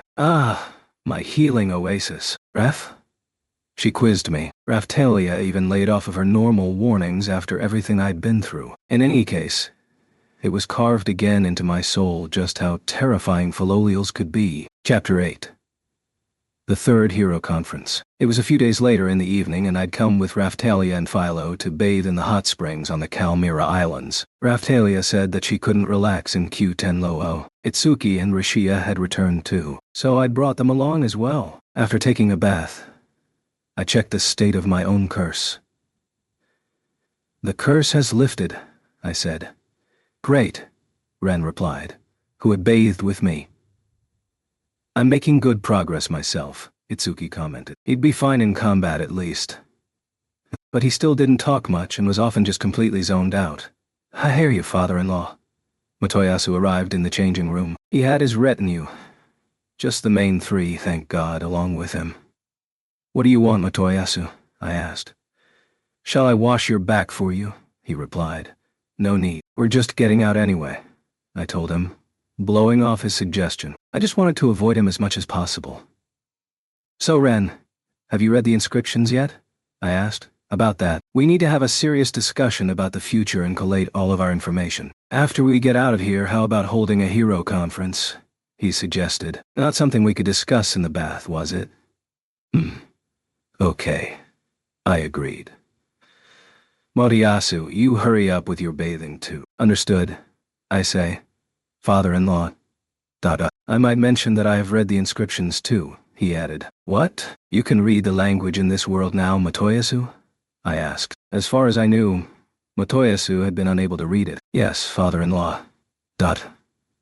Your commands are absolute, I say. So I spent many days working hard, learning the language from the chart you left in Philo's wagon, he explained. Ah, right. I had made something like that a long time ago. He'd learned the language from that? That wasn't really why I'd left it behind, but putting him right would just give me a headache, I was sure. Best to just leave well enough alone. Everything I do for Philo, he stated proudly. Yeah, whatever, I replied. It was the best I could manage. So he'd learned it so quickly because it was the language of Philo's world. What wonders a fool with conviction might achieve. He had the drive. I'd give him that. You just hurry up and join us, I told him. Understood, I say, he responded. Yahoo! Cried his three followers. Obeying my orders, they dashed off toward the hot springs. I decided not to bring up those three. Ren and Itsuki looked like they wanted to avoid the topic too. Now, I would like to bring to order the third hero conference, Ren declared, raising his hand. It had been a little while as we'd finished our bathing and we had gathered in the same room that we'd used for discussions back when we visited the islands before. The others from the village, including Atla and Philo, were taking a break. Raftalia was watching them in another room. I hoped Atla would maintain control of herself. I really needed Foal to get back quickly. As we don't have a moderator, I'll handle the proceedings, Ren stated. Sure, I agreed. Ren had been pretty full of energy recently, burning with the desire to fulfill his duty and fight the waves. I was just prioritizing making it out alive. I didn't expect to get quite as serious as him about everything. I guess being so self-absorbed was just like Ren. Still, he was headed in a much better direction than he had been in the past. So, what do you want to talk about? I prodded. We're going to be taking on the Phoenix soon, right? I thought all the heroes should have a bit of a chat and discuss things like power-up methods and the progress we've been making, Ren explained. Sure, I guess. I explained all that already, didn't I? I asked. I had already explained to everyone, including Motoyasu, the things we had discovered in Q10 Low, such as sharing of power-up methods, all of which had been proven to work. That's not all. We need to discuss any new weapons and skills we have obtained, Ren went on. You might be right, I acquiesced. No harm could come from it. First, just to confirm, you have already achieved the power-up, correct? Ren asked. Yes, Itsuki confirmed. Me too, Motoyasu added. Then they actually used energy boost. I can also use a bit of life force now, Itsuki added vaguely. He then used a little of it, showing how it differed from energy boost. Like this, I say. Motoyasu seemed to have a better handle on it than Itsuki. He'd been the last one to come to the village but could already use it. What was going on with him? Your orders are absolute, father-in-law. You told me to master life force, so of course that's what I have done. Motoyasu explained intently, flexing his fist as he did so. All I do for you, father-in-law. We're getting off topic again, but if you've got good enough control of life force, that only leaves learning the way of the dragon vein. Liberation class magic, I concluded. We're all still working on that. It is going well, though. Thanks to you, Naofumi. We'll get it soon, Ren said. Our evening training recently had all been me teaching them magic. The battle with the phoenix was getting close. It was still fresh in my memory how Motoyasu had really been opposed to Galeon placing the blessing of the Way of the Dragon vein on him. His attitude had been that the enemy of the Philolials was also his enemy, and he would rather die than receive any blessings from them. For the sake of our future operations, I ordered him to put up with it, and he was blessed in the end. Indeed, I'm sure it will help in our future battles, Ren said. I concur. Motoyasu agreed. Everything was proceeding unbelievably smoothly. To be honest, I could barely hide my surprise. So are we finished? I attempted to wrap things up. Much easier than expected, but then Ren shook his head. Not yet. He stopped me. What? What? Still something to talk about? I asked. In response, Ren changed his sword and showed it to me. It was a strange-looking weapon, like a bunch of strings connected together. Honestly, it looked pretty weak. What's that thing? I asked him. It's a sword called the Camaraderie Blade. It's got a skill that it can teach you called Ally Growth Adjustment. Small, he explained. What are the conditions for it? I asked. I wanted to know.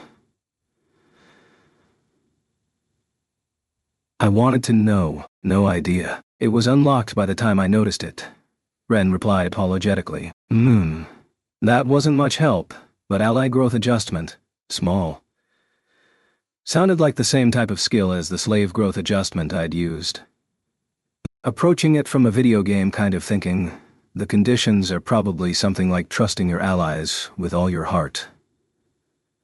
I went on. That sounded like the easiest starting point. Ren nodded in agreement. Yeah, that's probably it, he said. With a bitter expression, he then muttered, which means I didn't trust my allies before. If I'd obtained this sword sooner, they might not have had to die. Maybe not, but that doesn't mean the experience was meaningless, I said. A very Naofumi-like take on the situation. Anyway, if I have further discoveries like this, I'll share them with you, Ren said. Hey, I know. Ren, try putting some of Eclair's hair into it, I suggested. If you've achieved the Camaraderie Blade already, that might score you the Camaraderie Blade due or something like that. I'm not sure what Eclair would say about that.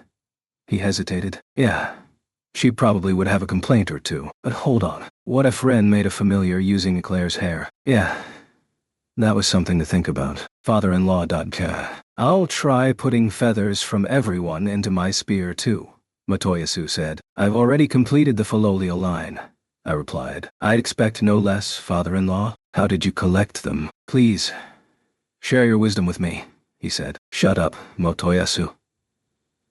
I shot him down. Work it out for yourself. Maybe I should tell him, just to piss Vittoria off. But no, I should keep the information to hold over her in the future. If she gave us another weird request, I could threaten to unleash Motoyasu on her. That could be his reward. That reminds me I've learned a new skill. Well, a powerful skill that you all already know about actually, Motoyasu recalled. Oh, yeah? Like, what? I asked, maybe foolishly. Motoyasu proceeded to change his spear. Hold on. It looked like the very spear that Sedina had been boasting about nabbing from her childhood home. What had it been called? The Water Dragon's Harpoon? Philotan's big sister lent it to me to copy, father-in-law, Motoyasu explained. What? Had Sedina been back to the village and given Motoyasu a weapon already? Had she heard from Raphtalia? So what skill did you learn? I kept things moving along. Brionek, I say, he revealed with a flourish. That was the skill that the high priest of the Church of the Three Heroes had tried to unleash using copies of Thor holy weapons, right? That had been a copy. Was this the real deal? I've also discovered that applying things like life force and energy boost at the same time can greatly reduce the charge time, Motoyasu revealed. Wow, I managed. That's amazing, Motoyasu. Ren was a little more forthcoming with his praise. Itsuki was just kind of staring vacantly on. In any case, it meant Motoyasu had acquired a pretty powerful skill. What about you, Ren? I asked. You've got the weapon that Motoyasu Desuka is reforging for you in Q10 Low, right? What kind of love hunter is this fellow who bears my name? Motoyasu asked. You just stay quiet, I told him bluntly. It would be more trouble than it was worth to try and explain. He wasn't a love hunter. Anyway, he was an old perv. It's still being purified. He said it should only take a little longer, Ren reported. Okay? Good, I replied. However, it's not like the Spirit Tortoise sword or Spirit Tortoise katana that I'm currently using. It's a much more powerful weapon. I'm not even sure whether I'll be able to handle it at the moment, Ren explained. It had a pretty powerful curse on it. We just had to hope we could get our hands on it quickly. The old guy's master said he'd need to make some adjustments to let me use it, so I'll just wait a little longer. Understood. If you can master it, it's going to make things a lot easier going forward. We'll just have to look forward to that day and wait, I said. Once the purification was finished, would the stone that formed the core have to be fed to Galeon? There weren't many other ways to use it outside of enhancing Galeon and letting a sword wielder other than Ren use it. Did we even have anyone who used a longsword? Eclair used a dagger. Raphtalia a katana. Maybe Shieldina would be able to use it? It seemed that the healing of the hole in her soul perhaps had caused her oracle powers to decline somewhat. It was now impossible for her to become anyone else at least, but she could likely still copy their skills. Thinking about the Phoenix battle, it seems most practical if I defend while chanting support magic, I suggested. These would be called buffs in a video game, because I was the one who could use Liberation Aura, which provided a boost to all stats. It was most efficient for me to be the one who cast support magic. Of course, dropping beast transformation support would be even more efficient, but that was never a sure thing. I can use Rukolu fruit to recover magic, I continued. The Rukolu fruit. They always seem to come up when anyone in this world is talking about you, don't they, Naofumi? Ren jibbed. They do taste really nice, I replied a little defensively. I also remembered how they knocked Matoyasu right out. It seemed anyone other than me eating them was a pretty bad idea.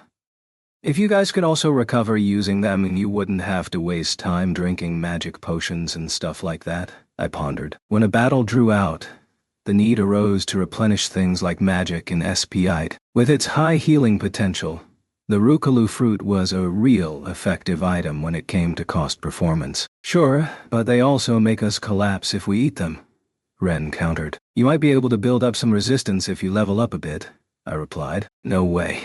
Just smelling the stuff makes my head spin, Ren stated stubbornly. Even Motoyasu had a dry smile on his face concerning this topic. I've been thinking about this for a while now, Fumi. Now I finally see the truth of it. You have the special ability to nullify intoxication, Itsuki said, not making a lick of sense. Hold on.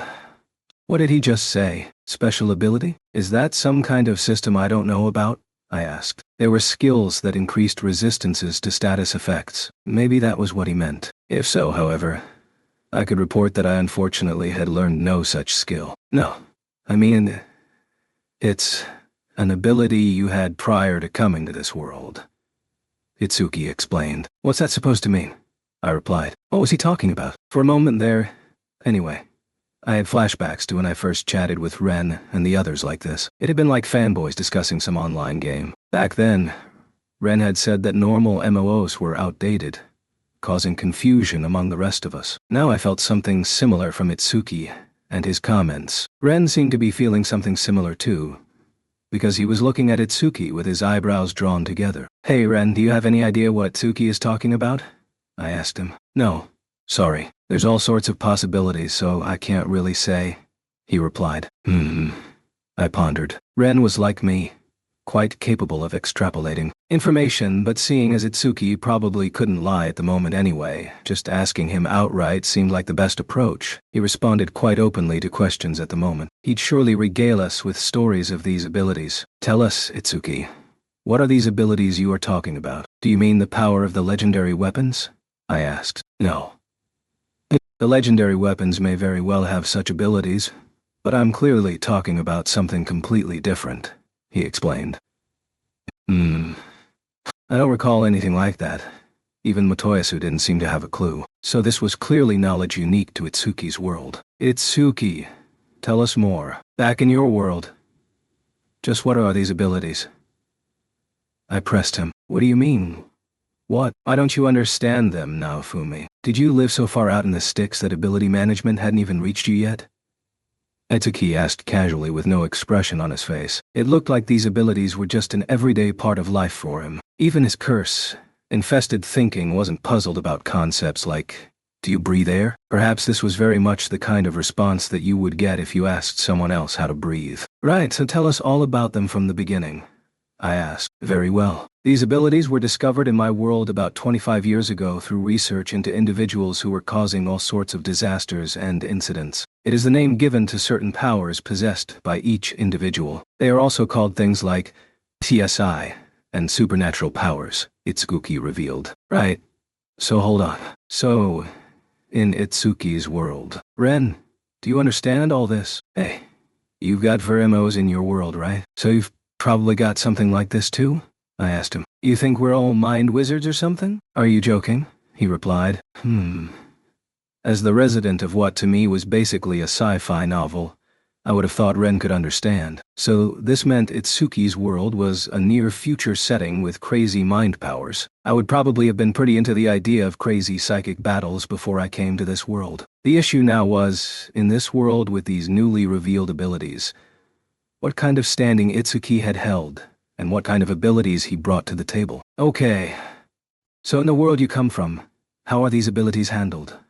I asked. First, every prefecture has at least one school where those with abilities are taught. I mean, there are generally a lot more than just one, he continued. Okay, I prompted. Abilities are divided into ranks, with S at the top. Then, A through F. Classes at these schools are divided up into those ranks, Itsuki explained further. So, everyone in your world can use abilities? I asked. No, not at all. In fact, there are many more people who can't, he replied. What about you personally? I pressed on to the heart of the matter. I have an ability called Accuracy, and I'm E-class. Accuracy, huh? I guess that finally explained, after all this time, why Itsuki generally never missed when he fired an arrow. What is this Accuracy ability, then? I asked for clarification.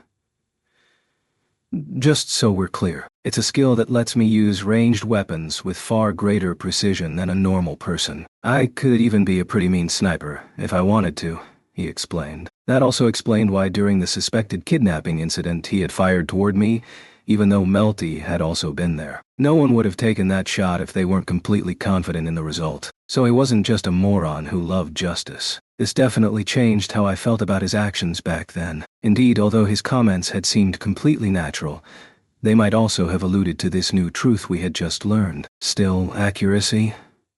From what I'd heard about it so far, it seemed like a pretty potent ability. If there was S down to F, then why was it closer to the bottom of the pile? That sounds like a quality ability, so why is it ranked so low? I probed. I'm a class because I'm not compatible with the higher ability Ultra Accuracy, he explained. It has an Ultra on it, so I presume that's pretty good, I said. Anything you fire never misses, he replied. Wow, that sounded broken. Even if you turned away from the target, the arrow would surely fly around to it, Itsuki added. Homing capabilities? Ultra broken for sure. Lots of baseball players have that ability. Of course, its use is carefully controlled. In other words, Itsuki, you have a low-ranking ability. So at your little school for the gifted you were seen as low-ranking. I laid it all out. No, Fumi, that's not a nice way to put it. Ren cut in. That's right, though, Itsuki answered honestly. If I'd been trying to be mean, he hadn't picked up on it.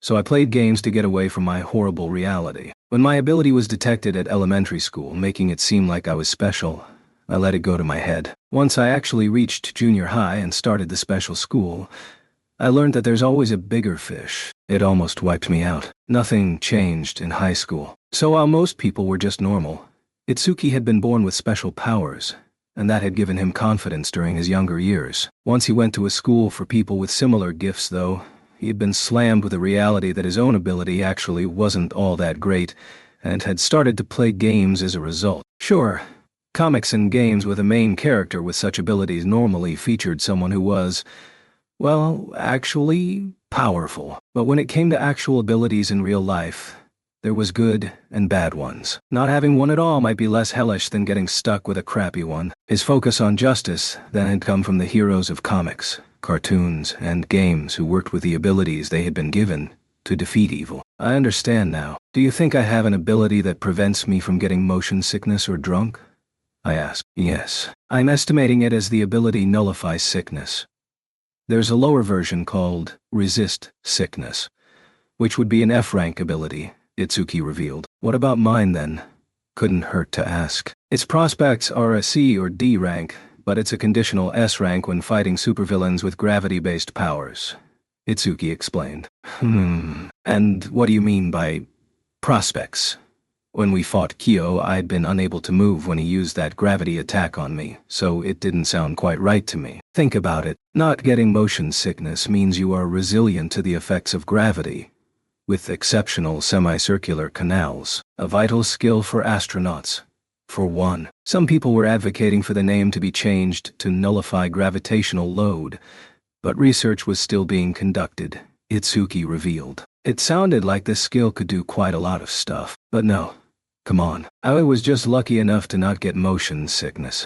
At least, that was what I'd been thinking. But maybe I was starting to feel otherwise. I could scoff down the same Rucolo fruit that had made Motoyasu pass out.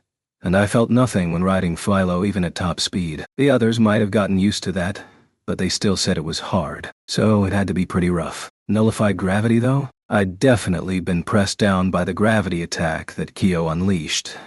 So that side of this was more suspicious. Of course, there are various branches of the ability, so I can't say for sure. But maybe in your case the emphasis is just placed on not getting sick, rather than the gravity side of things, Itsuki clarified. So the same kind of ability, but with subtle differences. Like not getting sick at all. Or just not getting motion sickness, maybe. I also think, he went on, that you might have double abilities. You mean 2 of them? I asked. Yes, he confirmed. Like what? I asked. Itsuki's world from my perspective was the near future where everyone was getting supernatural abilities. If you considered then that the reason Itsuki had always quietly mocked Ren, Motoyasu, and me was because he'd thought we didn't have set abilities, that might also explain quite a lot. Still, Ren had a world with VR and Itsuki had superpowers. What about Motoyasu? Maybe it was a world where choices appeared at critical points during conversations with pretty girls. Or something like that. Whatever. I didn't care about Motoyasu. He was a mess. He wouldn't give me a proper answer even if I pressed him for one. I think your other ability may well be called animal friends. It means animals just take a natural liking to you. You'd be a great veterinarian, Itsuki went on. Indeed. From what I've seen of you recently, Naofumi, I could agree with that. Look at the Philolials and the raft species, Ren added. My trauma of being trampled came back to me again. Still, Ethnobalt had been pretty friendly with me. Demi-humans and therianthropes were the same. I was starting to see something in Itsuki's explanation. Animals had always taken a liking to me since I was small. When I would walk in the mountains, wild birds would land on my shoulder. I'd encountered a bear once, and escaped by playing dead. However, it did lick my face. I'd learned afterward that there were better ways to deal with bears. A big dog in the neighborhood had let me ride it too. It had sat in front of me, offering its back. I'd sat on it just as a joke, and it had run off with me aboard. I'd even swung a stick around, playing as the Ainu chick from that fighting game. Yeah, maybe in your world, Itsuki, I conceded. I was starting to see what had warped the poor guy too. Let's put aside the abilities I may have and talk about the magic you've learned for the upcoming battle. Okay, Ren said. Very well, Itsuki said. I'll show off the magic I've learned, I say. Motoyasu said. I understood this might bring out the tendency to brag. I was also interested in what each of them had learned from the inscriptions on the Kalmyra Islands. If they had learned Aura, for example, someone other than me could also help out with support. Ren, I'll start with you, I said. What did you learn here on the Kalmyra Islands? Zwei magic enchant, Ren replied. Magic enchant, you say. What's the effect? I asked. Magic for swords. It allows further magic to then be applied to your sword, after which you can cut down enemies for as long as the magic lasts, Ren explained. It's not a combo skill? I checked. Those allowed a hero's skill and ally's magic to be combined together to create a special skill. No, it's different from that. You can get a pure power increase from it, and it's not applied with the aid of an ally, he said. Which means what? I asked. Even enemy magic can be applied to the sword. It can even nullify weak magic attacks and use them to attack, he answered. Interesting, I commented. Pretty convenient magic. You could deal with incoming enemy attacks and look for an opening to counter. The only issue, Ren went on, is that I could only learn up to Zweit. I tried to get Drifa, but I couldn't do it. Fair enough. I moved on. Motoyasu, what about you? I learned Zweit Absorb, father-in-law, he proclaimed. Sounds good. What does it do? I asked. From the name, it sounded like it could absorb magic. It can nullify and absorb Zweit-class magic. However, I can't move while I'm casting it. Motoyasu explained. That was definitely an issue, considering what he brought to the table in terms of combat strength. I guess the point was to cast it first and preemptively stop opponents from using magic at all. What's its range like? I inquired. Looks like a diameter of around 5 meters from what I saw, Motoyasu said. I see. I pondered. Sounded like a pretty strange piece of magic, but not without some potential. Looked like the inscription was dealing with support type magic. They had both said just up to Zweit, but if they used the liberation method, they might be able to get up to the next level. There were lots of applications for that, so with some adjustments maybe they could use Drifa too. I could only use that for healing and support, but what about Ren and the others? What are your magic aptitudes? I asked. Yeah, we never talked about that, Ren realized. You are healing and support right now, Fumi? That's right, I confirmed. I'm water and support, he replied.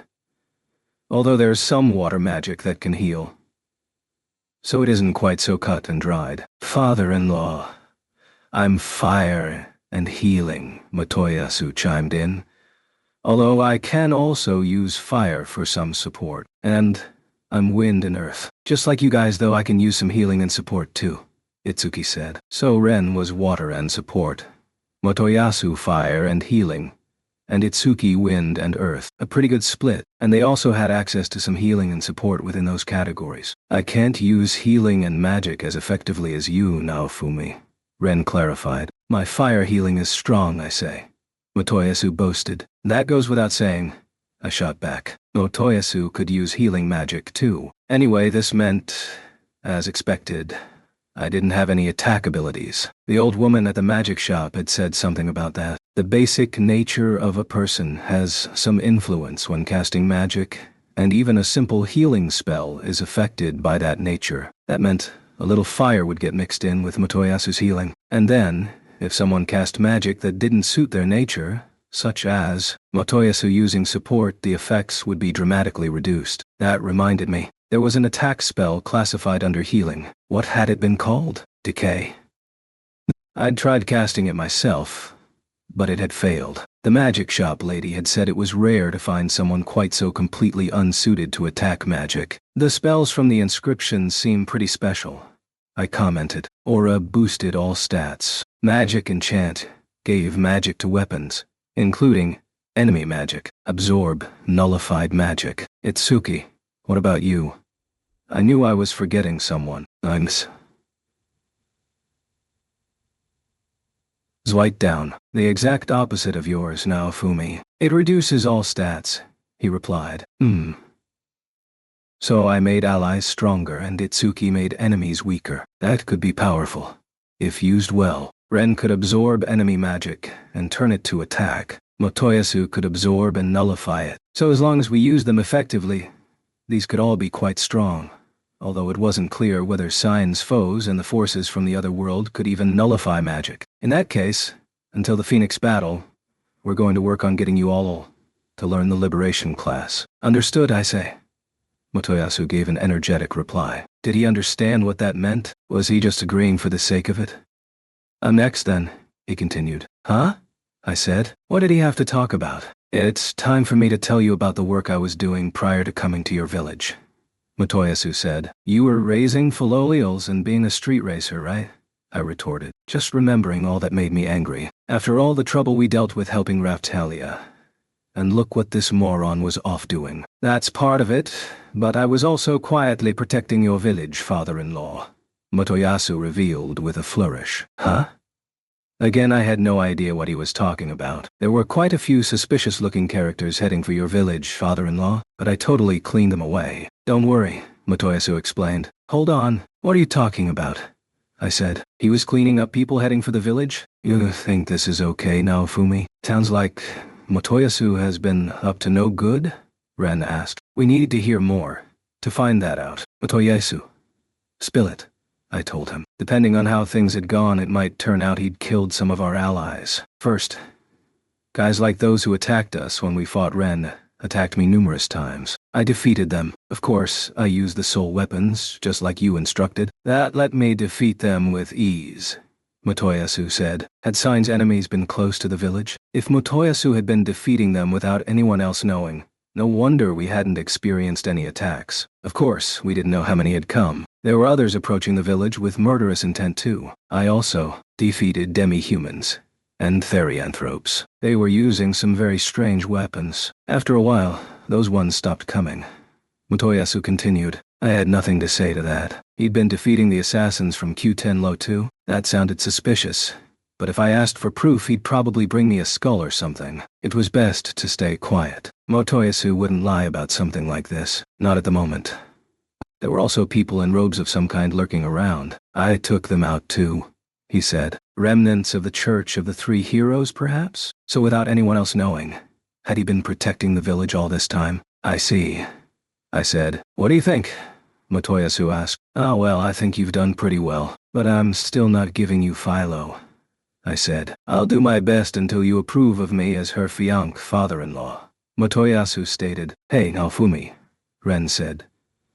I mean, is Motoyasu all there? He's a totally different person, Itsuki added. They were both looking at me with concern in their eyes, as if these two could talk. I want to think he's fine, I managed. He's basically Motoyasu, but something's broken about him. It's scary. I hope the curse is broken soon, Ren said. Me too. Just what kind of curse is it? Itsuki wondered. Good question, Motoyasu. What is the cost of your curse? I asked. He'd had unleashed quite the variety of curse skills. He had to be paying something. Cost? What do you mean? He asked back. You used temptation and resentment on us, right? I reminded him. I don't recall paying anything, he returned. His face made it clear he really had no idea. No stat reduction? Nothing like that? Hold on. Maybe the cost was his current disposition, although which certainly had done a number on him. Okay then, just do your best to be ready to fight the Phoenix, I said. Understood, he replied. I'd have to check thoroughly and make a decision later. That covers the effects of our magic. I moved on. We're going to be taking on the Phoenix as our next enemy, but what about after that? The four heroes other than me all had a certain degree of understanding, although we'd all kind of come to think that the others couldn't be relied on too. After the Phoenix, it's Kirin and then Dragon, Ren said. That's the way. Motoyasu was clearly up for it. Do you think enemies from another world are going to attack again? Like with the spirit tortoise? Ren asked. No sign of it at the moment. We've got eyes out for that kind of thing happening. Not just in Melromark, but everywhere. Anything relating to the four benevolent animals in particular. We've really got locked down. If something was happening, word should have come to the village. But nothing has happened yet, I told them. Even if something like that did happen, someone like Ost would surely show up to ask for our help. If possible, I'd like to resolve the situation just by talking. But those like Ost coming from the side of the four benevolent animals also wanted to protect the world, and wanted to complete their duty of blocking the heroes. It would be a pointless spilling of blood, but if that was the only way they knew to live, then we could only consider it the role of the heroes to give them a worthy battle. There's a very strong possibility that those with a connection to Sign back in the village are going to get involved somehow. So we need to keep security tight, I said. Who knows what kind of shit they might try to pull and how it might aggravate the Phoenix. There was no harm in being prepared for anything. Understood, Ren replied. The Phoenix is apparently sealed in the west. If we can send one of the heroes ahead, that'll save the rest of us some movement time, I posited. I'd heard about the location from the Queen and others from this country. If someone could get a portal there before the deadline, everyone else in the village would be able to keep training. I'll go and get a portal position. Motoyasu thrust his arm into the air. Keeping him in the village was going to generate so much noise anyway, and he'd probably do nothing but play with his Philolials. So best to just let him go. It sounds like there may be notes there on how to defeat it, but I also want to prepare thoroughly before the battle. Right. Anyone got anything else to add? I was keen to get this over with. Actually, about that. Ren started. Yeah? I asked. He looked away from my gaze. Maybe it was something difficult to say. He certainly didn't seem very good at making requests of people. From his standing, I guess I could understand that. I want you to lead the operation now, Fumi, he finally said. I'm likely to stand at the head of the party and give orders from there, I replied. When fighting the spirit tortoise, I'd been right there on the front lines after all. Of course, actual operational orders would be aided by the Queen and other leaders of each nation. But with my experience of raising my own force, I'd likely handle most of the heavy lifting. Well, that's not exactly what I mean. I want you to give us orders too. You said it before, right? You've got experience with a guild, Ren recalled. I guess I might have mentioned that, I confirmed. Upon defeating the High Priest and learning that power-up methods could be shared, we'd had a hero conference then too. When we first met Naofumi, I did think you looked a bit like someone I know, Ren admitted. A friend of yours? That guy you mentioned a few times? I vaguely recalled something. Ren gave a distant stare for a moment as though he was about to slip into a flashback, and then looked at me again. That's right, he finally continued. He was like a mixture of you from the past, and you now. He just wanted to look after everyone, and people were just naturally drawn to him.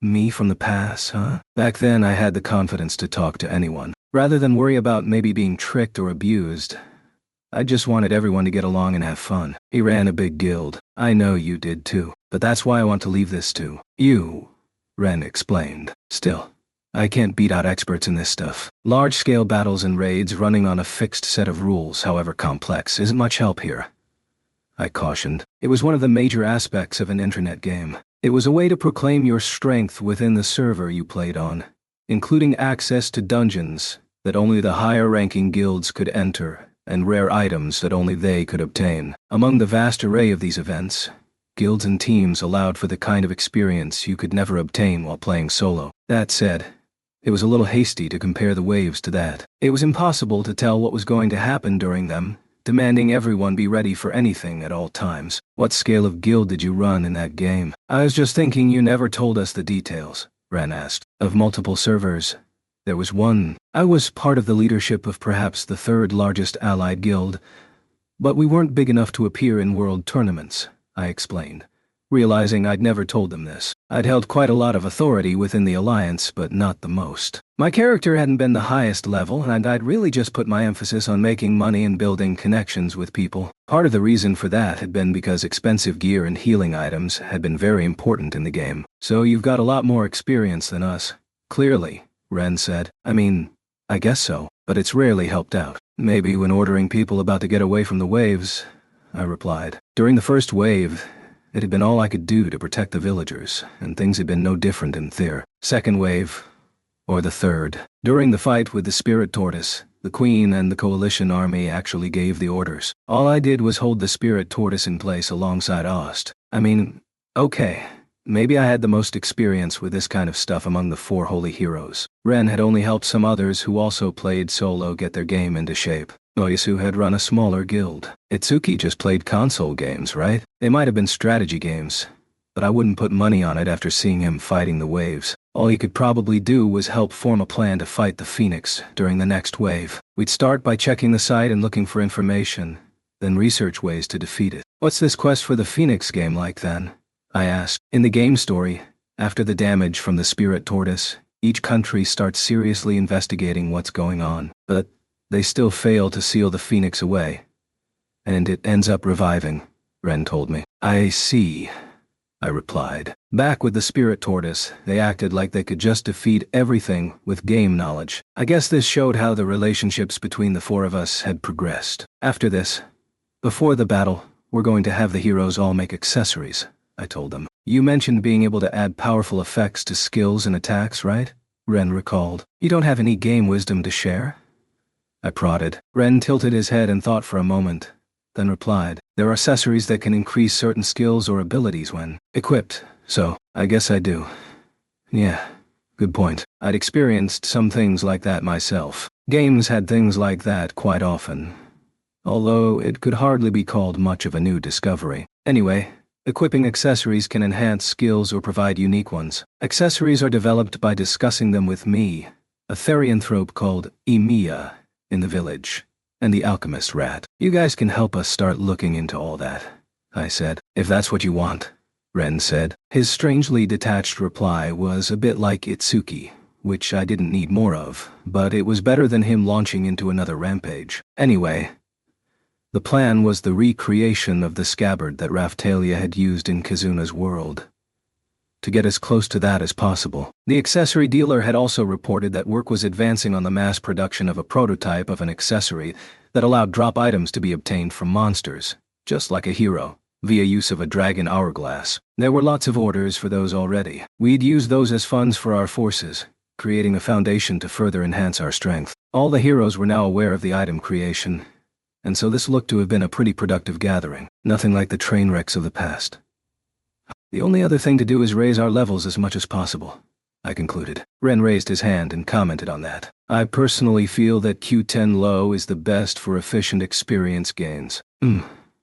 I pondered. He had a point. Experience acquisition in Q10 Low, which was the homeland of Raphtalia's parents, had been mysteriously efficient. About that, Itsuki also raised his hand, almost looking apologetic. Risha said that, since you grew those sakura-like trees in the village, the monsters lurking nearby have also seen an increase in experience. What? First I was hearing of this. Some kind of secondary effect? No. But the Sakura Lumina trees came originally from Q10 Loa. Maybe they had the effect of boosting experience, searching for better hunting grounds. Sedina did mention that the sea regions do give good experience, Ren said, his voice shaking a little. He couldn't swim, although apparently he'd made some progress with that. Getting Sedina and Shildina to show us the best oceanic spots might make a good hunting trip too. In terms of underwater gear, we did have that Peckle costume.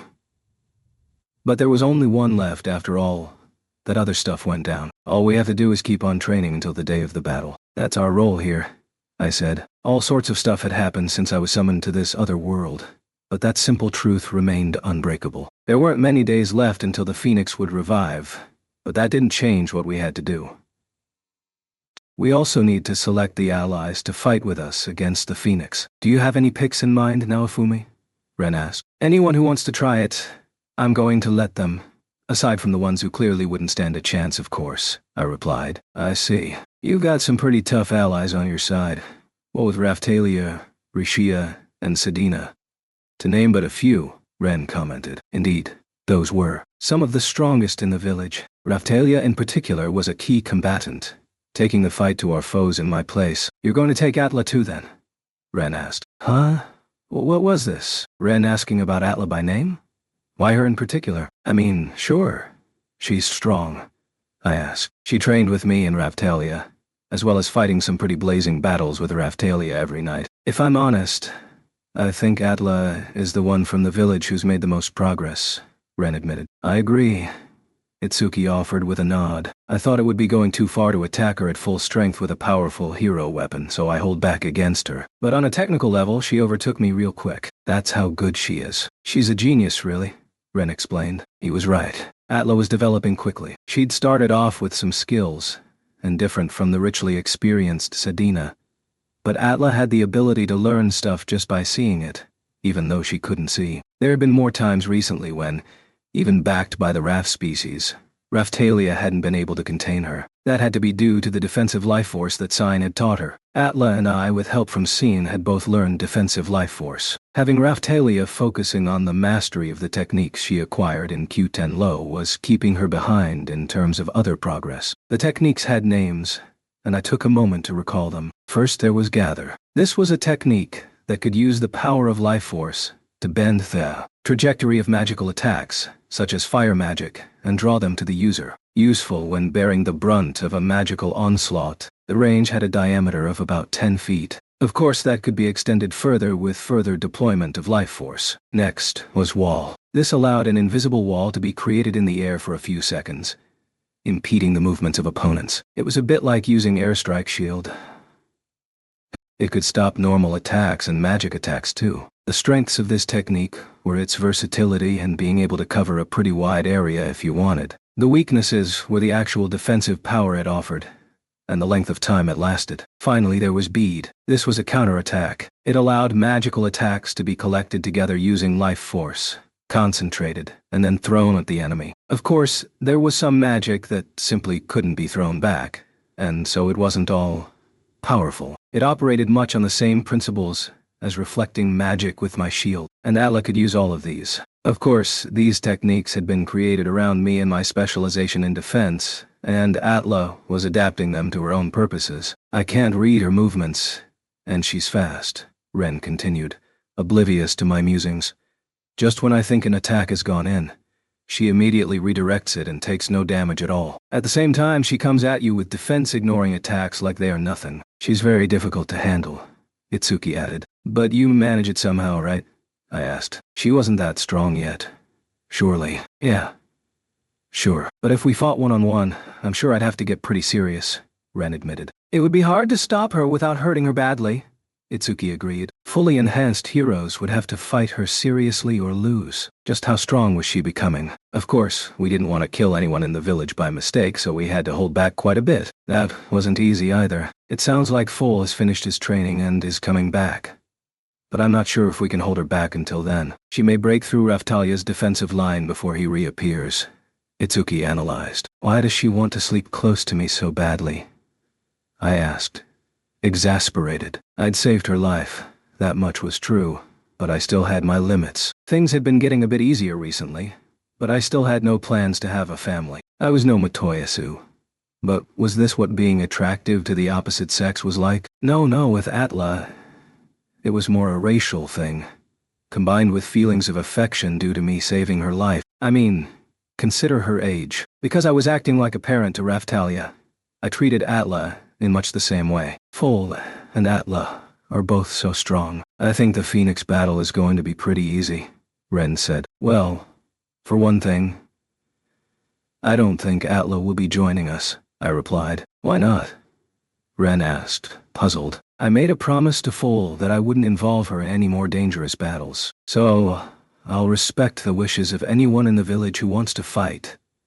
But I'm taking Atla out, I explained. I was not a monster, not a complete one. There was also a reason why I always kept Atla with Foal. When it came to a Phoenix-class battle, there was no telling what might happen. Foal had some mercenary experience and was working for me for the money, but Atla was just a slave I'd purchased as part of a package deal. I'd thought she'd probably be okay if Foal was along too, but he'd never go for that now. She'd made it alive through numerous dangerous battles. That much was true, but in many cases she'd also really just got caught up in them rather than choosing to be there. Seeing as we knew beforehand just how dangerous this was going to be, Foal would surely ask me to leave her behind. It was just as I'd explained all of this that I heard the click of the door behind me. I turned around to see Atla standing there, gripping the doorknob, trembling as she turned her face toward me. Shit.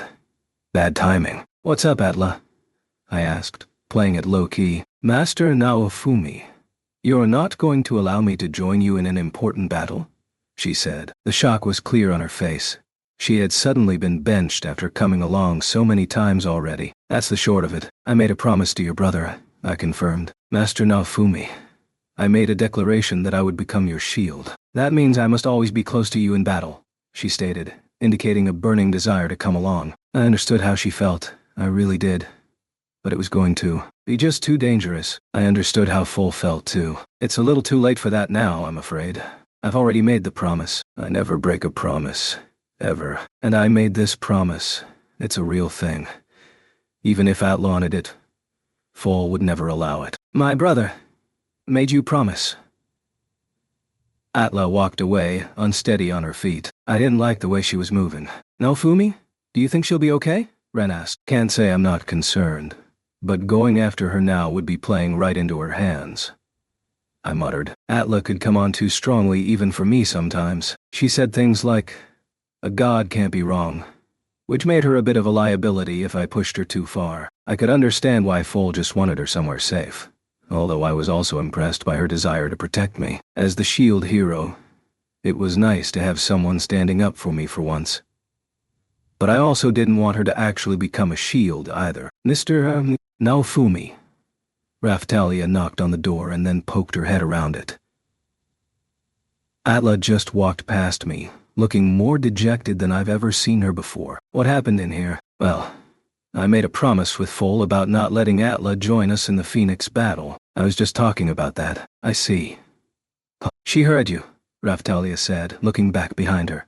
I'll be taking part, just so you know. Yeah, I know. I'm counting on it, I said. However, I did also have feelings of wanting her to stay behind too. That was why I could understand Foal's request. Whatever happens, I will fight for you, father-in-law, Motoyasu shouted eagerly. But it was easy enough to ignore him. There's going to be trouble when Foal comes back, Ren commented. Oh, Foal. Time for you to show your mettle, was Raftalia's take. That wasn't going to be an easy conversation. Would Foal really be able to stop Atla? With that, the conversation between the heroes came to an end, and we started our preparations to take on the Phoenix. Chapter 9. Siblings Squabble. It was 2 days later. Foal returned to the village, having finished receiving his instruction from the old lady. She had apparently been very pleased with the rapid progress being made by those under the heroes. There was the shield hero power-up method, but maybe this was partly thanks to me. Brother, I want to fight too, Atla pleaded. No, Foal replied. This had been going on since he returned. For now, at least, it didn't look like Atla was just going to try and silence him through violence. Of course, if she tried anything so silly, she definitely wouldn't get to take part. There was no trusting someone who'd do that. Still, Atla was unwavering when it came to anything that might pose a threat to my life. She was absolutely devoted to me. Maybe once I'd had a bit of a fetish for having a girl follow me so blindly, but after actually meeting one, all I really felt for her was worry. Still, I was an evildoer, one who laughed at the misfortune of others. So maybe I didn't have the right to such a reaction. Could one as evil as me, raising slaves in order to happily send them off to risk their lives, hope to have anything like a family? Of course not. So I just quietly watched Foal and Atla's exchange. I'm asking you so nicely, and you still won't let me go? Atla continued. That's right, Atla. There's no way I can take you into somewhere so dangerous, Foal firmly replied. Brother, everywhere is dangerous. We don't know what could happen, or when, and then we could just be dead, Atla went on. That's not quite right.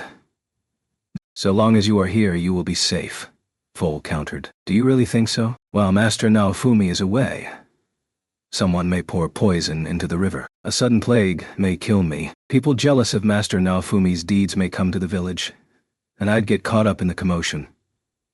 Atla went straight to some pretty extreme examples. Those things weren't going to happen.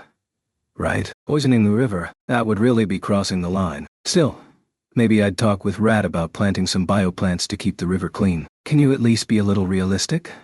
Foal chided. I'm just telling you that safety is an illusion. I want to protect Master Naofumi from that sadness. Everything I just said, those things that could happen, they apply to Master Naofumi too. If I'm not there, a stray arrow may hit him, Atla continued. Huh? So now I was involved too? She really was twisting things to her own convenience. This was another world. It would take more than a stray arrow to kill the shield hero. I don't want to sit around just being protected. Please, let me fight too. Atla still wasn't done, and I'm telling you that isn't going to happen. Foal remained steadfast. I'm not weak anymore, Atla countered. That arrogance is what puts you in danger. Foal shot back. Seriously, were they ever going to stop? That said though, if I got involved, the result wouldn't lead to anything better. There was nothing I could do. Even if I tried to use her age as a reason, there were other young girls just like Atla who would be fighting. I guess it was a little late to point out how terribly twisted I was. We can't reach an agreement, can we, Atla? Foal finally conceded. No, we can't. At least Atla was in agreement about this. Then, as those of the bloodline of the Hakuko, you know what we have to do, Foal said. He raised his fist at Atla and unleashed a wave of murderous intent. What the hell was about to kick off? I do, Atla replied. For the sake of showing my resolve, I'll now display my strength to you, brother. If you lose to me, you'll keep my promise. This is the very reason I went and trained, Foal revealed. I will be true to my word. If I can't even defeat you, brother, I've no place to claim I can defend Master Naofumi, Atla replied. Another bit of a jump from her. Anyway, I'd heard a lot of chatter about fights between Foal and Atla. Foal would generally win if he had Raftalia's help, apparently. I looked over at her now. Without your help, can Foal beat Atla? I asked. Maybe once every 3 times, although since Q10 low, I think that's bumped up to 2 in 3, she informed me. Not a sterling record, but not bad. Ren and Tsuki had said Atla was developing faster, but when pure guts were thrown into the equation, Foal's chances likely increased. He'd been a fighter since before he met us too, so it could come down to the one with the most experience. Come then, brother. We fight, Atla declared. Indeed, Foal replied. The siblings pointed their fists at each other and prepared for battle. The two of them had quite different fighting styles. Foal normally used his fists to punch his foes, while Atla mainly used thrusts with her fingers extended. Rather than punching, it was more like she was stabbing at weak spots. This fight would decide whether Atla was going to take part in the battle with the Phoenix. The wind blew through, and a single bioplant leaf danced past. The moment it fell to the ground, the fight started. With a shout, Foal moved, and fast, right up in front of Atla, then struck down with his fist and a grunt. Atla used her own hands to redirect the blow, avoiding it by a hair's breadth. Foal's fist stuck into the ground. A thud rang out, and cracks spider-webbed out from the impact. Now! Atla shouted. From behind Foal, her own attack came down. No way! Foal was practically standing on his hands, his fist still stuck in the ground, and he twisted his body to deliver a kick to Atla. With an annoyed sound, she blocked the kick with one hand, then twisted her body around his leg to absorb the impact before landing again. She attempted another strike, but Foal leapt up from his inverted position, recovered himself, and then launched a flying kick at Atla. All of this took only 5 seconds. These Hakuko really didn't mess about when it came to martial arts. The two of them dropped back and calmed their breathing. Just as I thought. You're clearly becoming stronger and stronger, Atla. As your brother, that makes me very proud, Foal stated. That condescending tone is exactly why you will lose, brother. Atla fired back, not taking the compliment. 3 months. In just 3 months, I can't believe the progress we have both made. Truly remarkable, Foal commented. I agree.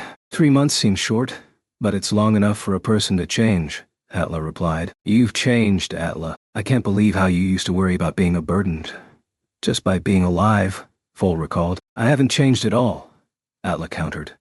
Just my being alive continues to cause trouble for so many people. That's why I want to lighten the burden I create. I'm including you in that, brother. I want to protect you too, Atla confessed. Having both caught their breath, they continued the conversation while continuing the fight. I don't want to wait somewhere safe for the danger to pass. If I can use my strength to protect Master Naofumi, you and the others in this village, I'll happily step up. If that's what Master Naofumi is trying to do, then I can at least keep him safe while he does it, Atla said. Why do you always have to bring him into it? Foal raged. Don't you see it, brother? Don't you understand what lies there in the deepest part of Master Naofumi? Atla asked. To that, Foal had no reply. The fight continued, neither able to land a decisive blow. Both of them moved so fast that everyone watching could barely keep up. Oh my. Look at them go, Sedina offered. Amazing. This is how people from other worlds can fight? Shildina commented too, each sister voicing her opinion almost at the same time. Ha! The pair of them were a little better. Just the night before, Sedina had done something to piss Shildina off, and the two of them had basically recreated their scrap in Q10 Lo-O. Shildina, came a child's voice. Ruft, whatever is the matter? Shildina asked the boy who was standing at her side. Ruft had been gradually increasing his level. As an aside here, he was getting a little taller too, perhaps. The change wasn't as pronounced as with Raphtalia. That's quite an impressive battle. Shildina, do you think I could ever become that strong? Ruft asked. I don't think you'd be suited to fighting exactly like that, Shildina replied. Me either, Sedina chimed in. I wouldn't recommend anything but close quarters fighting for you, little Ruft. Tell me, Shield Hero, why are those two fighting? Now Ruft turned his attention to me. We're going to be fighting a monster called the Phoenix before too much longer, and they're trying to decide if Atla gets to come along, I explained. That sounds dangerous. Will I have to fight it too? He asked timidly. In your case, Ruft, I'd stop you myself even if you wanted to. You're still too low a level and, well, other stuff. I covered. I wanted to keep Ruft as insurance, in case Raphtalia decided she didn't want to take over as Heavenly Emperor of Q10 Loa. After he'd grown up a bit, no one would think he was the same kid.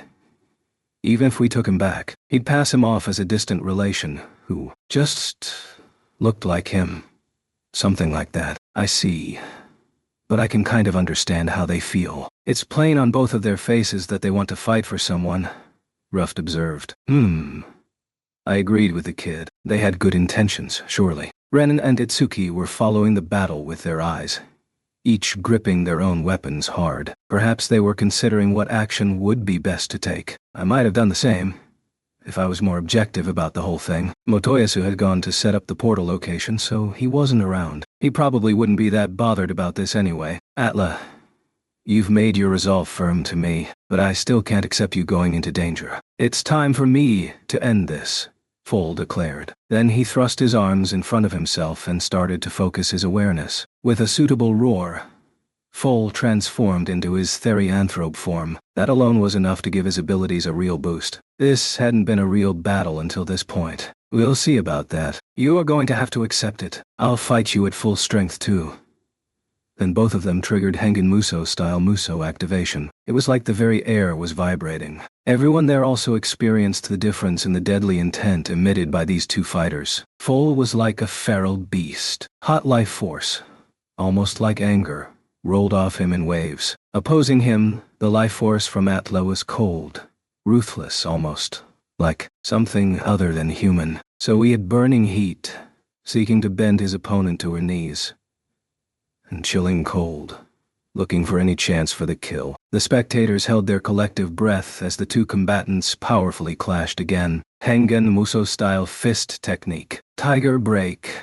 Foal's life force swelled upward. Then he fired off a punch at Atla. Gah! Each time one of Foal's fists struck her, life force passed through Atla's body. That energy was emitted in the shape of a tiger. It was a combination skill, an application of point of focus that placed its emphasis on ignoring defense. With its incredible increase in power, it would be far harder for Atla to nullify than point of focus. I mean, I could probably handle it. Point of focus was a fundamental technique, and yet also a key one, specialized for defense ignoring and defense rating attacks. However, all the power for that attack had been poured into ignoring defense, meaning it had no defense rating properties. Furthermore, it presupposed letting the life force that flowed inside flow outward. A whittling attack, basically, like an attack that drains a spirit gauge in a fighting game. I'm not done yet. Tiger. Foal pressed his attack, the life force leaving Atla coming back to Foal's hands, and then increasing his power. Wow. So that was another application of this technique. Rush. He finished his shout and launched a succession of blows at Atla. As each and every one of them landed, the very air trembled slightly with each thudding impact. Dust was thrown up from the ground, and after finishing his rain of blows, Foal stepped away from Atla. How's that?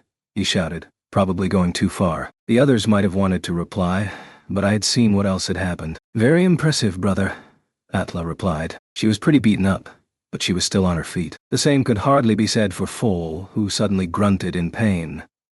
At each point of impact I deployed a technique that Sign has been teaching to Master Naofumi and me, she went on to explain. Then Atla made a wall appear in front of her hand. You might want to liken it to having rammed your fists repeatedly into a very hard wall. And in each opening that you created, I took the chance to attack your arms with thrusts of my own, Atla revealed. Interesting. So she hadn't just been taking a beating. It was a technique we had learned for defensive purposes.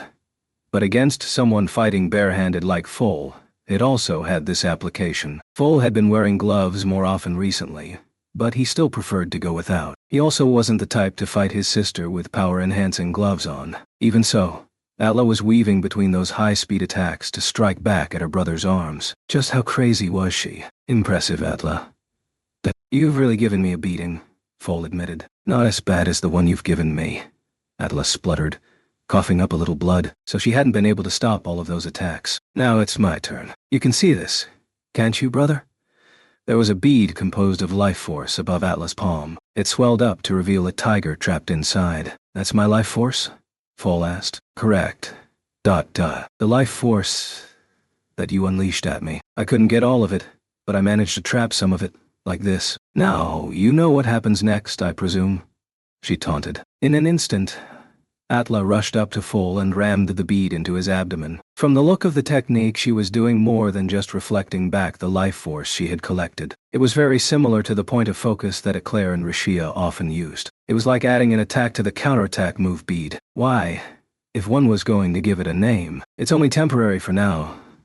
But maybe we could call it bead of focus, Atla suggested. However, in that same instant, Foal launched a fist imbued with concentrated life force right at Atla. Tengen Muso-style fist technique. Tiger blow! The ground erupted upward as they clashed, throwing dust and dirt into the air. Two shadows burst out from amid the cloud, spinning through the air as they went flying away. Then, moaning, the two of them lay on the ground. That was how powerful the attacks had been. One, or even both of them, might well be unable to continue the fight. I checked their status. Neither one of them was dead, but the health of both had been seriously depleted. Atla looked to be at a slight disadvantage, managing this with just basic techniques.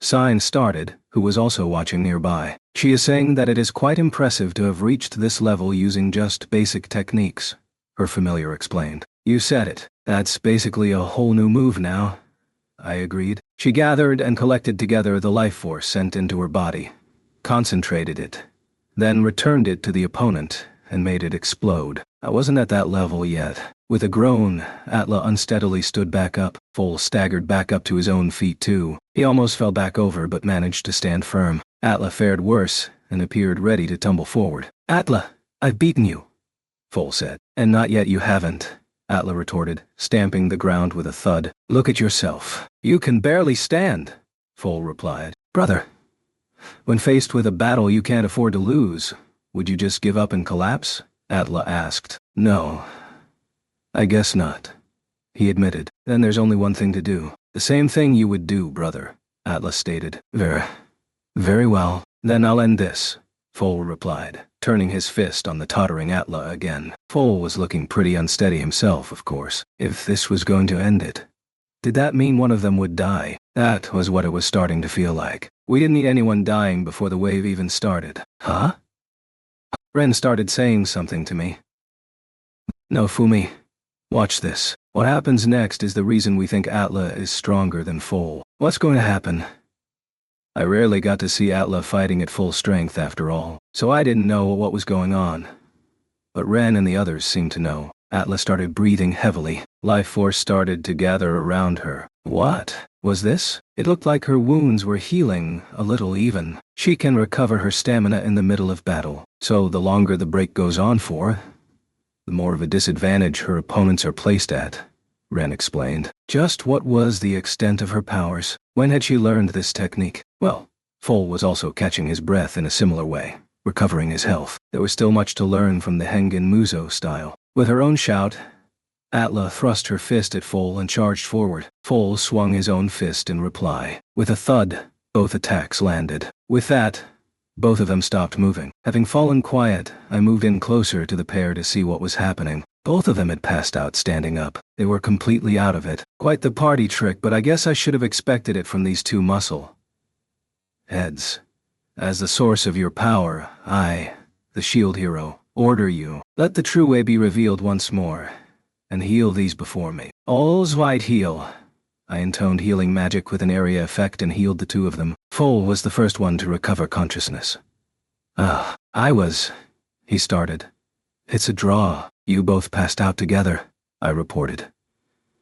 I see, he replied. Foal lifted Atla into his arms as she still hadn't come around yet. So?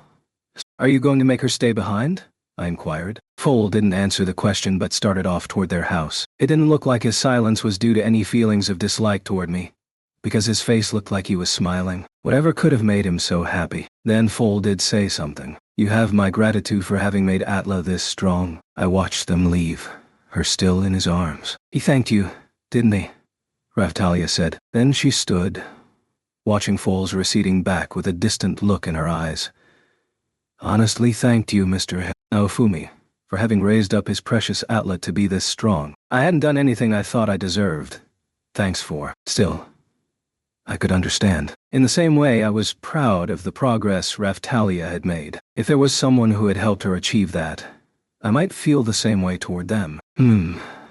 That said, Atla was becoming too powerful to ignore. She was already plenty strong, but she still had plenty more potential too. I should probably start counting her as second, only to the heroes in terms of strength. Little Shildina.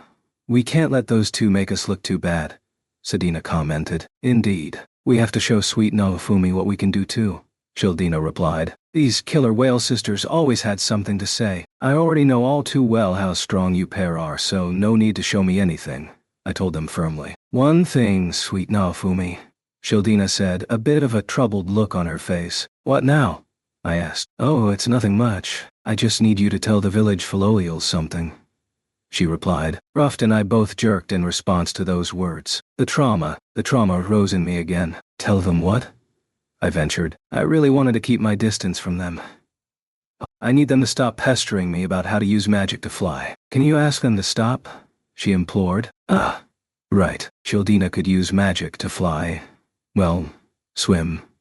Through the air. I could understand why the Philolials, flightless birds that would use wind magic, might want to try and copy that particular trick. They'd been giving it a try but hadn't been able to get it to work.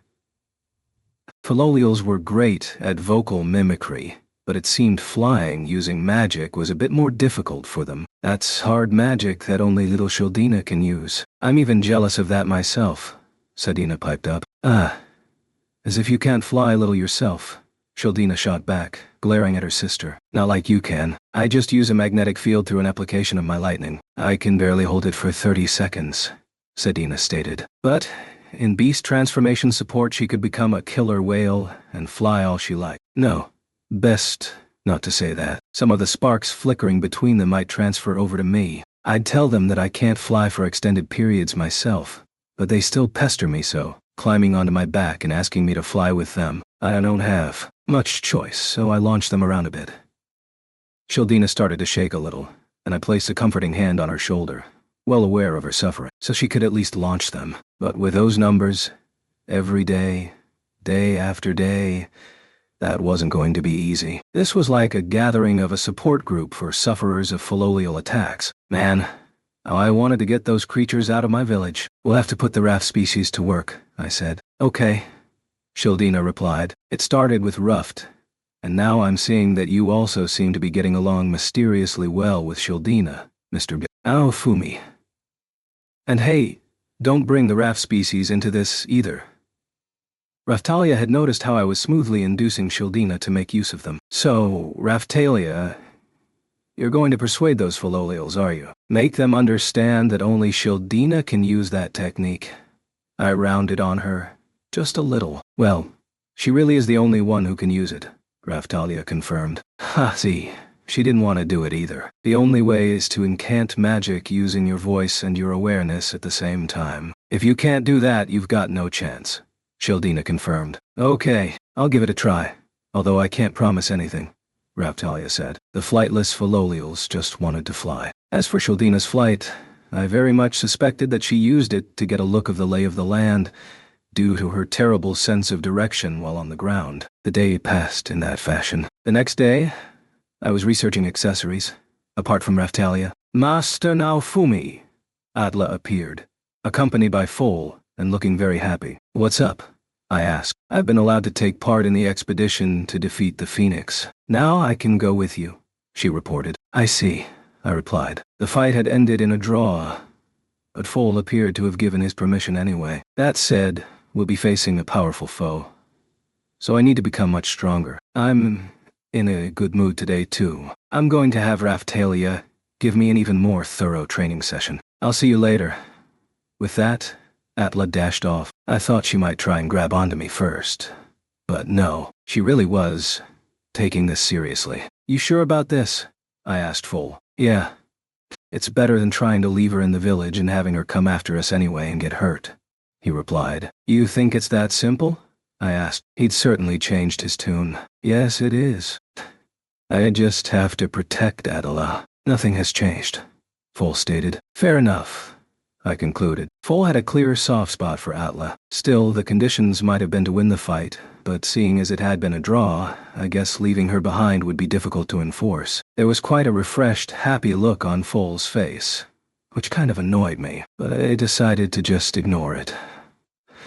He didn't say anything, but he was looking at me. There was something about him now that reminded me of how Atla felt around me. "Stop looking at me like that. It makes me uncomfortable," I told him. Full stopped it right away, but from then on, I caught him looking at me in the same way often during conversation. It was a few more days later. Tomorrow would likely be the day that we set off for the region where the Phoenix was sealed away. Our core group would be Motoyasu, Ren, Itsuki, Rishia, Raftalia, Philo, the Philolials, Rafchan, the Raf species, Fol, Atla, Sadina, Shildina, Sane, Rat, Keel, and any others from the village slaves and monsters who wanted to come along. Emiya and the others focused mainly on making stuff would be staying behind. I couldn't afford to force anyone to do this, and so I cautioned them no less than 3 times. The waves aren't playtime. Even I'm not confident I can protect you all. If you don't think you can make it back alive, don't come with us,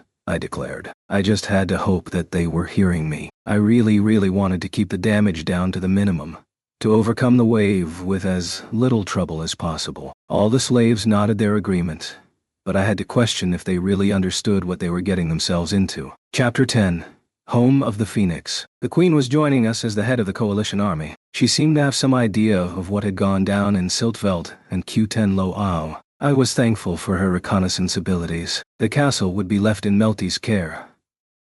The town would be handled by a skilled noble, a man who had looked after Kiel and Melromark. Eclair would be handling Melty's protection. We couldn't afford to take the nation's entire fighting force with us, and she'd make an effective guard. She'd still looked upset at not being able to fight the wave. She was pretty strong. That much was true, so I could understand that feeling. Still, she'd shaken Raftalia by the hand and entrusted us to her. The Queen also had Trash along with her too, sitting in the wagon. He looked even older than the last time I saw him. He'd been like that since seeing Atla, apparently. He hated me, but having her, who was apparently the spitting image of his own sister, now placed under my command, was probably keeping him in check. He still glared at me, but when Atla was by my side, that glare softened. With all that going on, we arrived at where the Phoenix was sealed.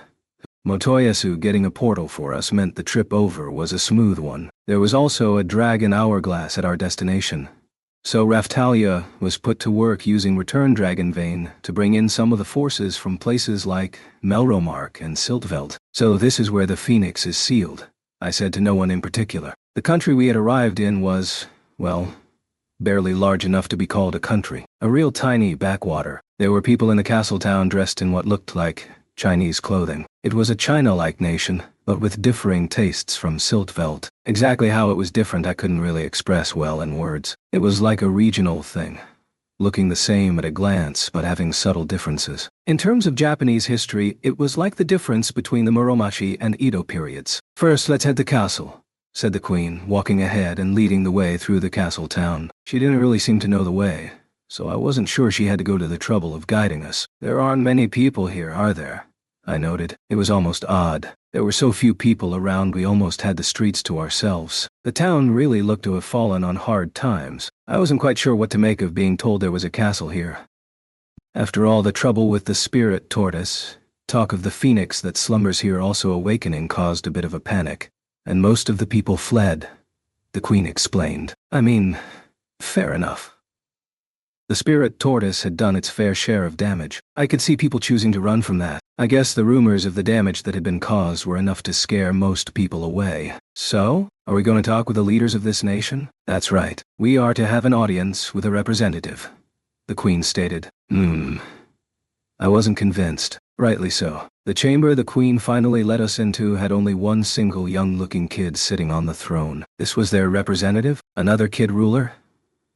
Like Ruft? But no, he wasn't quite that young. More like Melty, maybe. "You are most welcome, the 4 holy heroes and the Queen of Melromark. I am the king of this nation," the boy said. "The king? You're not the ruler, I know." "Whatever has happened here?" the Queen asked. "Our previous monarch cleaned out the treasure room and departed our lands, along with his minions," the new king informed us. I gave a deep and lingering sigh. Fleeing his own kingdom to avoid being caught up in the Phoenix battle. Just how rotten could you get? "Very well," the Queen continued.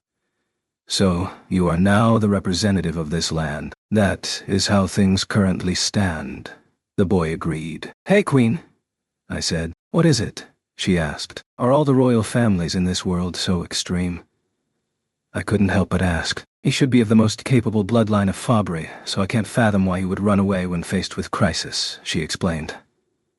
Hold on. Was it the very Fabri bloodline of trash? The 7-star heroes hadn't come to see us either. They seemed pretty suspicious overall anyway. Who knew how far they could even be trusted? That reminds me. You ordered the 7-star heroes in Fabri to come see me, right? What's happening with that?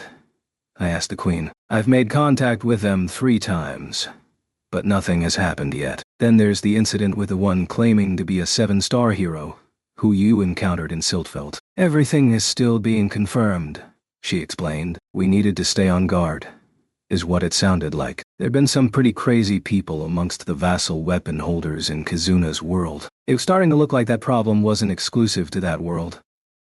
We welcome the 4 holy heroes and those of the coalition army. As requested in advance, we have also prepared the materials for you concerning the Phoenix. Please take a look at them, the king told us. Then he clapped his hands and a shadow and a scholar came forward to show us the way. We'll have the coalition army remain in the castle town and its environs if that would be acceptable, the Queen said. Of course. The boy's expression was grim. The harvest around here had been poor, I'd been told. The remaining people I had seen had looked pretty thin. Right, of course. There was something of a global famine going on. I had the bioplants, so it hadn't really bothered me. But these people looked like they could hardly get any food at all. Shadow, I said. Whatever is it? He asked. I beckoned him over, took some bioplant seeds from my pocket and scattered them into his hands. We're going to be staying here a while. Plant those somewhere to secure some food for us. You can fill your own food stores up too, I told him. Very well, came the reply. Then the Queen also gave a deep bow at my actions, and the Child King joined her. Our gratitude for your mercy, hero, he offered. Letting people starve is only going to blow back on us in the end, I told him. Damn. The food issues were pretty serious around here. I was starting to worry about how long the supplies we had carried in were going to last. Is there a familiar in this nation? Something like Ost? I asked. Ost had been difficult to face as an assassin, but she'd been very impressive as the spirit tortoise. Whomever we had to fight here, I'd like to at least say hello before the fun started. We haven't confirmed the presence of any such individual here, the Queen answered. Ren, Itsuki, Motoyasu, you got any game-based knowledge on this subject? I asked the 3 of them. Not really. In the game I played, the whole world came together to fight. Anyone like that would stick out right away, Ren said. That's right, Itsuki confirmed. So say I too, Motoyasu added. I guess Ost had been the familiar of the spirit tortoise, transforming herself into a human simply because the tortoise had been the first of the 4 benevolent animals.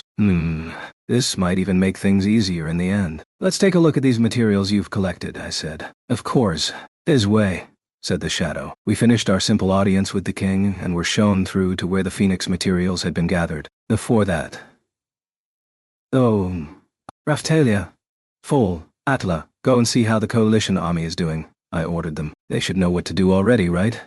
Raphtalia said. But we've got more coming in too. I need you to bring them all up to speed. If anything happens, report to me at once, I explained. Very well. Understood, Raphtalia replied. She and the others would have no part to play in looking through the Phoenix materials. I'd told Philo to secure a spot for her wagon and survey the surrounding terrain, so she was already gone. Having her sing for everyone might be a good way to increase morale. It sounded like she was quite a popular singer. Before meeting with us in Siltveld, she'd been singing in each location she visited with Melty, while raising her level and becoming quite famous for it. So, I was told anyway. I'd seen anime in which singing boosted morale. Maybe it really worked. Then I noticed Sign, who had really been on edge, constantly looking around since we got here. No need to be quite so tense, I told her. But she says that it is just at times like this, prior to a large battle or during the fighting, that her foes are likely to appear. Her familiar, the Keel doll, said for her. Can I go and... Now she is asking if she may go and check the vicinity, just to be sure. The doll continued. If you feel you must. But don't overdo things beforehand and then fall asleep in the battle, I warned her. Sine nodded in response and then headed out. She made a good point though. We needed to keep security tight right now. Master Naofumi, Atla called out with her hand raised. What? I asked, somewhat distracted. If you need anything, just let me know, she said.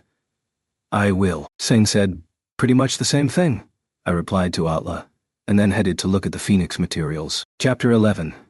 The Lost Hero's Diary. The collected documents explained the extent of the damage that had been suffered during the previous revival. That extent was pretty extensive, from the look of it. As expected, they had summoned a hero to aid them, and ultimately succeeded in sealing the Phoenix away again. Ren Motoyasu, Itsuki, do you know where the Phoenix is sealed? I asked. That mountain there, Itsuki promptly replied, pointing to a mountain outside the window. It looked like something from one of those dusty old traditional Chinese landscape paintings. Yeah. That's the place, Ren confirmed. That's right, father-in-law. That's the mountain, Motoyasu added. Just to be sure. Okay. And in the game, how was the seal broken? I asked. You mean the quest itself? The Phoenix revives from the sealing inscription up there, Ren informed me. I see, I said. Then, we turned to look at more of the materials. There was a diary left by the hero who sealed the Phoenix away. It looked to contain everything from when he was summoned to fight the Phoenix, right up until he died of old age. This was what we needed. The knowledge of those who came before us. All we had to do was copy what the previous hero did and defeat the Phoenix that way. Of course, if you threw in the trouble we had with Ost, it might not go quite that smoothly. The diary described the days of fighting that took place after he was summoned to this other world, and chosen as the hero of the 7-star gauntlets. I couldn't really tell what kind of place he had come from. There was no mention of VIMOs or superpowers. Maybe something closer to my world then, or Motoyasu's. It was almost like an internet novel written from real experience. Something like that. Much of it was bragging about having defeated some annoying foe or another. There was also boasting about his forming a harem. I didn't need to hear about that. All the sexy scenes with women could be cut too. I really didn't care about him celebrating losing his virginity, or all the details about how he met his first wife through when they finally tied the knot. She had been a princess there when he was summoned, but for us that particular princess was pretty much a taboo word. Even her name would not be named. I needed to capture and execute her still. Just where was Witch hiding? Anyway, was this how things were for everyone summoned here? Myself included? If I skipped too much, it felt like I might miss something important, so I read it carefully. I really needed to find some useful information quickly. Still, I had to start wondering what he was thinking, leaving this as his legacy for future generations. The only conclusion I could come to was that it was just for himself, an unfiltered outpouring of his feelings. It was written in Japanese, so no one in this world could read it. That meant he probably never intended for other people to understand this. Otherwise, he would have likely dramatized it up a bit. I read on, and simply had to believe he didn't intend to leave this behind. It would be too painful of a legacy otherwise. Ren looked a bit puzzled by it too. Motoyasu was having Green read it. He was messing around with the feathers of all three of them. Could she even read Japanese? She did look like the smartest of the three, but still. Itsuki had an indifferent look on his face. I presumed he'd speak up if he spotted anything. I really needed this terrible piece of literature to hurry up and get to the Phoenix battle. With that in mind, I kept reading, and ended up reading it all. For some reason, most unnaturally, the key sections about the battle with the Phoenix and anything else relating to the 4 benevolent animals or the waves were completely missing. I'd also been hoping to learn something about methods to class up, or the power-up method. Hey, the very part we want is missing, I said. These are all the materials we have, came the response. Really? The book was pretty beat up and barely legible. Maybe someone had intentionally removed the parts we wanted. That was what I almost wanted to think, seeing as how just the most important parts were missing. There was conflict in this region, and much was lost to fire, the scholar revealed. Fire that was pretty choosy about the pages it burnt, I snarked. I'm so very sorry. The scholar apologized, checking over the pages again. No, Fumi. If there was ever someone here like that Makina in Q10 Low, that might account for the missing information, Itsuki said. Yeah, good point. I agreed with him. Were there people like that everywhere in this world? People who plotted to destroy books and historical materials? There's one more thing. Right here. A written copy, the scholar said, handing over a sheaf of papers. They didn't even have the decency to bind it into a book. It was full of holes, too. Still, we managed to find, barely, Some information on the Phoenix. The goal of the Phoenix, as its source. Prevent it cannot be sealed during the terminal wave. To defeat it. Simultaneously. Both. Its attack patterns. That was as much as we could read from the crappy copy. Halfway through, the Japanese basically fell apart and became unreadable. We only managed to make this much out with all the heroes working together. Cutting off just before talking about attack patterns. Were you kidding? I almost demanded that the one responsible for caring for these texts be brought before me. We discovered its purpose from the spirit tortoise, and in Kizuna's world. It's to prevent the fusing of the worlds due to the wave. Ren recapped succinctly. I'm not sure what good that does us, I said. I mean, if we'd fought it without meeting Ost, Kizuna, or the others, I doubt we'd ever have worked it out ourselves, he said. That didn't get us any closer to working out its attack patterns, though. Next, we have a mural that the hero from the past left behind. Please follow me, and we can take a look at that, the scholar revealed. Sure, I said, hoping for something as enlightening as the one in the town of the Spirit Tortoise. We headed toward the temple, which, as expected, had been transformed into something of a tourist trap. Chapter 12. The final 7-star weapon. What are so many of the Coalition Army soldiers doing lining up over there? I asked. As we proceeded toward the temple with the mural, I noticed a long line in front of what might be called the front gate. It was a building a little distance away. There were even merchants walking along the line and selling their wares. I was impressed by their guts. They missed no chance for a sale. Even with the revival of the Phoenix looming ever closer. We will need you two to see that later as well, hero, the scholar said. No need to ask for details now then. The key thing at the moment was finding a way to deal with the Phoenix. There was a good possibility that something only I could understand was going to be written in the mural. After all, to the people of this world, it might just look like a fancy pattern. But in our world, it could be writing. And so we entered the temple. It had, as I had expected, been converted into a tourist destination due to its links to the legendary hero. We proceeded through the stone temple. It had a pretty overstated atmosphere. The sound of our footsteps rang out loudly. Then a priest-looking guy came out to meet us. His clothing looked like that of a clergyman. What was this Chinese-Western mixture? He illuminated the dark temple with a candle. There were statues of the Phoenix dotted around the interior, with the darkness as well. It honestly kind of put me on edge. So, where's this mural left by the hero? I asked. The walls were covered with what looked like Mayan wall paintings and other stuff that looked like text I couldn't read. None of the styles were uniform, or even seemed to make sense. It was really starting to feel like some shady guide had tricked us into coming to some cheap tourist trap. This way, please, the monk said and led us to a large mural right at the back of the temple. It was so dark, though, that I couldn't make out the whole thing. It's dark, isn't it? First, glow fire. The queen illuminated the dark chamber with some magic. What appeared from the gloom was indeed a large mural depicting information on the Phoenix. I couldn't be sure that the hero had really left this, but it seemed to start with the image of a large bird turning its surroundings into a sea of fire. So its attacks were fire bombardments caused by flapping its wings and slashing with those nasty claws. The Phoenix looked like a bird based on a peacock, but with scales. Its tail and wings almost looked aquatic. It wasn't just all red either, and then, when I started to look at the coloring, there was a bit of a bombshell. The mural actually showed 2 birds flying around, one of 5 different colors, and then the other showing the opposing 5 colors. However, perhaps due to the length of time since it was created, the mural was also in pretty bad shape. Still, as I took in the information, I started to see how it might attack. To start with, one of them used magic and wing flaps to launch a bombardment from high above, while the other flew at low altitude while blowing fire and attacking with its claws. That seemed to be the basic tactic. Of course, I was just getting all this from a painting that primarily existed to tell a story. It looks like a pretty tough battle, I said. The creatures burned by its flames seemed to be roaming around like burning zombies. Was that a thing? Yeah, maybe it was. The spirit tortoise had done something similar. Furthermore, the feathers that came free when it flapped its wings seemed not only to attack, but also become familiars. Now that sounded like a real pain to deal with. However, when comparing its size to the houses also depicted there, it didn't seem as large as the spirit tortoise. Still, it was surprisingly big though. Each one was maybe going to be a little bigger than Father Galian had been prior to his rebirth. And then there were 2 of them.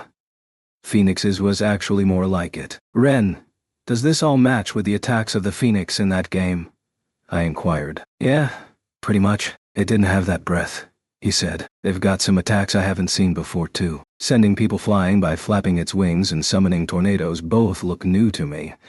Itsuki filled in. Father-in-law, there's one I've not seen before either, Motoyasu said. That's summoning familiars.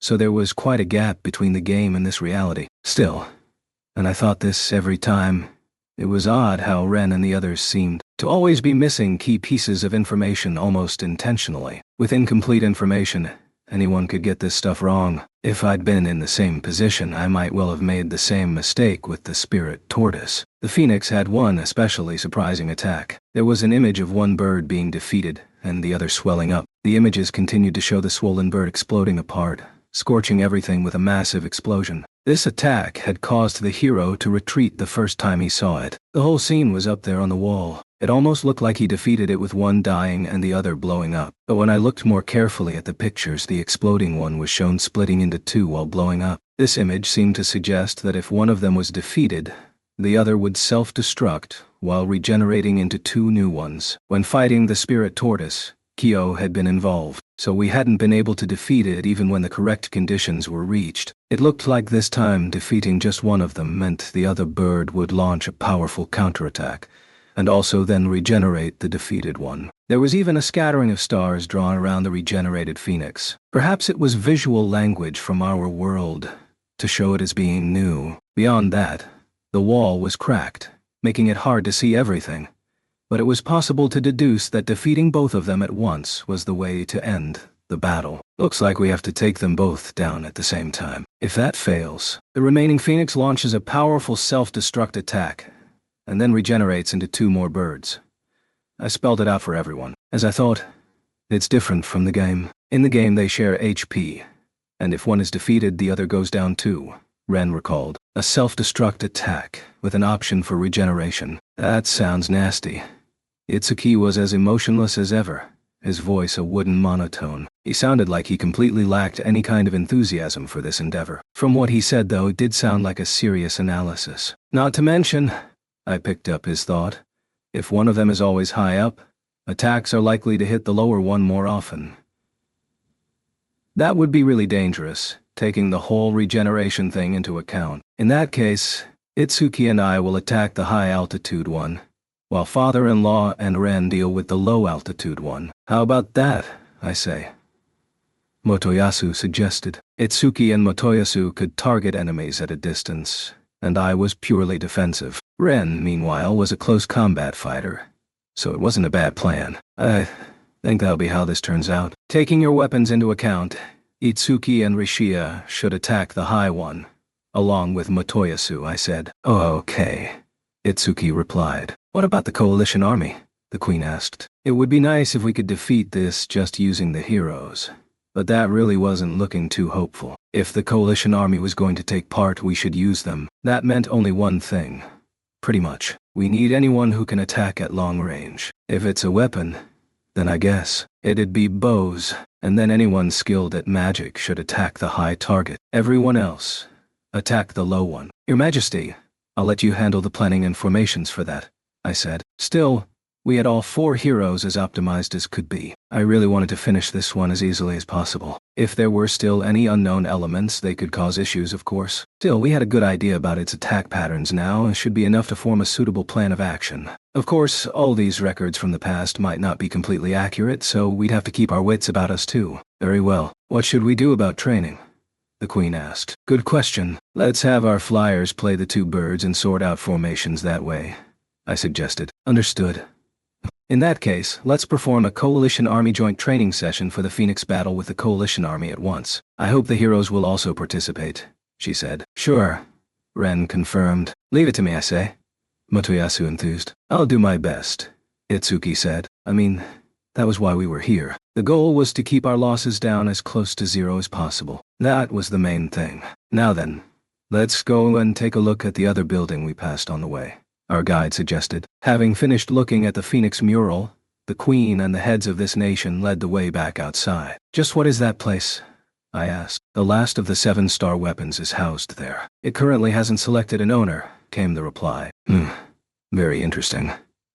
What's with the massive line of people, though? Surely you can work that out, hero. That might have sounded condescending, but it was delivered with the utmost respect. He was right, too. I could pretty much work it out. It had been the same kind of thing when Raphtalia was chosen. The 7-star weapons were legendary gear that people from this world could also hold and use. Of course, anyone summoned from another world could apparently use them too. The people were lining up to try and prove that they were the 7-star hero, capable of wielding the sealed weapon. There had to be a way to make some money off such a popular attraction. 1 piece of silver to try your luck. This world had a whole hero-worshipping thing going on though, so that would probably just piss people off. We passed alongside the line and entered the building they were queuing up for. The item everyone was waiting to get a hold of was there in the center of the temple, one of the 7-star weapons embedded in a stone tablet on the wall. The guy at the front of the line touched it and tried to take it for himself. A lot of grunting was involved. He was a coalition army soldier. His face turned bright red with the effort involved. "That's it. Next," said a monk watching over the proceedings. The reddened challenger's shoulders slumped, and he shuffled off back the way he came. Would they really be so happy to be chosen? Having been chosen as the shield hero myself, I knew the pain such a fate could inflict. Maybe I was just being arrogant and selfish, standing there thinking that these normies were the lucky ones. These thoughts going through my head, I checked the 7-star weapon. They were gauntlets. Based on appearance alone, they were really simply gauntlets, almost like gloves. Like the small shield, they were really simple. In the center of each one, as expected, there were gemstones. The hero weapons generally had such stones. They looked like fairly basic starting gauntlets. "So, this is the final 7-star weapon?" I asked. "That is correct," our guide confirmed. "Of course. The 7-star hero who sealed the Phoenix away last time used the gauntlets, so it makes sense they would be found here." That suggested there might be another 7-star weapon in the town where the spirit tortoise had been sealed. Might be worth checking out. "Tell me, Queen, what are these gauntlets doing here? Why doesn't Fabre do something with them?" I asked her. "This country was once very prosperous, according to the legend of the Gauntlet Hero," she explained. "What about the spirit tortoise?" I asked. "That one was sealed by a hero from another country," she answered. "Okay then," I said. It sounded like the Phoenix was a relatively new legend. In any case, digging down into all this would just be a pain, so I decided not to bother. "And now they're waiting here for a new owner?"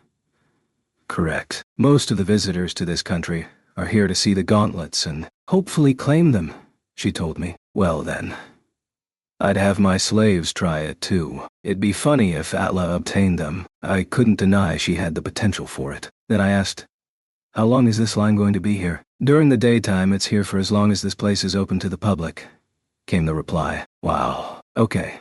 This thing sure was popular. It's the times we live in. There are many adventurers who want to prove themselves too, the Queen explained. "Okay. I know this is asking a lot, but tonight do you think we could have my guys give it a try as well?" I ventured. "I'll see what I can do. Please enjoy a little free time until the mock battle." Then she took her retainers and headed off back to the castle. As a result, that night my slaves were given first try at obtaining the weapon. It had been worth speaking up about, no doubt. I brought my slaves from the village with me to the temple housing the 7-star gauntlets. Wow. These are the 7-star gauntlets? Keel looked at the gauntlets embedded in the tablet, sounding a little too excited. "There was a big line of people in the daytime," Raphtalia commented, so she'd seen them too. The desire to become a hero was something shared in all worlds, from the look of it. Everyone loved the tales of a legendary sword stuck into a stone and stuff like that. Of course, I loved them too. Raphtalia herself had just happened to be there at the time, and ended up becoming the holder of the Katana Vassal weapon. So you never knew what might happen. "I feel the same kind of power that comes from your shield, Master Naofumi." Atla was also there, alongside Full, both facing toward the 7-star weapon. Those were the big two. I reckoned either one had a pretty good chance. "I see. Sounds like it's the real thing," I commented. If this was just a sculpture carved into the stone, a lot of people had wasted their time queuing up, and then wasted their time being dejected at not getting chosen. Of course, there might also be those happy it was proven to be a fake. Of course it was if it didn't select them. It just depended on the person. In any case, you guys get to give it a try now at night, when this place is normally closed up. Everyone is going to get a turn, I told them. My proclamation was met with general agreement. At least, they could do that much. I wasn't really expecting anything. A few of these people seemed likely to be chosen. What about me? Philo asked. If you want to fight with gauntlets, you can give it a try, I told her. She also fought in her human form and had recently taken to throwing her morning star around. She might just have what it takes. However, she'd probably do better with claws than gauntlets. We were meant to find that one in Siltvelt, but that hadn't worked out. I'll give it a try, she said. The other slaves also started to line up. Ren, Itsuki, and Rishia were already off resting in their lodgings. Otoyasu was here, of course, because of Philo. Come on, form an orderly line, Sadina ordered. She really was like a substitute parent to the slaves. Shildina was helping out too. They'd proven to be pretty close sisters in the end. They both fought with harpoons. What would happen if the gauntlets chose them? Might bring a bit of a gladiator vibe, but I wasn't really buying it. My turn? Philo stepped up, as I had suspected. The gauntlets didn't respond at all. She tugged and pulled on them for all she was worth anyway. Gah! They won't come out, she complained. I had to stop her after she transformed and started grabbing them with her legs. We didn't need the whole wall coming down. Luckily, even that had no effect. Considering the danger we face at the moment, you didn't think about summoning a hero? I asked the queen, just off the cuff, wondering why the gauntlets didn't have an owner yet. She'd told me before that all 4 of the holy heroes had been summoned due to the crisis faced by the world. That suggested that the 7-star heroes should also be chosen. Indeed, currently they all had owners, so I was told, apart from the gauntlets. In that case, summoning a hero from another world to use them might be a good idea. Of course, it wouldn't be the best situation if someone like the guy from the diary showed up, but it could also be a lot worse than him. Someone like Kyo from Kazuna's world might show up. He'd been born over there, of course. We tried the ritual numerous times, but have seen no results, the queen revealed. Fair enough. So it was a 7-star weapon that still didn't respond to a summons. Thinking about it, these weapons had laxer conditions than the 4 holy ones. The 4 holy weapons were restricted to people from other worlds, while both people of this world and from others could use the 7-star weapons. It's an extension of fighting barehanded, right? I started out beating on monsters with my bare hands, so I understand a little of that, I said. Indeed you did, Raftalia remembered. That had been back when I first got her as a slave, mainly to relieve stress. The gauntlets are much like your shield, Hiroi Watane. It's a 7-star weapon that mainly places its focus on defense, the queen explained. I see, I replied. Among my own shields, there were small ones much like these gauntlets. Maybe there was even some overlap in the categories. That could be useful. One strength of overlapping weapons was sharing them among allies. Katanas, for example, fell into the sword category, so it was easy for Ren and Raftalia to share weapons. What about the 7-star heroes? Have they made contact? I asked. We are having trouble getting in touch with them. Fabre is searching for them in earnest, I assure you, the queen informed me. There may be fakes out there too, pretending to be heroes. Need to be careful of them, I warned. We'd met and dealt with just one such fake in Siltvelt. I do think we should meet with them and talk, but all due care should also be taken. I did want to ask about what kind of weapons they had and about power-up methods and stuff too. Maybe if Trash would finally confess to having the staff. Unlikely, considering who he was. Depending on the situation, it might be better to get a new staff hero selected. I mulled these things over as I watched the slaves. It was finally Atla's turn. She touched the gauntlet and tried to pull it free. But nothing happened at all. I couldn't do it, she said, quickly giving up and coming over to me. She could have tried a bit harder. I searched it out using Life Force and I found it isn't compatible with me, she reported. You understand that much? I asked. Just a vague feeling, she confirmed. Wow. I was impressed. Next was Foal. He had a pretty determined look on his face. Oh, brother, good luck. I'm sure you can do it. Atla suddenly cheered him on. Sure thing. With a shout, Foal eagerly grabbed the weapon and pulled with all his might. What was that all about? I asked Atla. It was rare for her to say anything like that to her brother. If there was a reason, I wanted to hear it. I felt something different in the Life Force from when I tried. I was sure for a moment that my brother would do it. But he's disappointed me again. Atla. Foal despaired. That was mean. Building him up just to tear him down again. Oh, Foal. Your sister was just toying with you. These thoughts running through my head, I silently watched the rest of them try. but none of them could take it. Chapter 13. The night before the Phoenix battle. After that, I had a meeting alone with the Queen in the castle. I needed to report everything that had happened recently to her, hear reports from her side of things, and decide on the materials and other supplies we needed from Melromark in order to prepare for the Phoenix battle. Lots of things to do. We have the Phoenix battle in the next few days and more fighting ahead. How have things been in your lands, Hero Aitani? The Queen eventually asked. I'm gathering quite a merry band, I replied. The main thing I needed to be careful of was that they didn't think they could just do anything they wanted because they were allies of the heroes. I told the Queen how Itsuki's companions had done all sorts of shady things while they were traveling with him. Just like Witch, they were now wanted criminals, but they'd vanished completely. For the moment. Then there were the guys who seemed to have been the Church of the Three Heroes, the ones who Motoyasu took care of. If anyone could tell me, I really wanted to know why I had so many enemies. I had recently been thinking of spending some money to hire a shadow human from Zeltobel, to be honest. I've also heard that Melty is helping to rebuild a town within your territory, the one that Count Sieto used to manage. It sounds like a good experience for her, the Queen commented. I'd say Melty is a big reason everything runs so smoothly. She'll make a fine queen, I replied. For you to praise her so highly, Hero Iwatani, my daughter must be working really hard, the Queen said. Yeah, I guess so, I responded. She'd helped a lot with Motoyasu too. In the chaotic stable filled with the willful Philolials that Motoyasu raised in the wild, Melty had stepped in and helped to start training them. Maybe it was Motoyasu's influence, but Philo's underling Philolial Hashwan had also started to look like a queen. I still hadn't seen her talking though.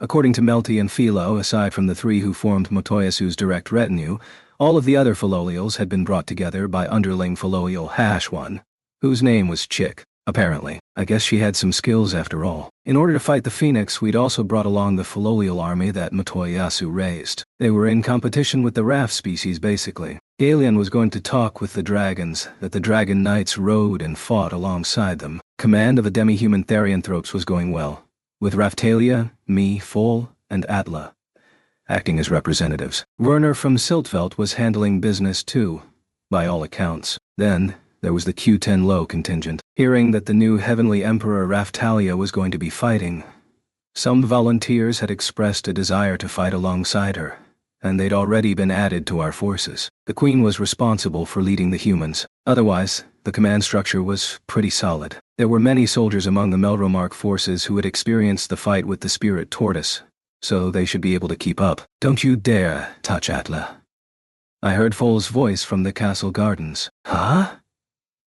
What now? He had been on standby in the garden, waiting for me, basically. Atla and Fol weren't suited to this kind of meeting, so I'd planned on filling them in later. It sounded like something had happened first, though. I took a look out the window to see Fol having to forcibly carry Atla away from Trash. Trash gently extended his arm forward, seeming to cut the air. Then he muttered something to Fol before turning his back and moving away. Atla shook her head, while Fol narrowed his eyes, thinking about something. The Queen came to stand beside the window with me and watched Trash with something indescribable in her eyes. I hope he finds himself again, his former strength, as soon as possible, she said. I'd expected as much. Somewhere deep inside, she was still hoping that Trash would make it back to his old intellectual self. If you ask me, I think it'd be more practical to take the 7-star weapon from Trash and give it to someone else, I said. I'm sorry about this, but if Trash could just return to himself, I assure you that he would be able to do 10 times the things anyone else could with the staff. Even if you order it, Hero Iwatani, I cannot have the staff taken from him, the Queen affirmed. Trash was apparently the 7-star staff hero. I'd never seen him holding the staff and honestly wondered if the original king was dead and this was just a doppelganger. Just where was he hiding the 7-star staff? But we don't have much leeway. If an enemy appears that we can't handle, and he won't share the hero weapon power-ups, then we'll just have to find someone else to wield it, even if it means executing him, I warned her. I understand, she replied. The Queen was looking off into the distance but nodded at my words. I must have been imagining things, but for a moment those eyes looked just like Raftalia's when she was expecting something from me. Having finished my discussions with the Queen, I headed down to talk with Fol in the garden. Master Naofumi, Atla shouted. She was with him too, so... Atla, I'm taking a trip back to the village. Can you go and call Raphtalia and the others for me? I asked her after lightly ruffling her hair to stop her from refusing. Very well. I'll do whatever you order me to, Master Naofumi. With that, Atla rushed off happily. It felt like I'd started to understand how to get her to do what I wanted. Recently. Foal, wait a moment, I said. Her brother had been about to go after Atla, so I stopped him. Huh? What is it? He replied. I saw you and Atla talking with Trash. What was that about? I questioned. Is there any reason I have to tell you that? He came back, a bit aggressively. Can't you tell that he's planning something? You know what he did to your people, right? I fired back. Foal quickly backed down. He had surely been told the stories when first meeting the Queen. With seemingly no response to that, he started to tell me what happened. He started asking Atla all sorts of probing questions. Even started asking me the same thing. Things about our mother. Stuff like that, he revealed. Did you tell him anything? I asked. No. I turned him down. But Foal's reply was cut short for a moment, as though there was something else he couldn't quite say. He looked even older than before and seemed so listless. I'm not surprised, I commented. According to what I'd been told, Trash's younger sister had been a lot like Atla, which meant he probably empathized with Foal. After seeing us together, he stared off into the distance and told me that I have to protect my sister, no matter the cost, or that I'd regret it. I mean, talk about stating the obvious, Foal continued. I see. It might be obvious, sure, but Trash was definitely placing himself in Foal's shoes. I'd seen this story before. I didn't want to know the details, but apparently Trash was a pretty capable fellow, back in his youth. Everyone in Sildfeld, his enemies at the time, had said the same thing, so it had the ring of truth to it, although I didn't exactly see where it was coming from. Meanwhile, Atla was probably physically much stronger than Trash's sister had been and had a personality that was a bit like hers, but also, she was a bit different. Maybe I could taunt him a little with that next time I saw him, but I really wasn't seeing much of him recently. I've not forgotten my grudge against you, Trash. Atla came back with Raphtalia and the others, so we returned to the village. Well then, it's pretty late. How about we all get some sleep? I suggested. What is the meaning of this? Foal suddenly came up and interjected. I'd finished the meeting with everyone from the village about the Phoenix battle and was about to return to my own room in the village when Atla and Foal approached me. The meaning of what, exactly? I asked. Is something the matter? Raphtalia also asked him. It turned out that there was an issue with Atla's placement in battle. Why is Atla also on the front lines? Foal asked. I want to be with you at all times, Master Naofumi, she said. Foal, wouldn't you rather be with Atla too? I pointed out. I'd placed her there in order to keep Foal focused on the fighting, and because of Atla's own clear combat abilities. But maybe Foal would prefer she was away from the front, even if it meant not being as close to him. I guess Atla's problem was that I'd be standing at the very front, and she didn't like being any further back than that. Atla, if that's your issue, then you'd need to be placed at the very front, Foal pointed out. I'm fine with that, she replied. No! You need to be further back, where it's safer, he objected. Brother, duh. That'd mean I hardly get to participate. Would you be fine with things if you were placed in a rear support unit? She asked. Foal made a noise, clearly having no reply. Come on, don't get beaten that easily, I chided him. Master Naofumi, I've told you before, haven't I? I want to become a shield to protect you, Atla stated. I mean, was she looking to steal my job or something? Not to mention that would only rile up Foal even further. I'll let you stay a little behind me then, but it would be meaningless for you to stand any further forward than that. Even Raphtalia understands that much, right? I asked, looking for some backup. That's right. Raphtalia nodded at my words. There would be a time to push forward, and I needed to make that decision. She talked about protecting me, but look at what we were going to be fighting. I needed her to be a little more prudent. Very well, she said, giving a bit of a stubborn nod. Even so, I still want to protect you, Master Naofumi. I've been wondering this for a while now. Why are you so fixated on protecting Mr. Naofumi, Atla? Raphtalia asked. I've been wondering the same thing, Foal concurred. Why do you want to protect this guy, of all people? Raftalia, brother. Don't you understand? She asked, lifting her eyebrows as though annoyed by the very question. I don't want to rely on Master Naofumi's kindness forever. Just seeing him step in front of us, get hurt in place of one of us, makes my heart ache in my chest. She explained. I felt like pointing out she was denying the entire point of me in combat, but on some level her words also reached me. It wasn't a bad feeling. I could say that much, even if it ran contrary to the abilities of the shield hero. Do you think I'm joking? The person I want to stand alongside isn't the hero, but just the man, Master Naofumi. Not the hero, she said. I wasn't sure what she meant, but I guess that was Atla's take on things. What are you talking about? Raftalia was less receptive to the idea. Great question. Atla, you can do far better than this guy. Foal put the boot in. Hold on though. It did sound a bit like a profession of love. I hadn't realized that was what was going on here. She'd said similar things before, but I'd really just let them slide. Master Naofumi, she said to me directly. What? I tried not to be too blunt. I'm drawn to your fundamental kindness. Please try not to risk your very life just to protect the rest of us, Atla pleaded. All I could do was defend, and here she was asking this of me. So, I'm Hari Aristoteles of it. Haha. Yes. Well, thank you. I do understand what you're trying to say, but I'm a crafty one, I'm afraid. You see, I'm just getting you guys to do what I can't do myself, I explained. So tell me, Master Naofumi, if you could fight the enemies for yourself, where would you be on the battlefield?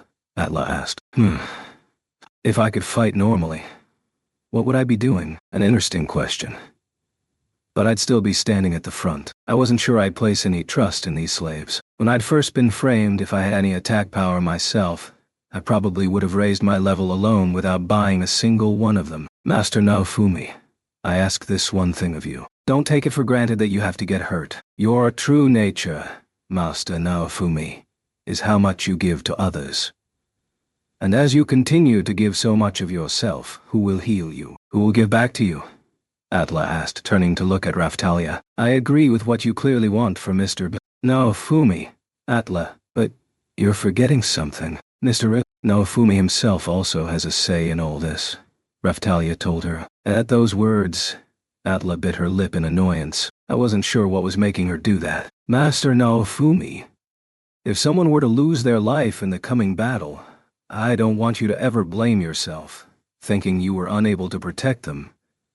Atla told me. Her intent was so infused in those words I couldn't have ignored them even if I'd wanted to. Atla was making clear both the feelings of the protector and the feelings of the protected. Those who do nothing but receive from others become something less, something corrupted. They just sink further into corruption. That feeling of slipping away without even understanding that it's happening. I never want to feel that again, Atla said. I understand. I managed. She wasn't wrong. Many people had died in the previous fighting and the time before that. And before that, I'd tried to save as many as I could but wouldn't deny my failings. That said though, corruption could happen in other ways. For example, like Atla was doing now, affirming everything that I did, praising everything someone did as incredible. So incredible, caused the same issue in a different way. It made them think they could do anything they like. I thought Kyo was maybe one who had become corrupted by such an environment. He had apparently started out as a genius, but look at how he'd ended up. Brother. I'm no longer someone who just receives, who just takes from you. I'm going to be like you and Master Naofumi and defend everyone, Atla stated. Atla, what do you mean? Foal asked. Brother, I know what you're thinking. So long as I'm safe, it doesn't matter what happens to anyone else, right? Atla said. Foal gave a surprised gasp. I mean, there was certainly a feeling that Foal didn't really care about anyone other than Atla. I don't want to see any more of that from you, brother, although I'm not sure it's my place to say that. Well, good night. With a slightly sad expression on her face, Atla left. I'm only thinking of Atla. So the real reason I get so irritated by her fixation with this guy. Foal trailed off in thought. What? I waved my hand at the stunned Foal. He snapped back to himself with a pretty pissed-off expression, and then left. Just like his sister. I was never going to understand either of them. Dependence on Mr. Naofumi Raphtalia seemed to be deep in thought about something too. Was this really an issue that required so much thought? Chapter 14. Fighting the Phoenix. This is the place? I asked. Before the revival of the Phoenix, I brought my allies to the midpoint on the mountain where the birds were sealed. Based on the information obtained from Ren and the others, our intent was to investigate a certain object in the shrine here. The sealed phoenix itself. The shrine was very well maintained. This is the shrine with the seal, I confirmed. Yeah, this is the place, Ren replied. Both he and Itsuki pointed at something inside. A statue. It was like one of those Buddhist thousand-armed cannon statues I'd seen in temples in Japan seated on a carved flower. That statue can be moved around. Using the mechanism at the base will open a path forward, Itsuki explained. Although you need to complete a quest and get permission from those in the shrine first, Ren added. Fair enough. I'd say we've already done that part, I quipped. Prior to when we set out, someone who apparently tended to this shrine had indeed given us his permission. We were dealing with the kind of secrets that were passed down from monk to monk now. Ren and Itsuki started to manhandle the carved petals, tugging them up and down. It was like some kind of puzzle box. Eventually there was a clicking sound. Ren and Itsuki gave the statue a push and it finally moved. Motoyasu? Oh, I'd ordered him to just play with his fillolials. This is the way, Itsuki said. Ignoring Rishia's fear, Ren and Itsuki proceeded to lead us down the stairs that had appeared beneath the moved statue. At the bottom of them we found a stone monument. It was bright red from heat. So, this is the seal of the Phoenix, I stated. It's incredible. A lot like the one that sealed the tyrant Dragon Rex, don't you think? Raphtalia said. I agreed with her. I sense an incredible vitality here. We cannot underestimate this foe, brother, Atla contributed. Indeed, Foal confirmed. Even though it was still sleeping, Atla and Foal were clearly already feeling pressure from the presence of our upcoming adversary. Don't do anything to set it off, I cautioned. Taking all due care not to do anything that might break it, we examined the seal carefully and determined that it was going to break in accordance with the time displayed by the sand timer. Think we could get it to revive sooner if we wanted, Ren? I asked. We needed as much time to prepare as we could get, so I certainly wasn't going to do anything so stupid. However, Ren was staring at the stone in shock, my words falling on deaf ears. The same for Itsuki. There was no expression on his face, but his hands were shaking. What's up? I asked, maybe not wanting to know. This is impossible, surely. Why is it already broken? Ren exclaimed. Huh? I asked, tilting my head. In response, Ren and Itsuki both pointed slowly at a pile of rubble next to the stone seal. Having had it pointed out to me, I looked more closely. It appeared to have been a statue of the Phoenix. Then, taking a look at the pieces, it appeared to have been busted up pretty recently. This isn't going to weaken the seal, is it? I asked. It would be a real problem if the time until the seal broke had been shortened, or anything like that. That's fine, or it should be. That's also not the problem, though, Ren replied. What else could it be then? I had a nasty feeling twisting in my gut. According to Ren and the others, no one like Kyo was present, who had taken control of the spirit tortoise, so that wasn't a real possibility. But if it was something Ren and Itsuki did know about, and wasn't related to the breaking of the seal, then I could think a few things. None were good. The problem is when the seal breaks and the statue nearby has been destroyed, Ren exclaimed, pointing again at the broken phoenix statue. The kind of problem I'm thinking of would be in game terms. It'd mean a harder boss fight, I guessed. I really didn't want this to be true, but I asked them the most likely thing that came to mind. The bosses that fought in special quests during certain video games could sometimes be enhanced depending on the approach taken in fighting them. Depending on the game, there might be rare items that could only be obtained from those kinds of enhanced bosses, but of course, it also made defeating the boss more difficult. If such an element was in play here, who the hell would ever risk it? If the results were the same between normal and hard, wouldn't you play on normal? I certainly didn't want to have to try my hand at a boss on steroids just for the chance of rare items when getting killed would mean I was actually dead. Ren and Itsuki both nodded at my guess. That's right. If you come to the place where the phoenix is sealed with the flag triggered for having defeated it once, and one of the statues is destroyed, you can challenge the hard mode phoenix. It drops some powerful gear. So it's endgame content, Ren explained. Same kind of thing for me, Itsuki added. There was an event to fight a stronger version of the Phoenix. Man, this was giving me a headache. I'd hoped to fight the normal Phoenix, win, and get past this problem. But now we had to fight a more powerful version for no good reason? This wasn't like the story quests in an internet game. It was a battle with a boss far harder than the story version. Maybe it broke due to the passage of time. Or maybe, in any case, this isn't a game. This is reality. So, I'm really hoping I'm wrong. Ren said. There was weight to his words. Think we could piece it back together? Like a jigsaw puzzle? I offered, a little optimistically. Both Ren and Itsuki remained silent, perhaps unsure of exactly how to answer. Yeah, that probably wasn't a thing. Whatever technique had been used to create the seal, it wouldn't be so easy to just glue it back together. Anyway, I'm just glad we didn't end up having to suddenly fight this enhanced Phoenix without any warning. That takeaway is enough from this. Maybe we'll try to weaken it again by repairing the statue. As I spoke, I happened to notice something. On the wall of the room, there was a picture, very much like that from the scrolls about the Phoenix that we saw stored in the castle. This one, though, looked more sinister than the pictures back in the town, perhaps. It looked like it had a blazing circle of light behind it. It even showed the Phoenix statue being destroyed. Thanks for the tip. And also look into whether the statue crumbled naturally, or someone broke it while also preparing to fight the enhanced Phoenix. I regained my train of thought and finished. Okay, Ren agreed. Understood, Itsuki said with understandably less enthusiasm. This is all turning into quite the big deal, Raphtalia said. I could only agree with her. At least the seal had been protected. That was something.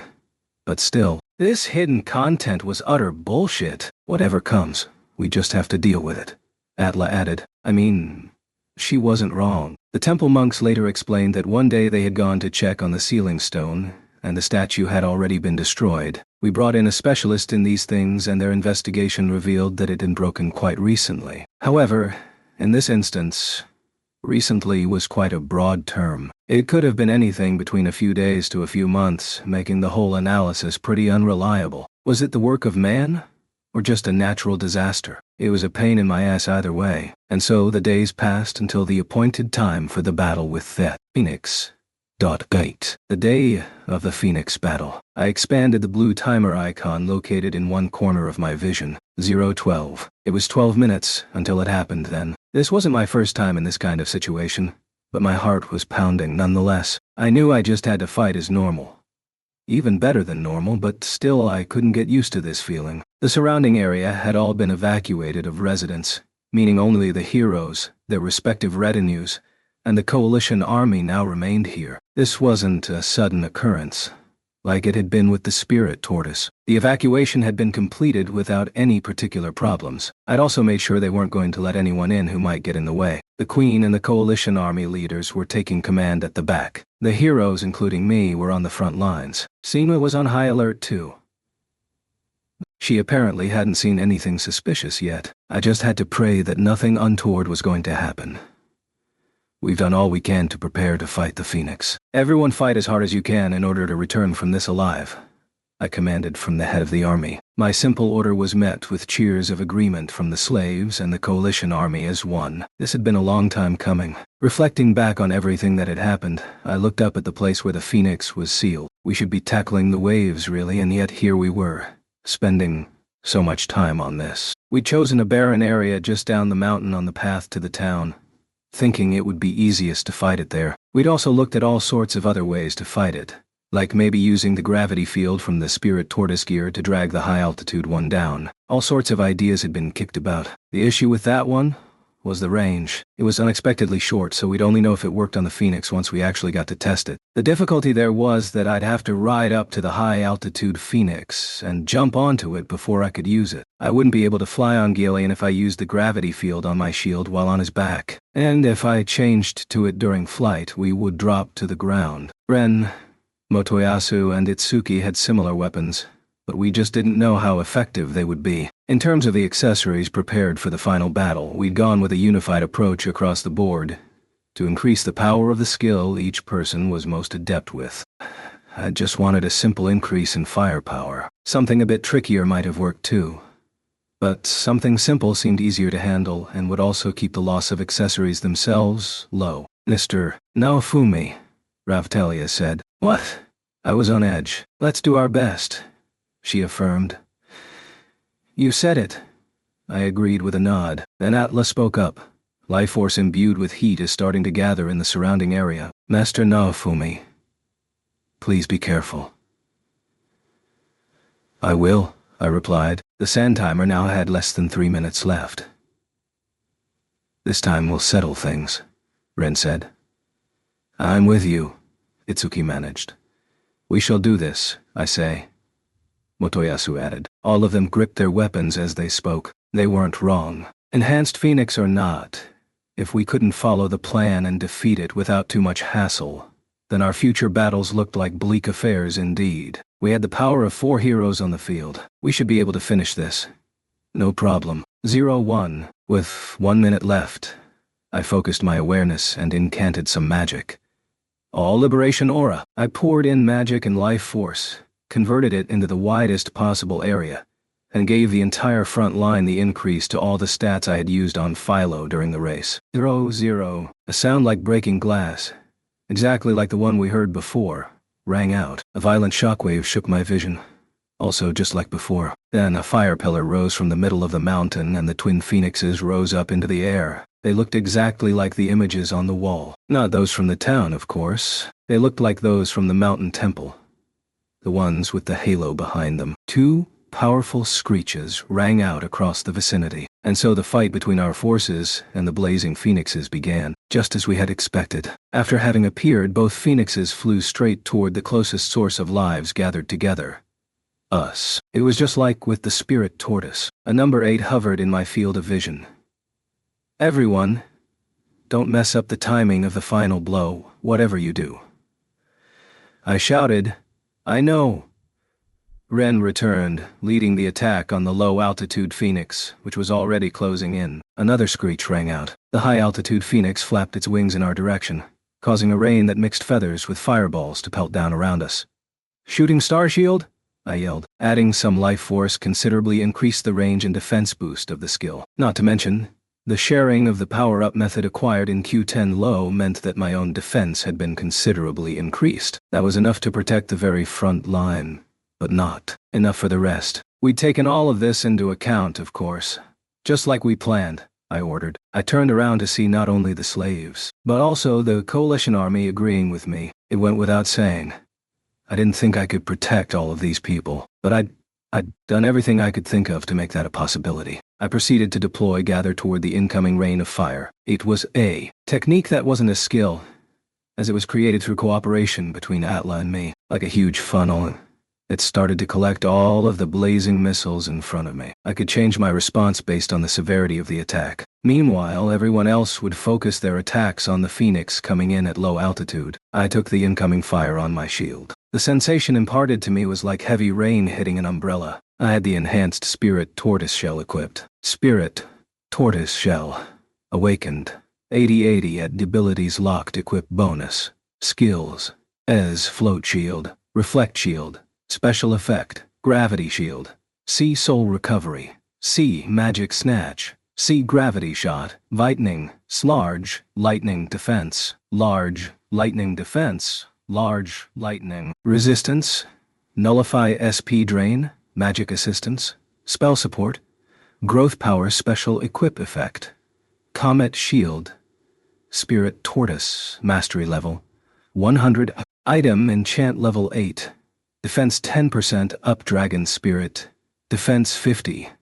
Fire Resistance up Status Enchant Magic WA 30. It had been enchanted with the attacks of the Phoenix in mind. It should allow me to now considerably reduce all fire-based attacks. Indeed, in regard to the current stream of burning death from above, I was neither burning nor anything close to death. It might be an attack from the enhanced Phoenix, but it looked like I could still hack it. That said, it also covered far too wide a range for me to protect the entire coalition army. That, of course, had been accounted for. Upon examining what the effects of shooting Star Shield, Spirit Tortoise, were, I had discovered that it turned the shape of the protective shield into a tortoise's shell, and caused defense to really leap upward, so both aspects had really been enhanced. All's White Resist Fire.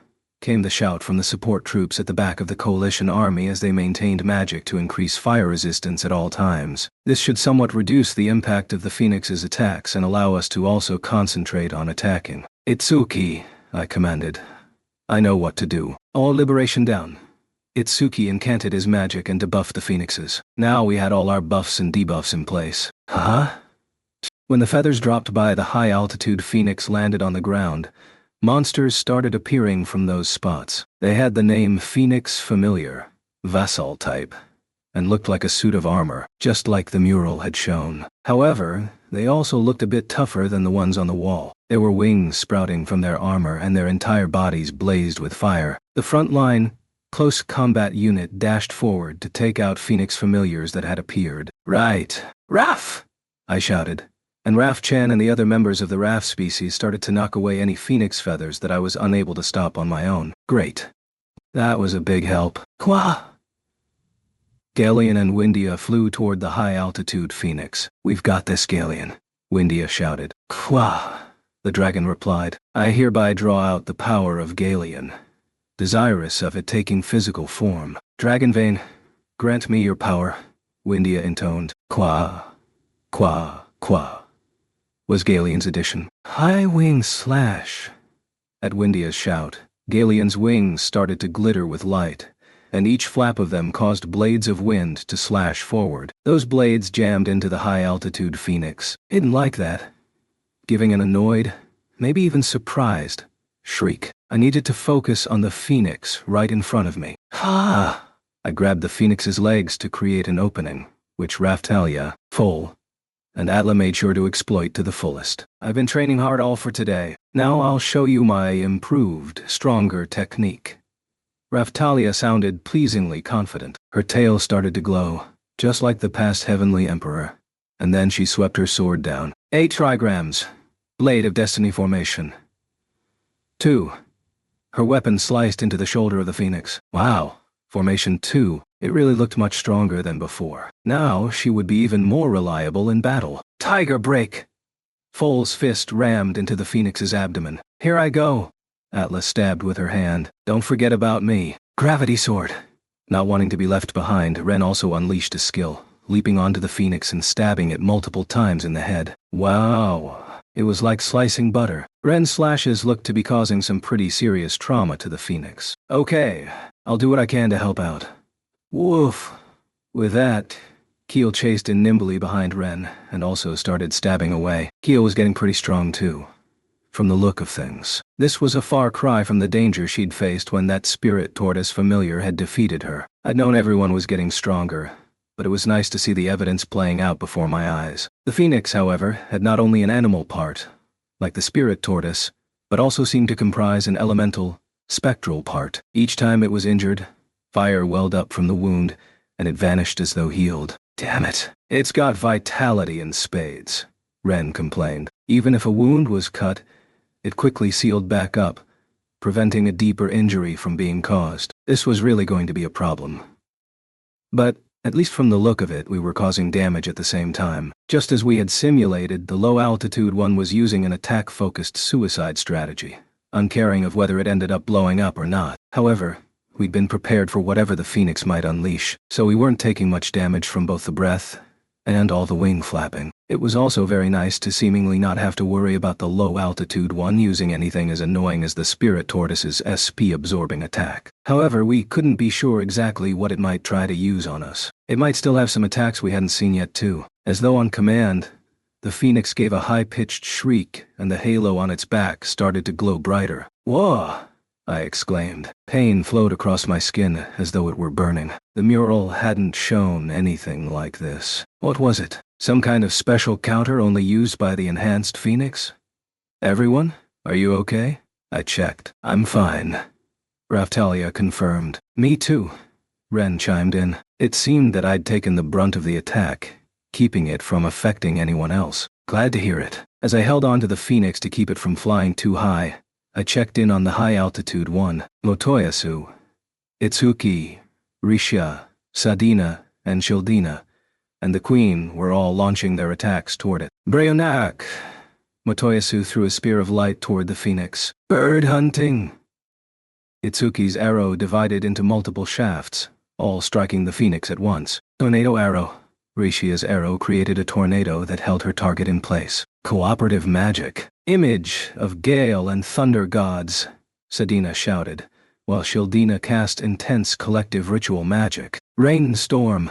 The two sisters were leading the charge, striking with cooperative magic that combined lightning with tornadoes. Just from a visual appraisal, it definitely looked like we were doing less damage to the high-altitude one than the one down here. Then I had a thought. What were Philo and Motoyasu's retinue of 3 doing? As soon as I pondered it, however, I also remembered. They were cooperating with the Philolial unit and fighting over there with them, as well as Galeon, other dragon knights and soldiers mounted on other flying monsters.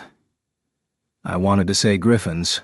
We're all fighting the good fight up there, but we were clearly doing too much damage to the low-altitude one. At this rate, it wasn't going to be easy to kill them both at the same time. Everyone, try and hold back a little, otherwise we'll defeat this one first. We need to match up the timing as much as possible. I know, Ren returned. Okay, Raftalia managed. While keeping the front lines aware of the issue, I carefully maintained airstrike shield and second shield while keeping the low-altitude phoenix pinned down. Ah, Master Naofumi. The phoenix is healing itself. Atla warned me. Shit, that's a pain, I muttered. No way Atla would get that wrong. So, if we backed off, it started healing. But if we went all out, we'd definitely end up killing this one first. It wasn't going to be easy, but still, we could handle it. Just as I had that thought, I felt an increase in the temperature, spurring me to look at the phoenix. In the same moment, it simply slipped out of my hand. The phoenix had gone and turned into pure fire. Everyone, get behind me. Airstrike shield. Second shield, I hurriedly shouted. Was this the attack from the cracked part of the wall that we hadn't been able to clearly make out? I placed my shield in front of me and stood ready. With a shriek, the phoenix came right at us. A spinning tornado of fire. It was like Philo's spiral strike. It was an attack charging forward while surrounded in flames. It wasn't enough to penetrate my defenses, however. Everyone okay? I asked. Perhaps because I took the charge from the low-altitude phoenix head-on, no one behind me seemed to have taken any damage. The rain of feathers in combat with the familiars was causing some damage to even the units not on the front line, but none of it was close to being critical. Then I noticed something was wrong with me. My magic was being drained, and I had a bad feeling about what might come next. The high-altitude phoenix gave another piercing shriek. Shooting star shield, I shouted, drawing in a breath.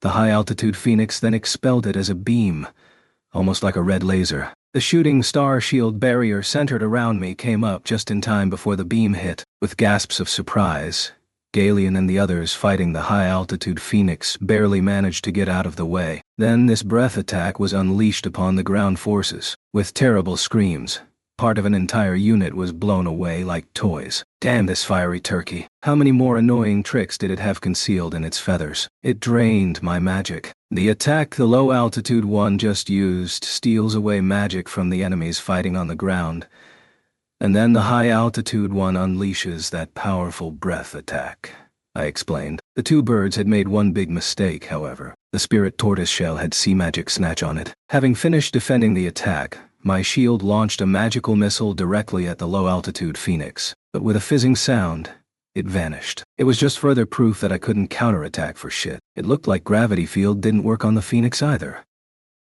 Then I heard the moans of the injured. Immediately provide healing for those who've been attacked. Oh, Zweit heal. If you die, the enemy will take control of you. Rear units, hurry and provide aid.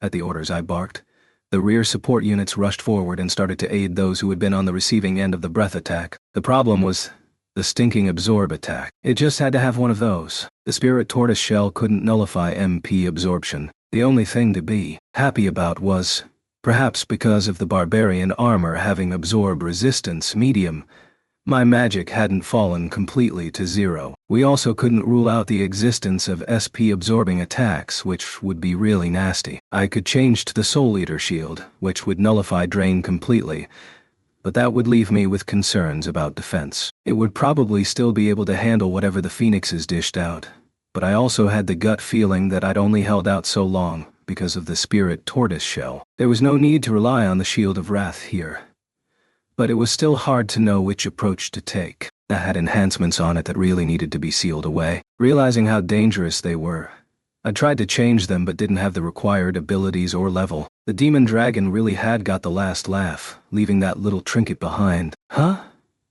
The low-altitude phoenix was healing even more damage. Damn it. Did using that technique also speed up its healing powers? I looked up at the high-altitude one. That one seemed to be taking longer to heal, but it was still a really dangerous situation. Finish this off before it can heal, I ordered. There were general shouts of agreement. I've got this, Raphtalia also affirmed, and then the attack started again. Everyone unleashed their most powerful attacks, visibly beating down the phoenix. This made the fight with the spirit tortoise look like even more of a joke. A lengthy joke, at that. We wanted to be finished here in short order. As for that one risky attack, if it wasn't too dangerous, I'd just stick it out with the Soul Eater shield. I'd given orders to focus on casting magic for fire resistance, right? While still keeping the phoenix locked down, I ate a Rukalu fruit to recover my magic. Then I cast All Revolution Aura again, as the first one had run out. Was there no way to cast a decisive final blow? Then I had an idea. Galeon, I called. Qua? The dragon answered. Take Ren with you and tackle the high-altitude phoenix, I command. Naofumi, are you sure? Ren asked. We've got enough firepower down here. I need you to focus your strength on weakening the higher one. If you think you've defeated it, direct your skill down here instead, I told him. Sure thing, he replied. At my orders, Galeon and Windia dropped back down to me. I just hoped this would make things go a little easier. The healing was a problem, but the high-altitude one just seemed like the tougher of the two. The low-altitude one healed quickly, but it also felt like it didn't have much life. Ren rode on Galeon and went to fight the high-altitude one. It felt like that one was resistant to magic, but weak to physical attacks. That had to be the case, as it wasn't really showing any effects from the full-scale magic of attackers like Sedina, Shildina, and the Queen. That also suggested that the low-altitude one was weak to magic. As though sensing my very thoughts, a shadow appeared. Hiro Iwatani, I have been told to ask you if maybe hitting the one you are fighting with ritual magic would maybe be more effective? Shadow inquired. I was thinking the same thing. Everyone, get away from me. We're gonna have some ritual magic coming in, I shouted. What about you, Master Naofumi? Atla asked. At her question, I looked at Foal. I can take it. Once the magic is finished, start attacking again, I said. But, Atla started. I'll be fine. Hurry up and get away, I said. Very well. Raphtalia backed me up. Atla, let's go. You're always like this, aren't you? Foal muttered, obviously not pleased about something. He and Raphtalia retreated with Atla. Having confirmed that everyone had followed my orders and fallen back, the Queen and Sedina proceeded to launch ritual magic toward both the Phoenix and me. A typhoon made of water descended from the sky toward me. I could withstand it, using Shooting Star Shield. The Phoenix gave a pleasing shriek, however. The typhoon was an intense one, only lasting about 30 seconds, but it looked to have done some good damage. A shame it wasn't as strong as an attack from Ren, but it had probably done as much damage as a few successive attacks from Raphtalia or Foal. Just as I had suspected, the low-altitude one was weak to magic. It shrieked again, turning back into fire and charging right at me once more. I switched to Soul Eater Shield and took it head-on. Certainly not the easiest attack to take with this approach, and this was with fire resistance magic applied. Just how powerful of an attack was it? Once the charge was over, I waited, shoulders heaving, for the healing magic to hit me. I also checked whether the high-altitude one was going to unleash that powerful breath again.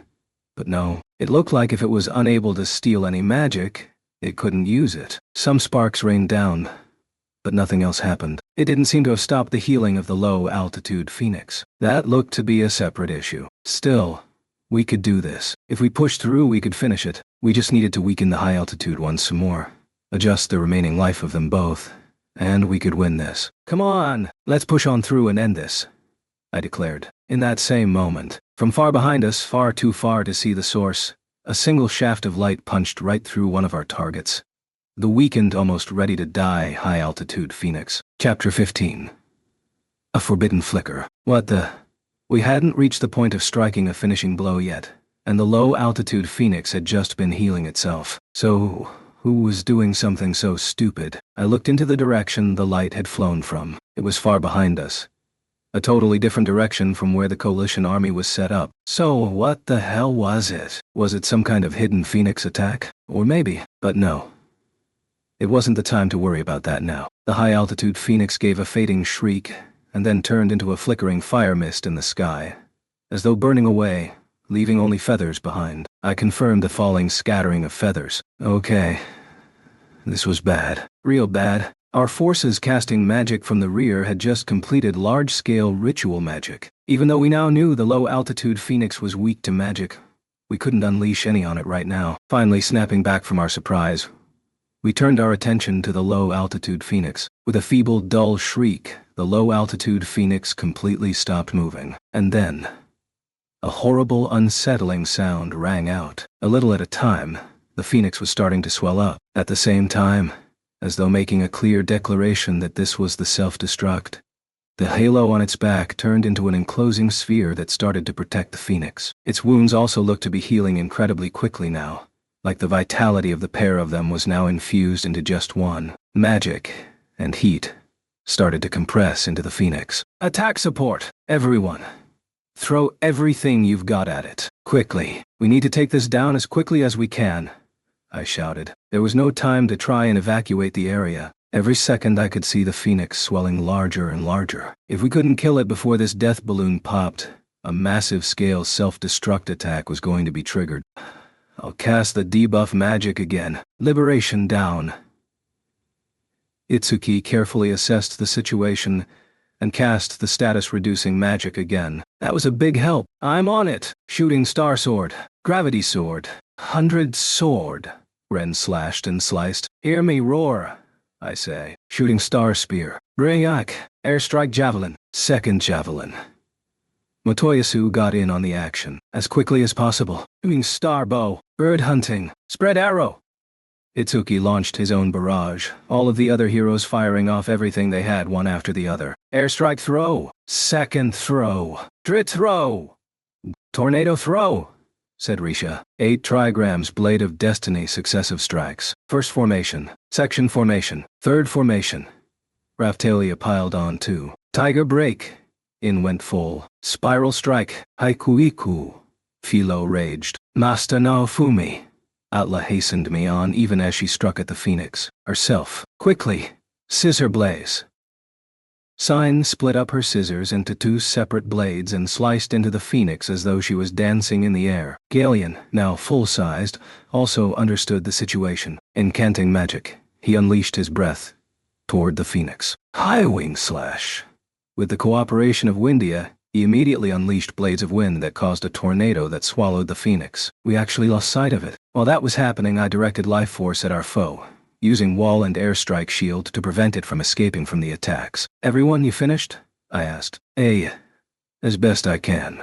Raphtalia managed. The entire team had unleashed an exhaustive barrage of attacks. Finally, the dust settled from all of that firepower, and the Phoenix appeared, still swelling larger, almost reaching its limit. This damn bird. Was there no way to finish this thing off? I checked whether the energy blast inside the Spirit Tortoise Heart Shield could be unleashed, but it wasn't even operating. No chance of firing it now. I stood in front of them all, ready to take the self-destruct on myself to protect them. I then activated the gather technique created from life force. If we took this self-destruct attack full on, there was no chance of anyone surviving it apart from me. The heroes might be able to withstand it, but there was the coalition army and all of the slaves here too. I couldn't give up. In the place where the Phoenix had been, there was a concentrated ball of war. Fire, blazing like a miniature sun. It looked ready to rip apart at any moment, unleashing fires of annihilation to burn away the entire surrounding area. In that moment, far away, even in Melromark, the fire that rose into the sky was visible. In an instant, the light from the halo passed through all of our bodies. I checked my status to see a resistance down icon. Damn this thing. Just how badly did it want to kill us? At ground zero of the Phoenix explosion, I defended Raphtalia, of course.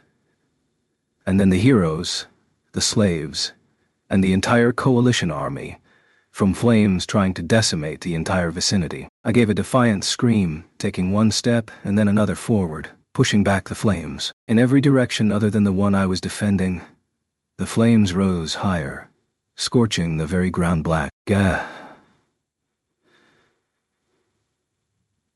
Caw. I could feel the blazing flames creeping through the defenses of my shield. The enhancements on this shield were pretty heavy, and it was still coming through. Just how strong was this attack? The only thing I could think of was to use the preparatory time for the self-destruct attack to escape. Should we have done that? But no. The range was so wide there'd be no escape from this. The feeling in my fingertips had surpassed simple burns, and I was feeling almost nothing at all now. My instincts whispered to me, if the fire did break through, everyone behind me was going to be turned to ash. The fire unleashed by the Phoenix was trying to burn through me and kill everyone. I was holding it back, barely, but it also felt like I didn't have 5 seconds of this left. Just how long did I have to hold this for? I'd already deployed Shooting Star Shield, and it had been destroyed instantly. Reflect-type shields would be meaningless, and I already had Airstrike Shield and Second Shield deployed. I had a multi-layer Float Shield deployed, but it was barely holding. What the hell could I do? Drifa, resist fire! Someone was backing me up from behind. Ren? Ren? He sent me some magic to increase fire resistance. Motoyasu was more skilled at fire magic, but as it was the way of the dragon vein, it meant Ren could also use it. He wasn't using liberation in order to cut down on enchanting time. It was a wise move, too. It did feel like I was taking slightly less damage, but it was also just water on a hot stone. I roared again, in anger and frustration. Raphtalia stood to support me, putting her hands forward and joining with my wall and gather. We'd been training together, so Raphtalia could somewhat make use of them, but even then, this was going to be difficult. However, there was still an approach we could make. If Atlasine, Raphtalia, and I all combined our strength, we might be able to direct the attack away in a safe direction. However, almost as though reading my mind, the Phoenix increased the output of its flames, as though to say everything so far had just been a prelude. An intensely increased burst of fire attempted to burn me to ash. Fire leaked in through a gap in my shield and burned my shoulder. No matter how many of us teamed up, we were not going to redirect that anywhere. The fire was so intense, so pure, I couldn't be sure if throwing all the energy and life force I possessed at it right now would even be enough to stop it, even if I didn't care what might happen afterward. Mr. Naofumi, Raphtalia called to me. Naofumi! Ren and the others joined in. I could only grunt in return. Some of them were using healing or support magic on me, for which I was grateful for their efforts in such a short time. However, even then, it wasn't going to be enough to withstand this ultimate final attack from the Phoenix. I grunted in effort, desperately trying to keep my shield-holding arm from being pushed upward. I was being buffeted by winds strong enough to blow me away at any moment. My limbs had been burnt and were about to turn to ash. The status magic HP hovering in my field of vision was slipping into the danger zone. This slow roast was about to turn into blazing BBQ dots. I was pretty amazed that the 7-star hero from the past managed to survive against this monstrous attack. The range of the attack looked far larger than shown on the wall. I guess we had the enhanced Phoenix to thank for that. Damn. A few more seconds and I really was going to be blown away. No. There was one method. If I used it, I could save everyone's lives, but it was definitely going to kill me. If I didn't use it, though, then I would die anyway, and take everyone else with me. Like I have a choice. In the same moment that I shouted, a girl appeared at my side. It's okay. For everyone, I want to realize your wish, Master Naofumi, the girl said. Ugh. Both the girl's brother and I were at a loss for words. The girl gave a curt nod, and then placed her hands in front of her and jumped forward. It only took a split second. But from the point of view of an observer, time seemed to slow down. My heart ached so intensely. I thrust my hand futilely forward. This was my job, my role. If I didn't do this, someone other than me was going to pay the price. If I did this, maybe I could survive it. If anyone else did it, they seriously weren't going to. That was the absolute power that we faced in these flames. My hand didn't reach Atla, however. She released all of her life energy, using Gather to direct the fire entirely at herself. Then she used Wall to determine its direction, pointing it away from the people nearby. The sparkle of her energy was multiple times greater than the amount I had been preparing to release myself. Atla! At my cry, the girl gave a gentle smile. Sweat was pouring from her forehead. The flesh on her hands was burning away, and yet she remained determined, using her life force to change the fire's direction. and the fire obeyed that incredible force of will. There followed an explosion loud enough to burst eardrums and a flash too bright to avoid closing your eyes. I couldn't see anything through the smoke. Spluttering, I shouted Atla's name, waving my hands around to try and clear the air. Then I turned back and asked, "Everyone, are you okay?" The smoke cleared and I saw them all, looking exhausted. While the direction of the fire had been changed, some of it had still gone through and caused serious damage to the coalition army. Rather than that, though, I was now focused on Atla. I searched for the girl who had stepped in front of me, my own focus so caught up in the flames, and literally bent that fire to her will. Then I happened to look up into the sky. I saw something. It looked like a piece of burnt trash coming down toward me. I put out my arms and caught it. It felt both heavy and yet incredibly light. This strange burnt thing. It took me a few moments to realize, my God, it was Atla. Atla! Foal dashed over. In the same moment, with another piercing shriek, the shapes of two massive birds appeared again in the sky. "Now, Fumi! Fall back quickly!" Ren shouted at me. I was still stunned. But if I retreat... I could barely talk. Ren pointed at the enhanced phoenix. They don't have those halos on their backs anymore. It looks like immediately after reviving, the phoenixes aren't at full strength. "We've got some prep time," Ren explained. The phoenix's movements did look stiff. "We had some recovery time then." "You can't fight at the moment. At least get yourself healed. And you need to get her treated right away. We've got others who have been hurt too. We need you, the best among us at healing and curing, to help everyone get back on their feet," Ren shouted. I couldn't form the words to reply. What should I do? What should I be doing? Hurry up. We can handle things here. Oh, okay. I finally managed. "Raphtalia, take Naofumi and Atla and get back from here. Foal, you go too," Ren said. "Oh, okay." "Hello," Raphtalia replied, quite stunned. "I'm here," Philo responded. My own head was pure white inside, and following Ren's angry orders, I allowed myself to be taken away. I tried to speak, but nothing came out. Atla was close to death, mortally wounded. It wasn't just her legs that had been turned to ash. Almost her entire lower body had been burnt. It was a miracle that she was even still alive. But she was breathing. Barely.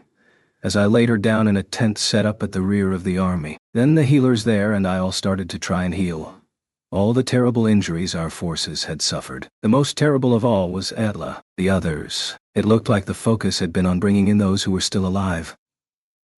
My head was still white inside. I reflected on the things I had heard. "Atla, hang in there," Foal shouted to her desperately, clinging to the hand that Atla had left as she lay on the cot. Atla was whispering something to Foal, barely able to talk. I needed to pull myself together. Right now, I had to focus on curing her injuries.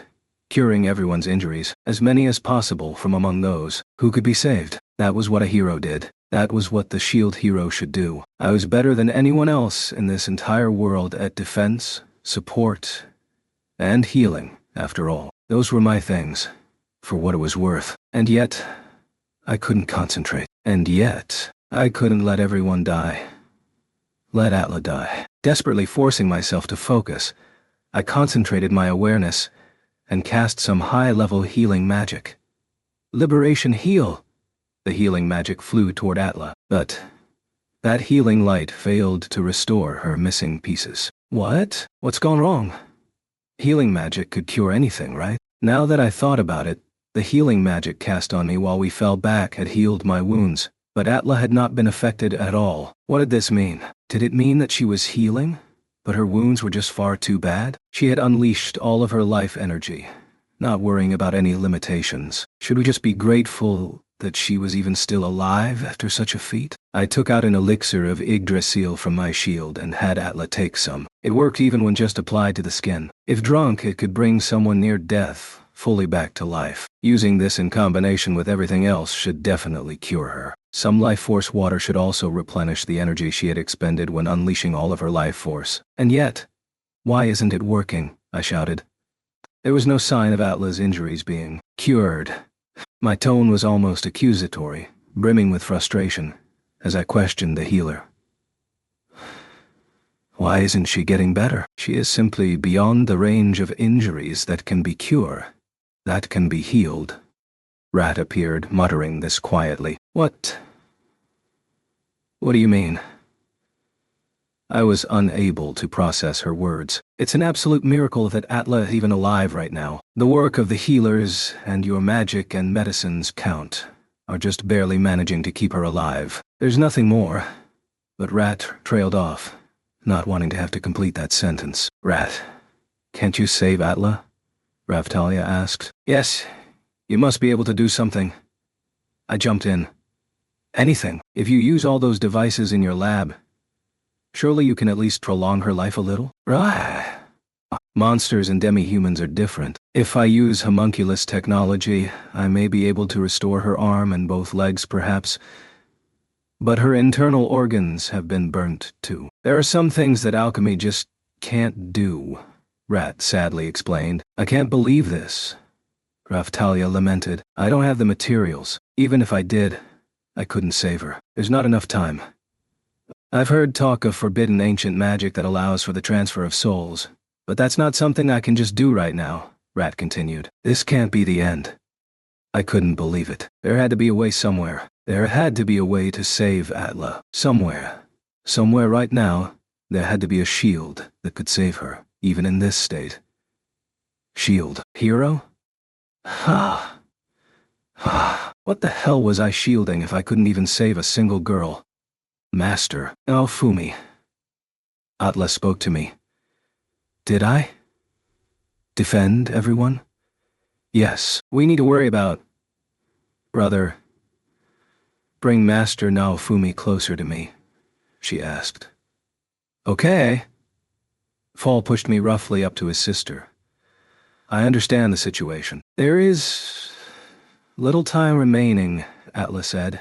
What are you talking about? You've got all the time in the world, I replied. That only made her shake her head, however. Master Naofumi, it's fine. It's fine. No need to concern yourself, Atla managed. Of course I'm going to concern myself, I replied. Of course. Of course. The problem was that I'd only used one elixir of Yggdrasil. If I used more of it, we'd surely be able to keep her alive. I'd only had 2 in reserve, but a few more should do it. Surely. I called over the healer and told him to bring more elixir of Yggdrasil. Enough, Count. Like I already said, she's beyond the limits of what we can do. Rat entreated. We won't know unless we try, I countered. I'm saying this because I do know. Rat came back. I ignored her and administered the second elixir to Atla. First, I applied some to her wounds. But as I touched her, I realized something. The ash wasn't coming off the places that were burnt. I'm sorry, Atla, I apologized. Then I took a healing knife, cut the burnt part, and applied the medicine. There was still no sign of it regenerating. Atla's breathing remained ragged, as though she could barely draw breath. She still managed to touch my hand with her own remaining one. Please, stop this, she begged. Oh no, never, I retorted. She shouldn't speak like that in front of me. I'd never given up, no matter what happened to me. Even when someone I believed in betrayed me, when I was framed for a terrible crime, or when I'd almost been killed, I'd never given up. So I wasn't about to give up now. Not in the face of this. Esther. Naofumi, please. You have to understand. I can't be saved now. I understand this better than anyone. I can feel the life force draining from me. With every passing second, Atla breathed. But, I'd thought my eyes dry long ago, but tears fell from them now. Your miraculous power, Master Naofumi, is the only reason we can still talk like this. That's all. Please, just try to calm down and listen to me, Atla said. She took another moment to gasp for air, stroking my cheek with strength so frail it might fail at any moment. I was simply unable to reply. At my silence, Atla smiled and wiped my tears away. Almost like a mother consoling a crying child. Master Naofumi, I love you more than anyone in this world, and as I've told you before, I want to become your shield, Atla said. I know, I replied. So that was her explanation for doing this? If she died, protecting someone, died as their shield, did she have any idea how the people she protected would feel? Even as I thought this, I realized what it was that Atla was trying to tell me. Atla had done exactly what I had been trying to do. Collect the attack to her with Gather, and then direct it away in a different direction. I knew better than anyone what putting such a plan into action would mean. If Atla hadn't stepped forward, then I'd be where Atla was right now. Even so, this is too much, I lamented. A pathetic, scratchy voice rasped from my throat. I'm satisfied. You saved my life. And now I've used that life to protect you, Master Naofumi, Atla explained. I can't allow this. You can't die. You can't die protecting me, I said. That was my job. That was what I was meant to do. I wasn't going to let her die. If it had been me, I might have been okay. I might have survived. Master Naofumi, I'm sorry, but I don't think I can obey that order, she replied. Why not? I knew she was telling the truth. Yet all I could do was pray for a miracle. Someone, anyone, any god who'll listen. I vowed to pray to them. I don't believe in anyone, but I'll believe in you. I knew I was being selfish. Even if the 4 heroes were the gods of this world, I'd throw that all away. If only I could save the girl in front of me. Master Naofumi, please accept an act of selfishness on my part. Atlan continued. What? Whatever you want. I'll make sure of it. Just don't die on us, I replied. I wish to become your shield, Master Naofumi. That wish is unchanged.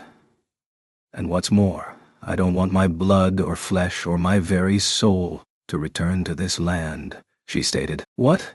I said, surprised. After gripping my hand, Atla moved it to touch my shield. I knew I could never become your number 1, Master Naofumi, she said. What now? I started. Yet I still wanted to be that for you. I wanted to be as close to you as possible. Even if just physically. She cut me off. I remembered Atla trying to come to see me every single night. Atla had claimed she just wanted to be at my side. Even if I lose my body, please let me stay with you, Master Naofumi, she asked. That question, though, incensed me. Stop joking around. I knew what Atla was trying to say, but I still persistently shook my head. Do you know what you're saying to me? Yes. I'm fully aware of everything I'm saying, Atla replied. Her expression plainly said she wasn't joking. I turned to look at Fall. He was standing steady, still glaring at me. This was where I wanted him to step in, to help. So why was he silently watching? He was clenching his fists so hard his palms were bleeding. So why wasn't he speaking up? Please, give me my further selfishness too, Atla continued. What? As I turned back from Fall to Atla, she gathered all her strength and kissed me on the lips. My first kiss from a girl. Tasted of blood. Then Atla's strength failed her and she collapsed. I've been wanting that for so long. Finally I got it, she breathed. What the hell are you playing at? This is hardly the time, I reacted. Raphtalia. Atla said. What is it? Raphtalia replied. A little shocked herself. She had been quietly watching the exchange between Atla and me up until now. It seems the ongoing battle between us, neither side ever giving ground, is finally coming to an end, Atla told her. Hold, not yet. It's going to continue. For a long time yet, Raphtalia told her pleadingly. To hear even you say that, Raphtalia, does make me a little bit happy. As I'm sure you already know, I've always been jealous of you, Raphtalia. I knew no matter how hard I tried, I'd never be able to become Master Naofumi's number 1. She explained. Nothing is decided yet. Our fights are going to continue, Atla, into the future. On and on. Raphtalia trailed off, tears streaming down her face. Atla smiled at her in response. Then, as though she finally understood everything, Atla continued. You are so kind, Raphtalia. I understand why Master Naofumi likes you so much, but there's one more thing I need to say to you. No need to limit it to just one. Tell me lots more things. You can even have Mr. Naofumi once, if you have to, she pleaded. Raphtalia, Atla went on, Master Naofumi likes women more than you think. He's a regular guy, so please, look at Master Naofumi a little more closely than you do now. I understand, but you'll be here with me. Don't give up. Raftalia said desperately, pleadingly, but Atla's life energy was already so weak she couldn't even tell where anyone was anymore. That fact spoke the cold truth about how little time she had left. After another moment, as though finally realizing something, she muttered a few more words, seemingly to no one at all. I know what we should have done. I should have colluded with Raftalia, and we could have shared Master Naofumi between us. Why didn't I realize such a simple thing? Thinking like this makes me, I want to live. I have a dream I want to achieve, she said. You can live. I'm sure Mr. Naofumi can heal you, Raftalia said. I can, I said, but Atla slowly, even more weakly, shook her head. Please, Master Naofumi, she said. I need you to realize something. What? Anything, I replied. I did everything I could to become your number one, Master Naofumi, but I couldn't achieve it, she said. What do you mean? I asked. Master Naofumi, from the wounds you've suffered in the past, I'm sure you've just been trying not to think about this, but you need to be more self-aware. Raftalia likes you, Master Naofumi. As a member of the opposite sex, just like I do, Atla revealed. This isn't the time for this, I pleaded. I know. This is the only time you will listen, Master Naofumi. Please, believe me. Then she descended into spluttering. It was clear that Atla was weaker than before. No. If I just used more elixir of Yggdrasil, more liberation heal, please, promise me. This is my final request. My final, selfish request. Please, Master Naofumi, become aware that there are people who like you. And please, respond to their feelings. That's all I ask of you, Atla said. Okay, I get it. I understand. So please just stop pushing yourself so hard, I exclaimed. Oh, God. Please, save the ones who believe in me. I'd never prayed for a divine miracle as hard as I did in that moment. When Witch framed me, when I was tricked and driven out, I'd never wished this hard. Promise me. I know I'm asking a lot. Atla breathed. Okay, I'll do everything you asked, I responded. Hee. Having you treasure me like this, Master Naofumi. I'm so happy. For a moment I thought she had more to say, but her words cut off. Atla? I desperately tried to keep my awareness together, but with a gentle smile on her face, Atla had finally stopped moving. Atla!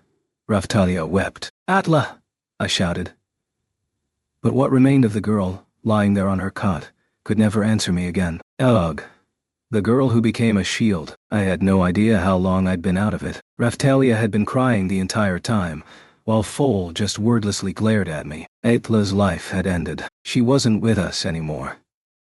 You can hate me, I managed. I'd failed to save his sister.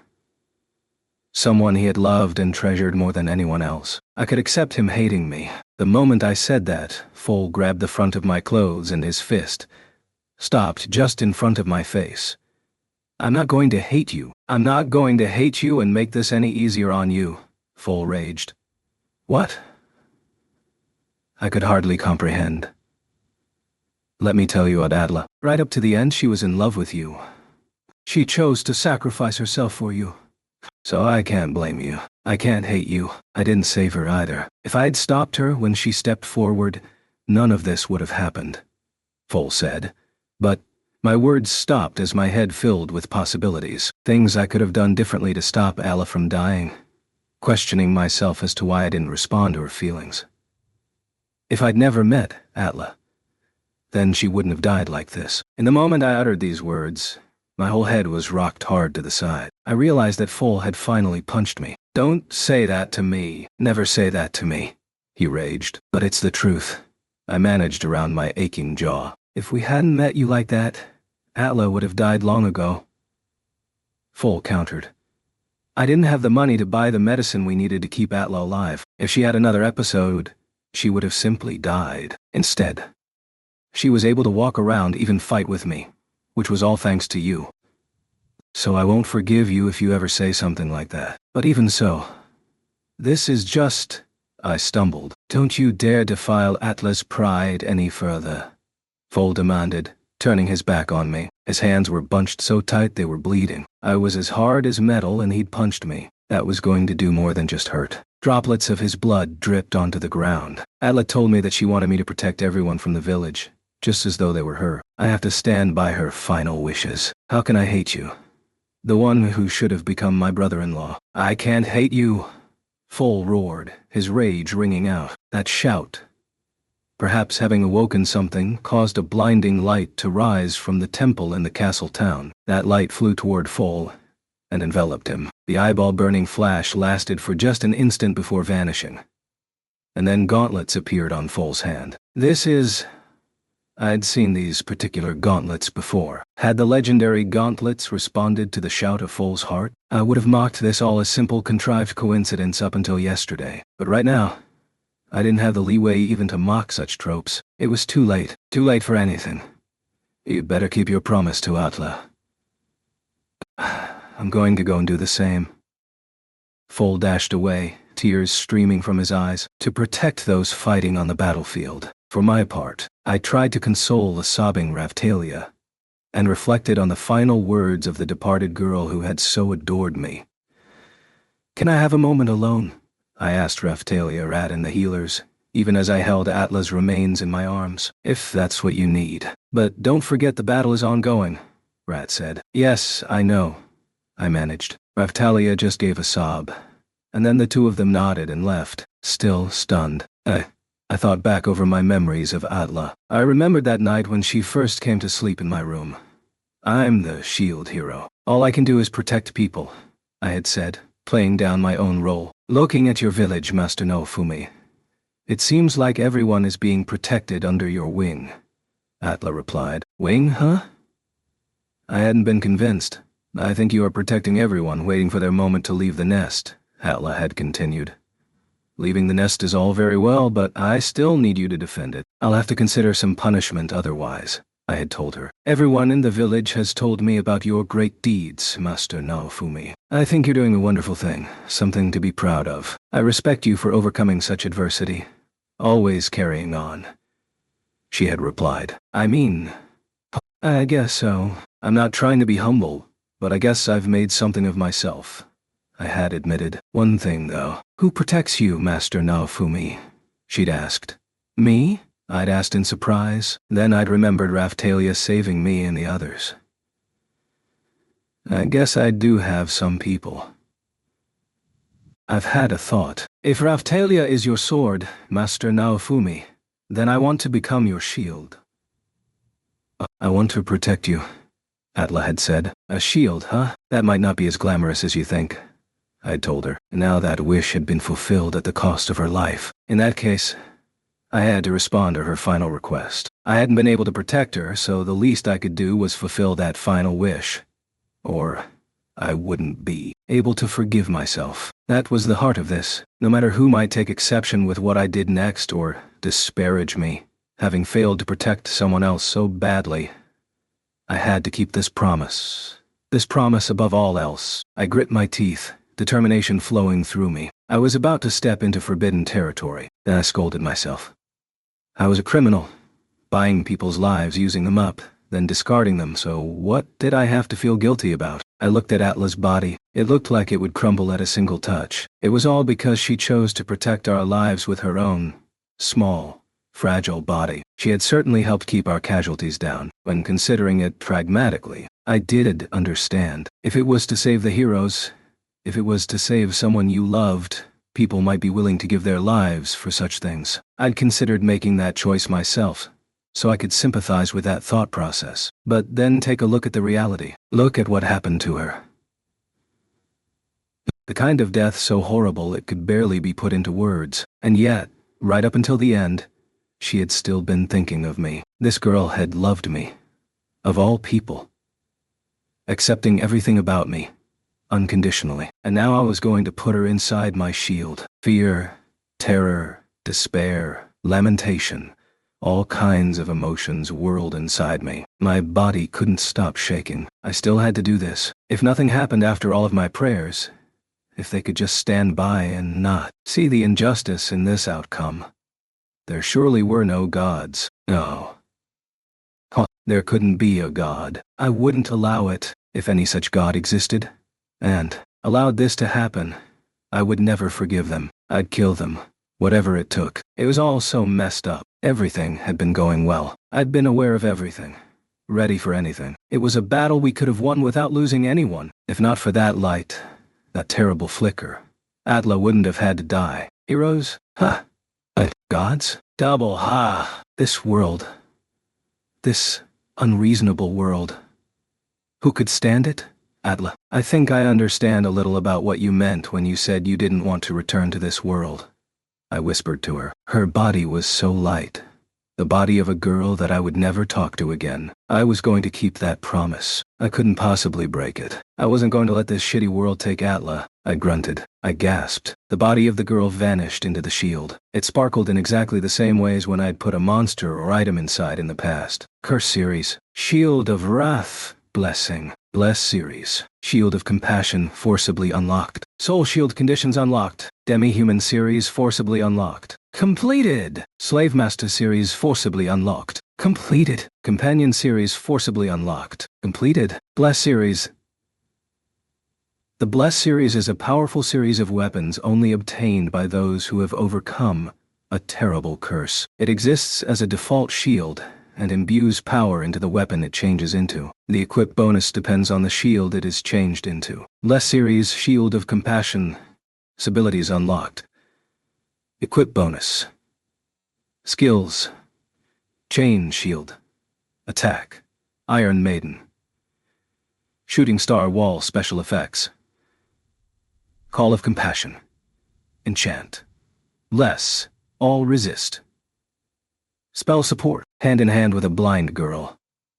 The Shield of Compassion was created by the Mercy in Two Hearts. It was an incredibly simple and yet a gentle shield. It was like sunlight through the trees on a warm day. It also had the best effects of any shield I had collected so far. I knew that enchantment meant the effects of this shield could be overlaid on other shields. That alone provided a massive boost to my mass defensive capabilities. On top of that, it had forcibly unlocked the Demi-Human series, Slave Master series, and Companion series. It also had equipment bonuses. In other words, it provided a massive boost to the stats of slaves, demi-humans, and companions. I switched to the Spirit Tortoiseshell. Growth up due to growing power. Change to Spirit Tortoiseshell Shield. Further boosts were being triggered. I didn't have the time right now to look in detail at everything that was happening. Those who had been getting treatment had now all been treated too. The healers were clamoring about it being some kind of miracle. I stepped out in front of the tent and looked at the twin phoenixes whirling in the sky. They shrieked, as though taunting me, just like Ost. I was here fighting these birds for the sake of the world. I understood the true nature of it, that I was simply a device completing my assigned role. Ost had known that too, had fought based on that understanding, meaning there was only one thing I could do. Philo, I shouted, calling her over. She was putting up a good fight against the phoenixes. What is it?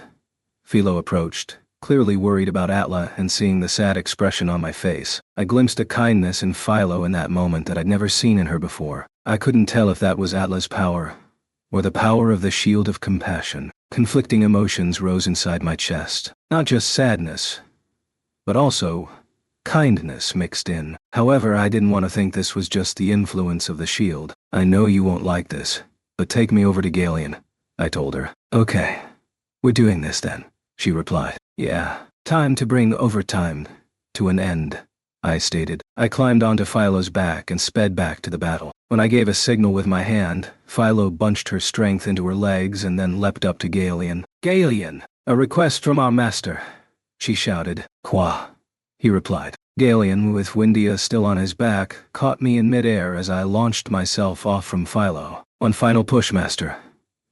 Philo gave me a pseudo-thumbs-up with her wings as she plummeted back to the ground. I've got it, I replied. As soon as Philo landed, she charged right back into battle with the low-altitude phoenix. With a shriek, the phoenix turned its attention on me and came at us with its claws. I should have tried to retain my composure, perhaps. Just because my hated foe was before me, I couldn't let it fill my heart with darkness. But I could understand the pain. I could understand how unfair this world was. I understood the wounds we had taken, and the sadness of what we had lost. It was exactly because I could understand it that I had to get angry. You shut the hell up.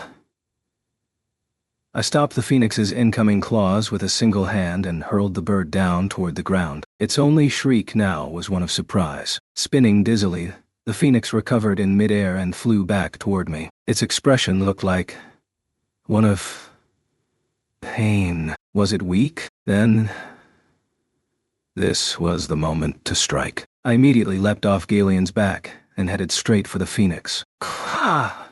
Galeon squawked. Huh? Windia was surprised too, rider and steed both with shocked looks on their faces. I'm going to smash this overstuffed turkey into the ground. Pile on! I shouted. Sure thing, Windia affirmed. Quah! Galeon growled too. I let them know my plans with suitable gravitas in my voice. Then I activated gravity field. It hadn't had any effect when I tried it before, but now I could use it. I made it as heavy as I could, stopping the phoenix from flying completely. With more pathetic squawks, the phoenix, unable to fly due to the weight, desperately flapped its wings, but it was completely unable to maintain its height. It continued to fall down to where the low-altitude phoenix was waiting below, and then close to the ground, dust rising from the battle. I grabbed both phoenixes and shouted a skill. Chain shield. Both birds were caught up in the chains that emerged from my shield and bound together. With those preparations in place, I shouted to everyone else in the vicinity. Everyone, take them down. Naofumi. Foal was stunned. What are you doing? I yelled. Take them both out. Okay. Tiger break. Foal was also the first to act. I mean, he would be. I really felt like I could understand his feelings the best in that moment. That was how I felt. Maybe I didn't understand what it was like to lose a family member like that, but I knew exactly what Adla had been like. Don't worry about me. Just hurry up and defeat this thing. Make sure you kill them both at the same time, I commanded. There were general shouts of agreement, and then special attacks started pounding in. Naofumi, what about Atla? Ren asked me between attacks. I was unable to reply and just looked away. I didn't want to think about that right now. Damn. Realizing what it meant, Ren made a painful sound. He also applied more strength to his sword. I feel so light. With her sword in front of her, Keel charged forward just like Philo and attacked the phoenix. Yeah. I feel like totally different from before. The slaves and everyone else in my unit were definitely performing better.